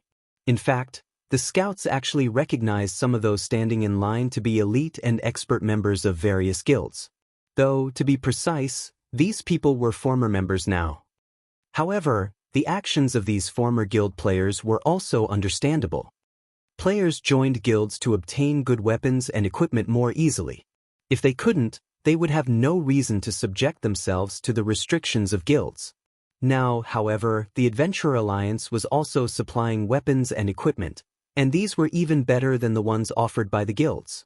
Moreover, players could exchange for combat techniques, something that even expert players hungered for from the Alliance. The benefits offered by ordinary guilds could not compare to those offered by the Adventurer Alliance at all. Hence, it was only natural that plenty of elite and expert players were trying to join the Alliance. Commander, this move of yours is simply too vicious. I just received a report stating that some of the smaller guilds in Cold Wind City lost a significant portion of their expert and elite members shortly after we announced the Adventurer Alliance's benefits. It won't be long before these guilds are forced to disband. Even Hecate has lost over 300 experts and 4,000 elites thus far, Xianxia reported to Shifeng excitedly as she walked into the residence's basic forging room. She held not a shred of goodwill towards the various guilds of Cold Wind City, especially Hecate. Just because they had refused Hecate's poaching attempts, the guild had actually publicly placed a bounty on their heads. Had Shifeng not sent them to grind bosses in the Snow Rift, a forbidden land for players, she would have gone directly to Hecate's grinding spots and paid the guild back for its kindness. Having received news that the Adventurer Alliance had managed to plunder over 300 experts from Hecate, she was naturally elated. In Cold Wind City, even after annexing the Matchless family, Hecate had only a little over 2,700 expert members. Losing 300-plus expert players was equivalent to losing 1/9 of its expert forces, which was definitely a huge blow to the guild. Right now, she could already imagine what kind of expression Hecate's higher-ups were making. Vicious, huh? Shifeng laughed, shaking his head. This was only the beginning. He then turned to Xianxia and asked, "Did you get that thing yet?" "Michim. I've already bought the largest plot of land available in Cold Wind City and constructed a 3-story shop on it. As for the interior design, that can only be done after we make a personal visit there. I spent a total of 8,000 gold. Almost all of the funds our adventurer team has gathered thus far have been used up already," Xianxia replied. She then took out a deed from her bag and handed it over to Shifeng. "Good. Let's head over and take a look." Shifeng nodded. After accepting the deed, he immediately left for Cold Wind City's largest plot of land together with Xianxia. Originally, this plot of land was meant for the construction of a guild residence. However, as its location was not very good and the land was quite costly as well, none of the guilds in Cold Wind City had purchased it. This gave Shifeng a chance to take it for himself. "Not bad. This should be large enough," Shifeng said, nodding in satisfaction as he arrived at the 3-story shop. Some independent players were already standing around the entrance of the shop, curiously eyeing the 3-story building. In fact, let alone these passers-by, even Xianxia, who was trailing Shifeng, was curious to find out why he had decided to buy a plot of land in this secluded area. Moreover, he had even wanted such a large shop to be built on it. If he really wished to set up a shop, the wise decision would have been to build one in the city's central district. Not to mention, even though they had built such a large shop, the Azura Adventurer team did not possess that many items to sell. However, Shifeng did not bother explaining his decisions. Instead, he walked straight into the shop. Currently, the main hall of the shop was still empty. Shifeng also did not hurry to start the decoration process. Instead, he took out a large number of magic crystals and rare materials, then started drawing a magic array at the center of the hall.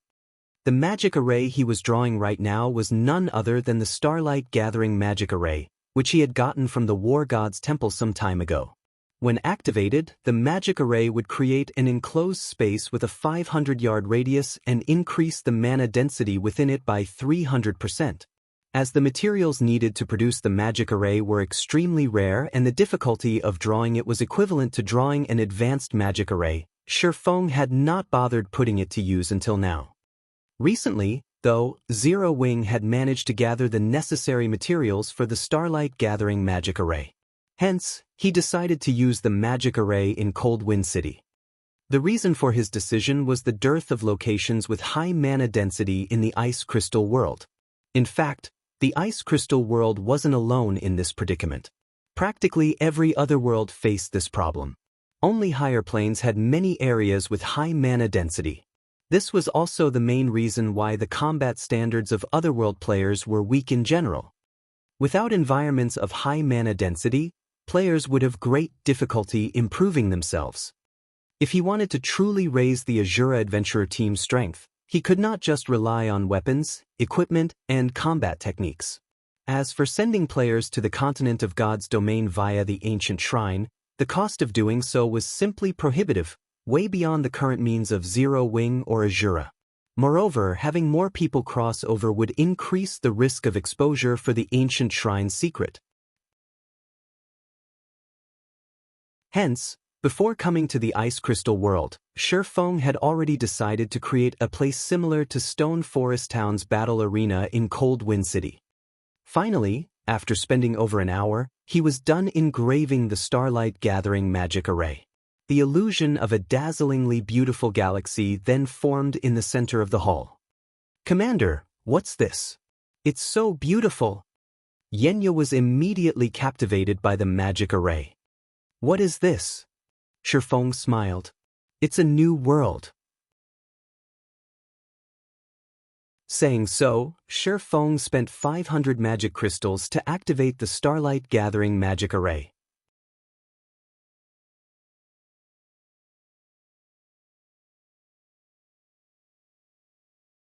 Chapter 1755, Azura Hall. Chapter 1755, Azura Hall. Inside the spacious hall. When the Starlight Gathering magic array activated, white mist began to fill the hall. The light then dimmed, and twinkling starlight glittered around the room. A short moment later, the mana density inside the hall swiftly started to rise. 100%, 200%, 300%. The Ice Crystal world's ambient mana density was already higher than that in God's domain, and now, after this 300% increase, the shop's mana was even denser than the mana in Zero Wing City. Celestial magic arrays truly are amazing. Shifeng was quite satisfied as he gazed at the galaxy that had appeared on the hall's ceiling. As he stood in the hall, he could feel his mind become tremendously clear. He could even push aside unwanted thoughts and block his sense until he only existed within his own consciousness. As long as he put a little effort in, his mind could easily process what he wanted and provide the desired results. In fact, he even felt physically lighter. As a magic array that had been passed down since ancient times, current magic arrays simply couldn't compare to the power of a celestial magic array like the Starlight Gathering magic array. Due to the celestial power, celestial magic arrays were able to operate at a cheaper cost and higher efficiency than present magic arrays of similar rank and functionality. That was also why any celestial magic arrays that had appeared on the market in the past had sold for astronomical prices. If he hadn't caught Abandoned Wave, he wouldn't have obtained the Starlight Gathering magic array. Xianxia, who stood beside Shifeng, was utterly dumbfounded as she felt the change that had taken place around her. The strength of the starlight gathering magic array before her was simply too frightening. The entire hall felt like a revolving galaxy. The ambient mana was so dense that she felt almost omnipotent. If she could train in such an environment, she was confident that she could fully grasp the basic combat techniques, which she had struggled with before, in a short time. She even felt like she could learn the advanced combat technique, Void Steps. An advanced combat technique. Void Steps was an advanced footwork technique that not even Lifeless Thorn had mastered. If she could grasp this footwork technique, her combat power would rise to a whole new level. She was even confident that she'd be able to take on Flowing Water Realm experts. After all, with Void Steps, she would have absolute control over the battle's initiative. She could clash or retreat whenever she wanted, and her opponent would be powerless to stop her. Excitedly, Xianxia turned to Shifeng and asked, "Commander, are you planning to make this our adventurer team's training ground?" With such a mana-rich environment, this place could definitely become a sacred training ground for players. Ordinary experts, particularly Cold Wind City's experts, did not understand the true benefits of mana-rich environments. However, Xianxia had learned well the benefits of such an environment. After all, she had gone through plenty of hardships while learning her combat techniques. If not for the combat rooms in Zero Wing City's battle arena, she never would have grasped the several basic combat techniques she now knew so quickly. If she could train in such a mana-rich environment, she could practice her basic combat techniques relentlessly without running out of stamina or concentration. "No," Shifeng said, shaking his head. "I plan to make this the Adventurer Alliance's training ground." A training ground for the Adventurer Alliance?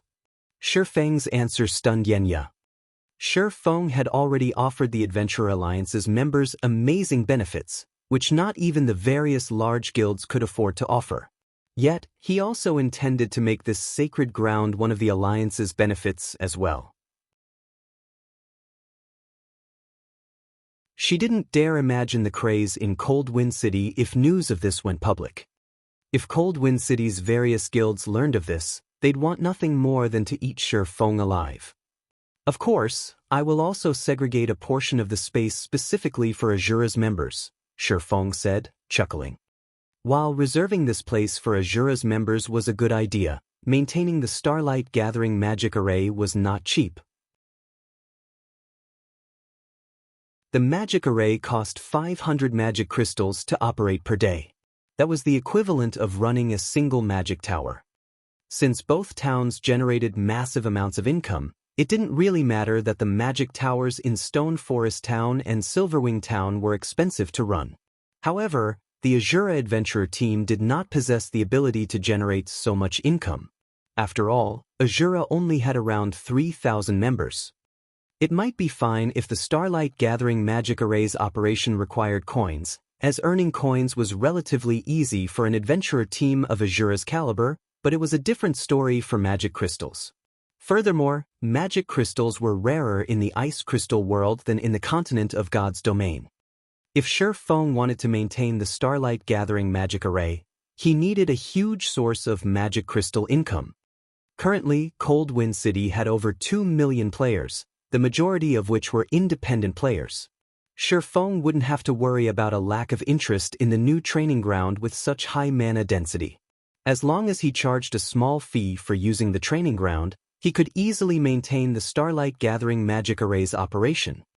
Moreover, by making the Starlight Gathering magic array available to the Adventurer Alliance, not only could he earn back the magic array's operation cost, but he could also attract more players to join the Alliance, killing 2 birds with 1 stone.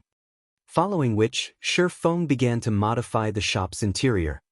All 3 of the shop's floors would become training grounds. He also set aside some room on the first floor to establish a restaurant and bar for players to rest. Using the remaining space, he constructed a total of 270 training rooms, 50 of which would be reserved for the Azura Adventurer team. However, although there were 220 training rooms left for the Adventurer Alliance's members, considering how many members the Alliance had, Shifeng ensured that each Alliance member could only rent a training room for 1 hour per day if they paid with coins or Adventurer Alliance points. If players paid their rent with magic crystals, they would be allowed to rent up to 2 hours a day. This way, Shifeng wouldn't have to worry about not earning enough magic crystals. This would also help reduce some of the points Alliance members accumulated. Whether players wanted to purchase the Adventurer Alliance's weapons, equipment, or combat techniques, they all required a large number of points. In other words, none of the Adventurer Alliance's services were cheap. If that were the case, it would only be a matter of time before the Adventurer Alliance collapsed in on itself. With the training ground absorbing some of the points the Alliance members accumulated normally, the Alliance's points would be more valuable and meaningful. After Shifeng finished arranging the training ground's layout, he made a trip to the Adventurers Association and hired 5 advanced NPCs and 100 basic NPCs to manage the training ground. This way, his players wouldn't have to waste their time with managing the building. Naturally, he set the training room's rent higher than the fee for Zero Wing City's battle arena. He decided on 5 silver coins worth of points per hour. This might be costly to ordinary players, but to elite players, who normally had 50 to 60 silver coins in their pockets, it was affordable. Besides, they could only rent the training rooms for 1 hour per day with points. If they paid in magic crystals, they'd only have to spend 10 silver coins per day. For expert players, this expenditure was pocket change. Commander, the only thing left to do is name the training ground. Then we can open it to the public, Xianxia said. As she looked at the dazzling training ground before her and watched the NPCs as they prepared to work, she couldn't help her growing excitement.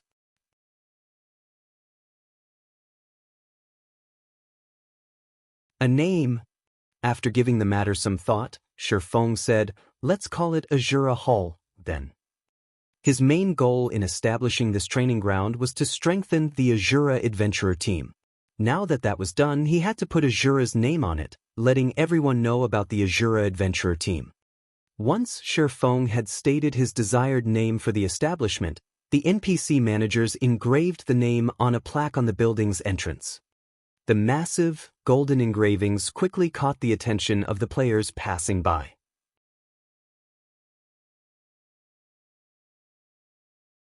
Players could even see the words Azura Hall from a good distance away. Azura Hall? What's this place? It should be related to the Azura Adventurer team. It seems to be open already. Let's go in and have a look. After the Azura Hall opened, the passers-by curiously entered the building. They had seen all kinds of shops before, but this was the first time they had seen one with such an ambiguous name. Furthermore, the shops seemed to be related to the Azura Adventurer team.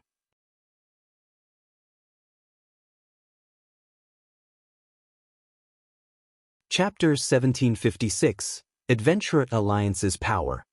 Chapter 1756, Adventurer Alliance's Power. Upon entering the Azura Hall, the group of independent players felt as if they had stepped into a sports arena's main lobby. The ceiling was covered in a galaxy of stars as if it were the actual night sky. It gave players a relaxed, happy feeling. What's going on? The mana density here is so high. Why do I feel like my mind has become so much clearer than before? This place is amazing. Every player that entered the Azura Hall quickly discovered its peculiarities. Not only did they feel calmer after entering the building, but they also felt physically lighter. They felt as if they could now accomplish tasks that had been impossible, and these players eagerly wanted to test themselves in battle in this environment. However, when these players saw the pricing list at the Azura Hall's front counter, their eyes nearly fell out of their sockets. So expensive. Is this a joke? Renting a training room actually costs 5 silver per hour? Is the Azura Adventurer team that desperate for money? Wait, that's not right. Only the Adventurer Alliance's members are allowed to rent training rooms. No one else has access. Just where has Azura gotten the confidence to impose such a restriction? Who would bother to rent a training room here, to begin with? Everyone's burning interest in the Azura Hall instantly froze after they saw the rental prices. Some players had even turned and left the building on the spot, not wanting to waste any more of their time with this place. As the first group of visitors left the Azura Hall, news of the establishment quickly spread throughout Cold Wind City. becoming the latest and hottest topic for discussion. Although many players had deemed that the Azura Hall's prices were too high, they were very interested in its mana-rich environment. Commander, although quite a few players have visited the Azura Hall, none have tried to rent a room. They all think that the price is too high. Why don't we lower the price slightly? Xianxia suggested as she watched a group of players idle around the first-floor hall. No need to rush. We have plenty of time.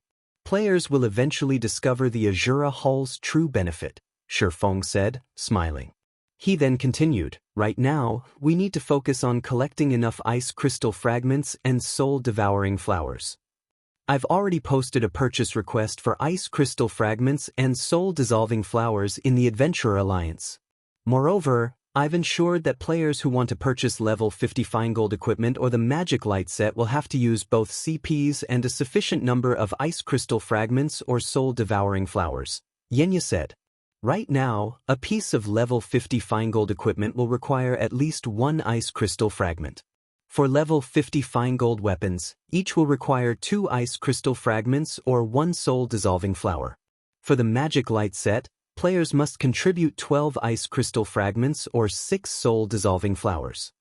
While you were designing the internal layout of the Azura Hall, we acquired 9 ice crystal fragments and 1 soul-dissolving flower through the Adventurer Alliance. I doubt it will be long before we have the required number of fragments and flowers. That quickly? Shifeng could not help his surprise when he heard Xianxia's report. Ice crystal fragments only dropped from bosses in the Ice Crystal World's Forbidden Lands. Moreover, only Great Lord ranked and above dropped the fragments. Even if he used Icarus's heart, obtaining an ice crystal fragment from each boss he killed wasn't guaranteed.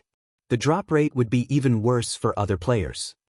The Adventurer Alliance had only established a few hours ago, yet it had already collected 9 ice crystal fragments and one of the super rare soul-dissolving flowers. The Alliance's material collection speed was astonishing. If the Adventurer Alliance were developed properly and attract hundreds of thousands of independent players from Cold Wind City, the Alliance would beat any guild in the city when it came to collecting materials, aside from the items that dropped from team dungeons.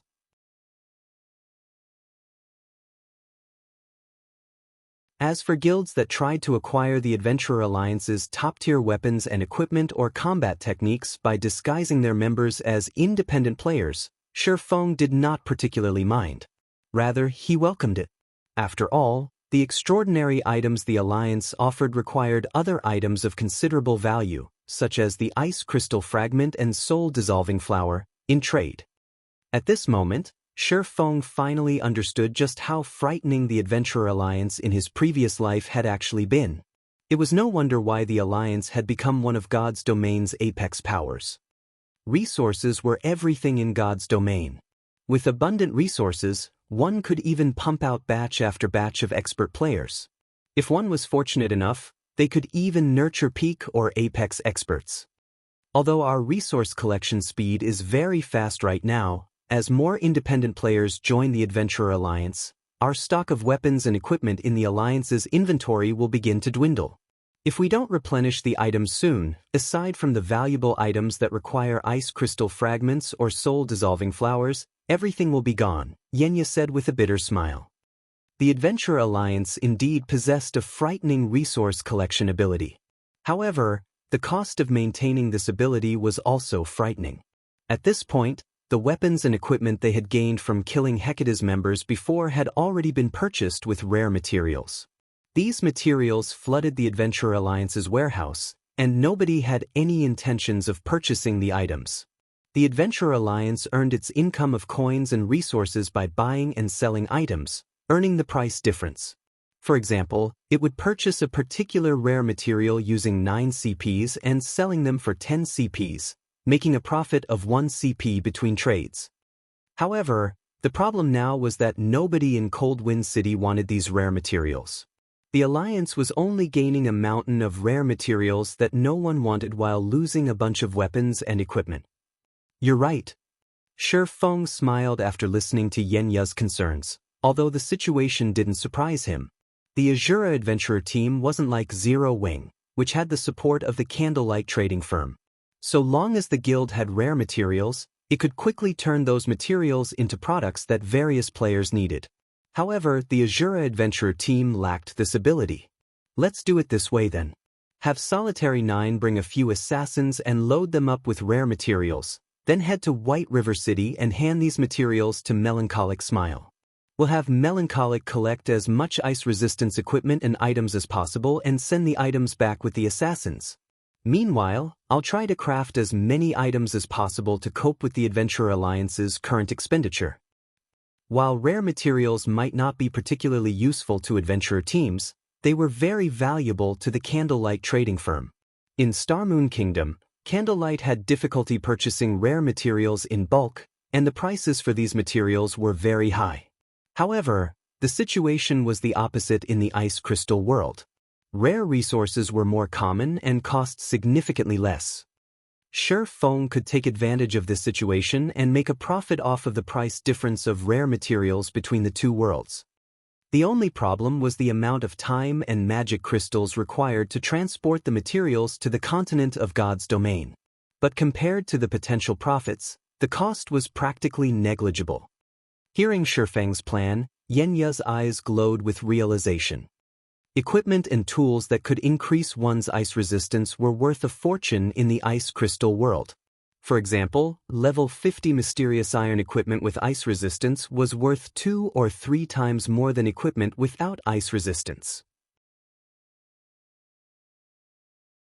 If it were possible to convert these rare materials into equipment and tools that increased ice resistance, the Adventurer Alliance would attract plenty of independent players even if it ran out of magic light sets and level 50 fine-gold equipment. Shi Feng then returned to the Forging Association to resume production of all sorts of level 50 weapons and equipment. This time, though, he only crafted secret silver equipment.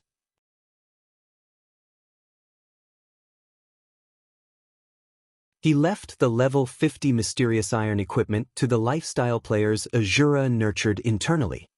Meanwhile, Yenya contacted Solitary 9 and had him gather 9 assassins. After filling their bags with rare materials, Solitary 9 and the assassins disguised themselves and made their way to the ancient shrine before heading to White River City's candlelight trading firm. Time passed quickly. After working for around half a day, Shi Feng had made 50-plus pieces of level 50 secret silver equipment with the rare materials the Adventurer Alliance had acquired. During this time, his forging proficiency continuously increased. He also gained a lot of EXP. Now he was at 41% of level 66. His leveling speed via forging was no slower than expert players' leveling speed. While Shi Feng was in the midst of forging a piece of plate armor, Yenya sent him a message. The content was very simple. All 100 ice crystal fragments have been collected. The collection's done? Shi Feng smiled as he read the message. It's about time that I pay the Countess a visit, then.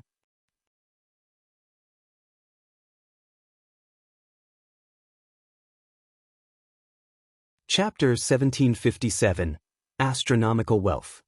Chapter 1757, Astronomical Wealth. Black Dragon Empire, Lake Heart City.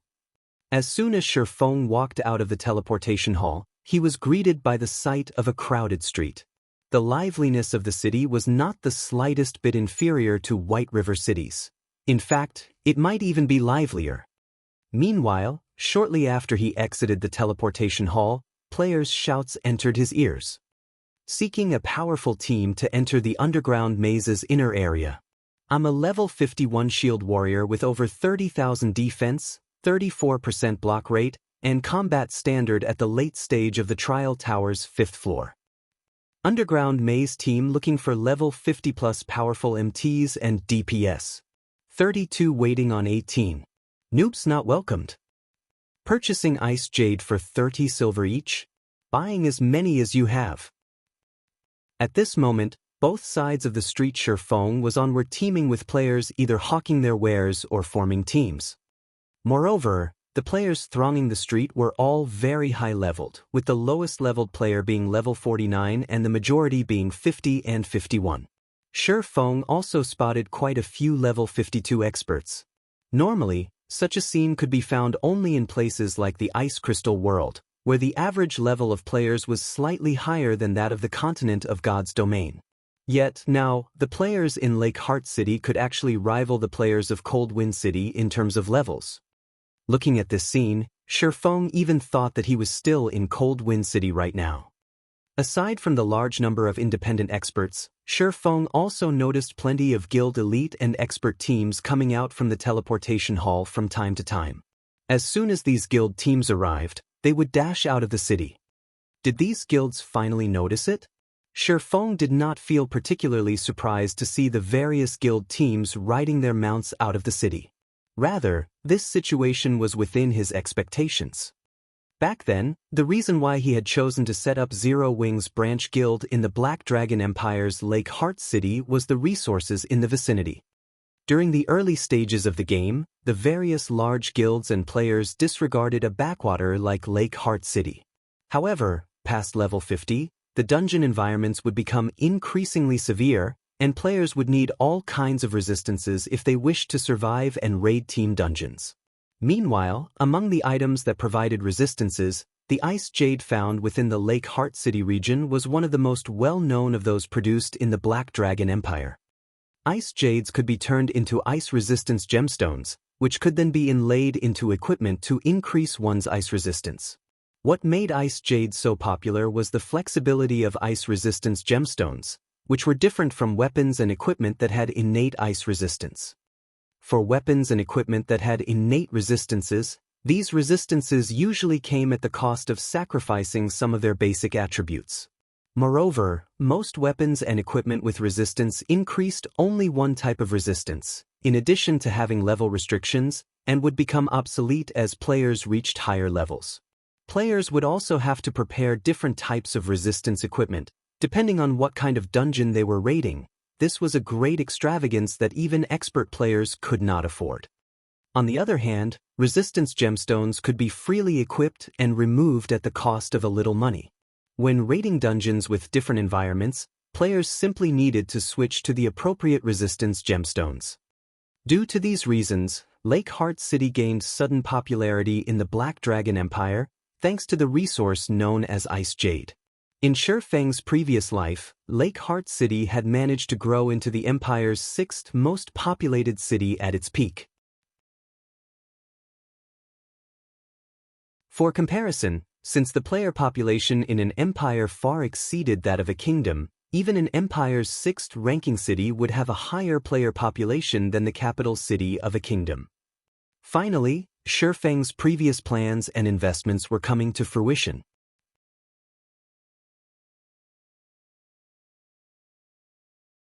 With the increased number of players attracted to Lake Heart City, Zero Wings Branch Guild would undoubtedly be able to recruit plenty of elite and expert players.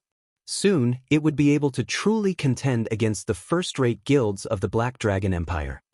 After Shifeng was done observing the situation of Lake Heart City, he rode an advanced horse carriage to Countess Katie Green's mansion. Having nothing better to do while seated inside the carriage, Shifeng contacted Gentle Snow. Back when he sent Gentle Snow to develop in Lake Heart City, he had her continuously collect ice jades. Now, the perfect time to let the ice jades display their true value had come. "Guild leader, you're done with your quest already?" Gentle Snow asked, feeling slightly surprised to receive a call from Shifeng. Before he had left, he had informed Zero Wings Core Upper Echelon that he was going to do a quest and would be incommunicado for a short period. He had also instructed them to handle the guild's affairs at their discretion and to contact him only for extremely important matters. "My quest is still ongoing. It'll most likely take a while longer to complete it," Shifeng replied, shaking his head. Collecting soul-dissolving flowers was easier said than done. It had been over half a day since he established the Adventurer Alliance, yet the Alliance had managed to collect only 5 soul-dissolving flowers thus far. It would be quite some time before he would have all 20 soul-dissolving flowers he needed. "Do you have some business with me then?" Gentle Snow asked. "Michim, how is the collection of Ice Jade coming along?" Shifeng said, nodding. "Ice Jade?" When Gentle Snow heard Shifeng's question, her lips curled into a contented smile. She then raised 4 of her jade-white fingers to the screen. 40,000? That's quite a lot. Shi Feng was slightly surprised. Although Lake Heart City produced ice jade, it was not available in large quantities. Back when ice jade became very popular, even super guilds had needed to invest a lot of time and effort to collect as many as 40,000 ice jades. Meanwhile, 40,000 ice jades were enough to fully equip several thousand players with ice resistance gemstones. Guild leader, you guessed wrong this time, Gentle Snow said, smiling as she shook her head. Thus far, we've collected 400,000 ice jades already. Roughly 60% of the ice jades available in Lake Heart City right now is in our hands. 400,000? Shi Feng could not help but be stunned. Although he had asked Gentle Snow to collect ice jades, he had never imagined she could collect so many. 400,000 ice jades. If converted to coins right now, they would be worth 120,000 gold. Meanwhile, this price was only the beginning. In the future, it could easily reach 40+ silver per piece. Moreover, before ice jades became popular, they sold for only 4 or 5 silver coins each. If the price grew to 34 or 35 silver, then they could make a net profit of 30 silver per piece. If they sold all 400,000 of their stockpiled ice jades at that time, their net profit would be 120,000 gold. With that kind of money, they could complete all the development and fortification works of Silverwing Town in one go. There would be no need to rely on the income of Zero Wing City and the candlelight trading firm to gradually furnish the town. But have some people transfer these ice jades to the warehouse of Lake Heart City's candlelight trading firm immediately. I'll go collect them afterward, Shi Feng said. Right, make sure to keep this matter a secret. While ice jade was indeed very important to the various large guilds, so much so that they would be willing to purchase it at a high price, its value in the ice crystal world would be even higher. After all, players were already snatching up even weapons and equipment with innate ice resistance like crazy. One could easily imagine how popular ice jades would be there. Guild leader, rest assured, back when we collected these ice jades, I had specifically sent my closest aides to handle the purchases.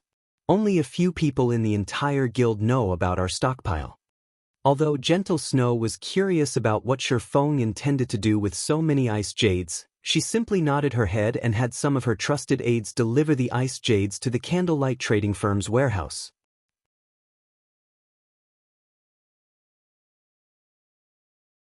By the time Shi Feng was done conversing with Gentle Snow, he had also arrived before Countess Katie Green's mansion.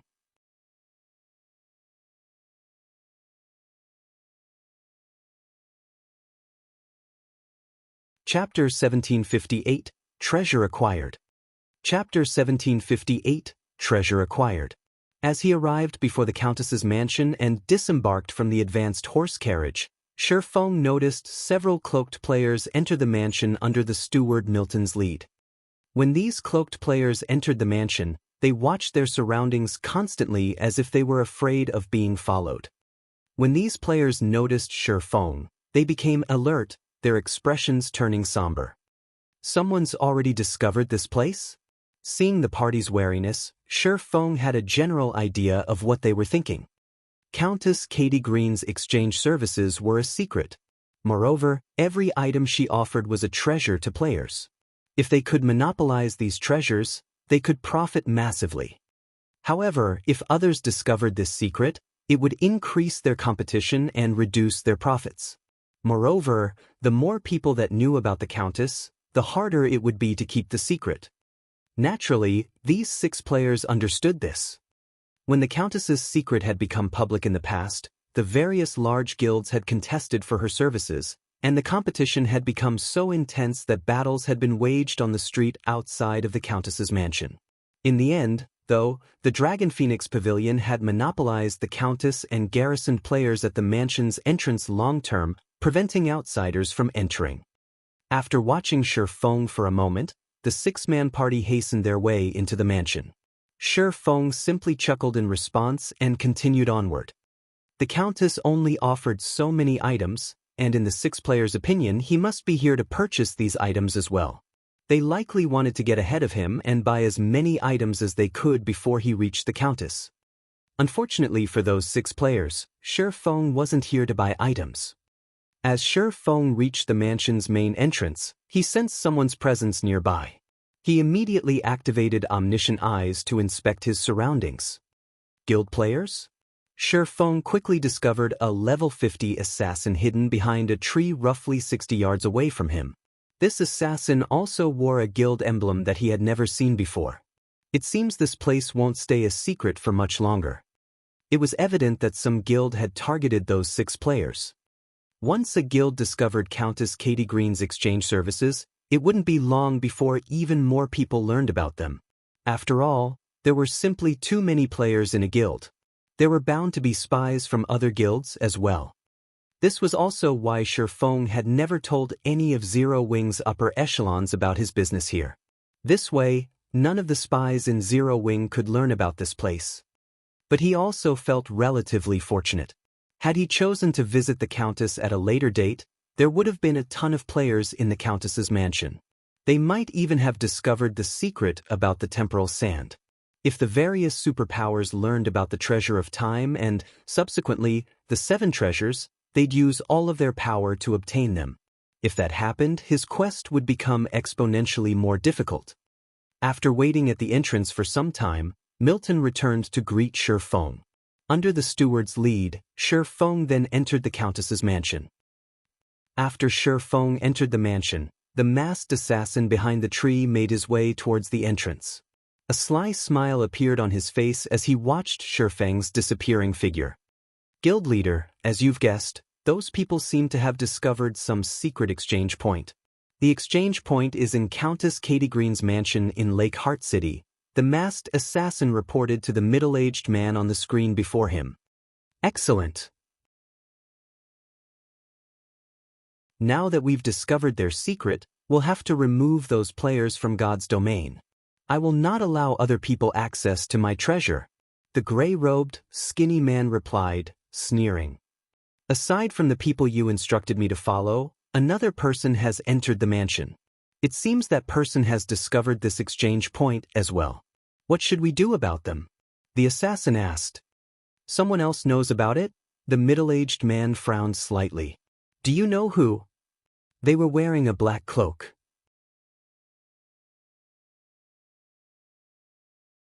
Unfortunately, even after I used my advanced identification skill, I couldn't see his real identity. All I got was unknown, the assassin reported. Keep an eye on him and figure out a way to uncover his identity. Once you know who he is, get rid of him if possible. We don't need so many people knowing about the Countess's secret, the middle-aged man said after giving the matter some thought, making a slicing gesture across his neck with a hand. Understood. I've placed a tracking mark on that player. He definitely won't get away from me, the assassin said, nodding. Good. I'll send some people to assist you. Keep an eye on those players, the middle-aged man said before disconnecting the call. Inside the Countess's mansion. Under Milton's lead, Shi Feng quickly arrived in a lounge decorated with various refined antiques. Currently, Countess Katie Green discussed business with the 6 players Shi Feng had seen earlier. Shi Feng noticed more items on display on the table before the Countess than there had been during his previous visit. There were a total of 14 items, ranging from weapons and equipment to various designs and recipes. Every item was worth fortunes and would be extremely difficult to obtain elsewhere. Meanwhile, not only did the party of 6 purchase 3 of the 14 items, but they also purchased 30-plus grains of temporal sand.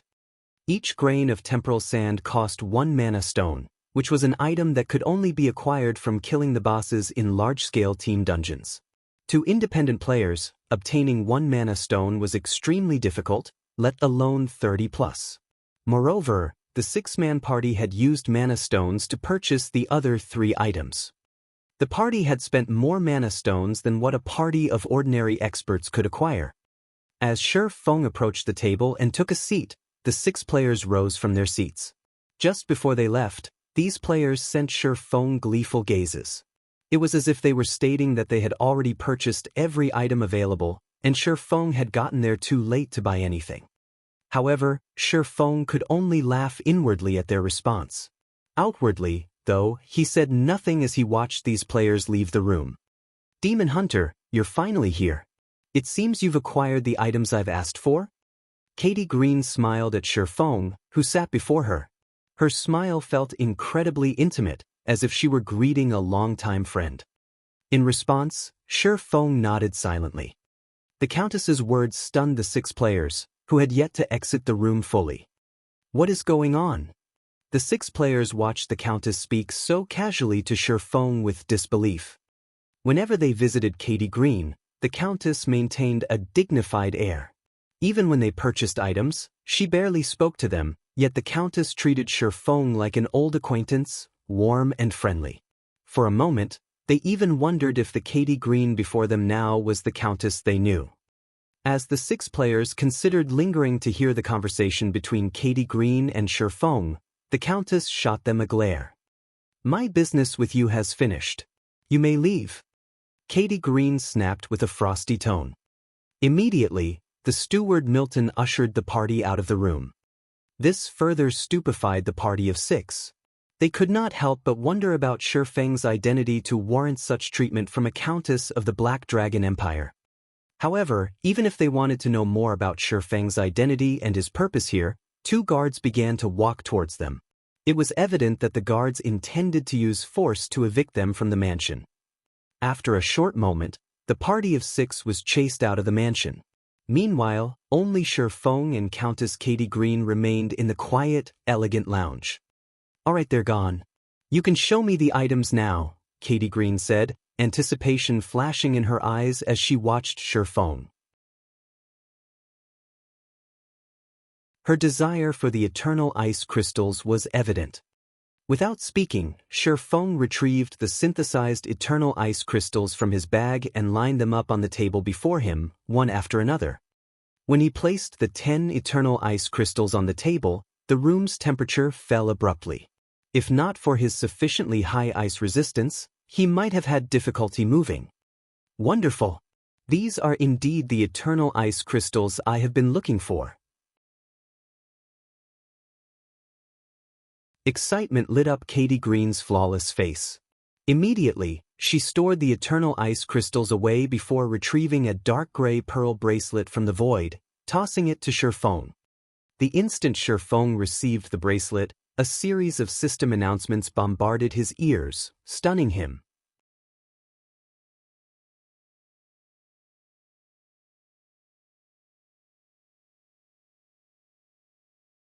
Chapter 1759, Empire's High Lord. Chapter 1759, Empire's High Lord. System, congratulations. Epic ranked main storyline quest, Ice Crystal World, completed. Rewarding 1 bracelet of time, legacy skill points +3, Black Dragon Empire reputation +100, Katie Green's favorability +50, and +50% to current experience bar. Suddenly, Shi Feng's experience bar filled up rapidly, going from 41% to 91% of level 66 in the blink of an eye and saving him several days' worth of grinding. However, compared to the reward, the part that truly surprised Shi Feng was the system announcements that followed. Black Dragon Empire Region System Announcement. A player has triggered a new expansion pack, Ice Crystal World. The Empire has conferred Countess Katie Green the title of High Lord, and she will become the Empire's 8th High Lord. From now onward, Lake Heart City will become High Lord Katie Green's territory. Black Dragon Empire Region System Announcement. In 3 hours, High Lord Katie Green will open a gate to the Ice Crystal World in Lake Heart City and will lead the Black Dragon Empire's 1st Division on the conquest of the Ice Crystal World, officially starting the Empire's conquest of other worlds. The system announcements repeated 3 times, echoing in the ears of every player in the Black Dragon Empire. At this moment, let alone Shi Feng, even the upper echelons of the Empire's various large guilds were stupefied by these announcements. Conquest of other worlds. Is this a joke? Who managed to trigger such an amazing expansion pack? This was definitely the first time they had encountered a situation where an empire launched an expedition against an otherworld.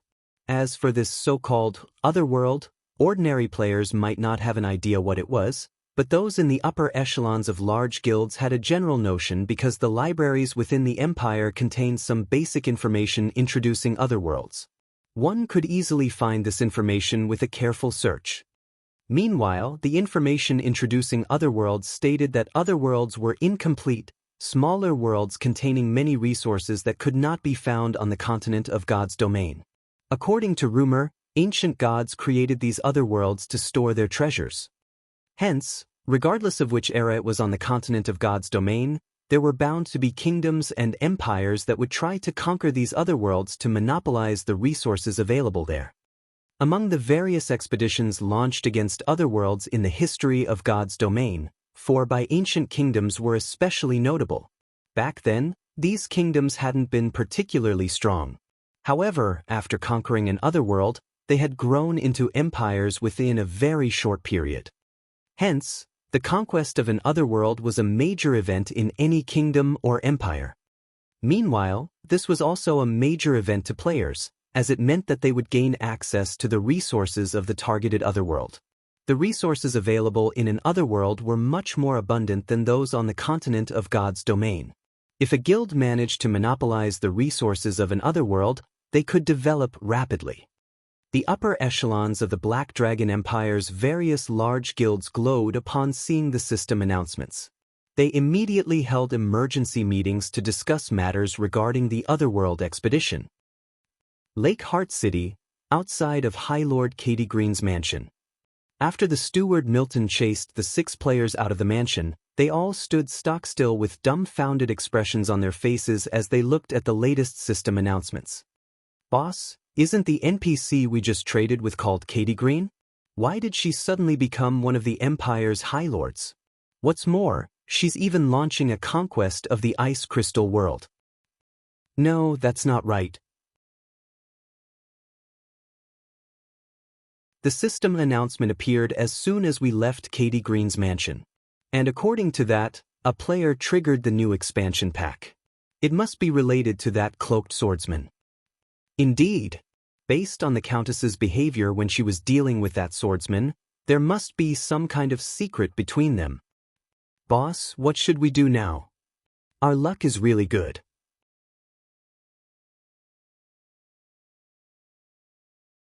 Since that person triggered the new expansion pack, he should have plenty of information about the expansion pack itself. We'll wait here for him. If we can get some information on the expansion pack from that guy, we'll have a head start over everyone else. Right? As long as we get that kid to spill information on the new expansion pack, our Eternal Song Adventurer team might be able to become one of the top few adventurer teams of the Black Dragon Empire just like that. All 6 in the party nodded in agreement with the level 51 swordsman's suggestion. A new expansion pack signified the appearance of a huge opportunity, offering potential benefits that definitely wouldn't be the slightest bit inferior to the high-ranking items available from the Countess. Meanwhile, inside the lounge of the High Lord's mansion, Katie Green herself had undergone a massive transformation. Originally, Katie Green was a refined lady dressed in elegant attire. Now, however, she wore an exquisite battle dress decorated in red and white. She looked more like a female general than a noble lady at the moment. Although her battle dress was made from cloth and appeared to provide very little in terms of protection, in reality, the dress was made out of enhanced cloth that was stronger than even steel. At her waist hung a light blue longsword that not only looked dazzlingly beautiful but also radiated a frightening aura. Meanwhile, Katie Green's statistics had also undergone a heaven-defying transformation. She had become a level 200, Tier 5 Sacred Magic Knight. Currently, only a few people in the entire Black Dragon Empire could hope to rival her in terms of strength. I really have to thank you for this. With these eternal ice crystals, I have finally managed to open a pathway to the Ice Crystal world and complete my long-cherished wish. If you ever visit the Ice Crystal world in the future, I will welcome you as a guest, Katie Green said, sending Shifeng a faint smile. She then turned around and left the lounge to carry out the necessary preparations to launch an expedition against the Ice Crystal world. System, congratulations. You have received Katie Green's favor and obtained the Honorary Knight title. Honorary Knight. Enjoy the authority of a noble when present within any territory ruled by Katie Green. When Shifeng fully processed everything that just happened, a frown formed on his face. The recent developments were too sudden. Had he known something like this would happen, he never would have completed this epic ranked main storyline quest so quickly. The Otherworld expedition meant that a long-term pathway leading to the Ice Crystal world would be opened. It also meant that players on the continent of God's domain would be able to travel freely to the Ice Crystal world in the future. In that case, his plan to make a fortune via these two worlds was effectively ruined. I need to step up my operations. After giving the matter some thought, Shifeng stored the bracelet of time and left the lounge, his next destination being the candlelight trading firm. Given the situation, he could only sell the collected ice jades in the Ice Crystal world and try to make as much profit as possible right now. Once players on the continent of God's domain started streaming into the Ice Crystal world, he would definitely face greater competition on this front. However, as soon as Shifeng exited the mansion, 6 figures suddenly surrounded him. These 6 figures were none other than the 6 players that had been exchanging items with Katie Green earlier. "Do you have business with me?" Shifeng asked as he eyed the party of 6. "You're the person that triggered the new expansion pack, right?" The leader of the party, a level 51 swordsman named Silent Eagle, asked, smiling as he looked at Shifeng. "What if I say that I'm not?" Upon hearing Silent Eagle's words, Shifeng understood that his identity as the precipitator of the new expansion pack was already exposed. "Stop lying. As soon as we left the mansion and you started chatting with the Countess, an expansion pack related to the Countess appeared. Who do you think you're trying to fool?" A level 51 shield warrior demanded angrily. "Then what is your goal in stopping me?" Shifeng asked. "Is there even a need to say this? Tell us all the information you have on this new expansion pack," Silent Eagle laughed. "What if I don't speak?" Shifeng revealed a faint smile as he sent a glance at Silent Eagle. "Are you planning to take action against me?" "Take action?" Silent Eagle shook his head, chuckling. No. We don't have the courage to take action inside Lake Heart City. However, although we can't take direct action against you, we've already placed a marker on you. We'll be able to find you no matter where you go. I believe the various large guilds in the Black Dragon Empire will be very interested in meeting with the player that triggered the latest expansion pack. What do you think they will do if we tell them about you?" "I see." Shifeng mostly understood Silent Eagle's purpose now. The man was using the large guilds to threaten him for information. The various large guilds had branches all over the Black Dragon Empire. As long as his location got exposed, these guilds would definitely hunt him down relentlessly. If you don't wish to get hunted by the various large guilds, you'd best tell us all the information you have regarding the latest expansion pack. This will be beneficial to both you and me, Silent Eagle said, chuckling. "Is that so?" Taking a deep breath, Shifeng eyed Silent Eagle's party of 6 and then said, "However, I feel that I have an even better option in mind." "What is it?" Silent Eagle asked curiously. "For example, I will bury all 6 of you here." Saying so, Shifeng suddenly unsheathed Killing Ray and released 4 arcs of lightning ahead of him, menacing Silent Eagle's party. "This is Lake Heart City. You dare?" Silent Eagle stared in disbelief at the approaching lightning arcs. However, before Silent Eagle's party could say anything else, the 4 lightning arcs devoured them, transforming them into ash with a bunch of items in their place. You're tuning in to the Wang Lin's Journey YouTube channel. Don't forget to subscribe and join us on this journey to catch the most captivating stories.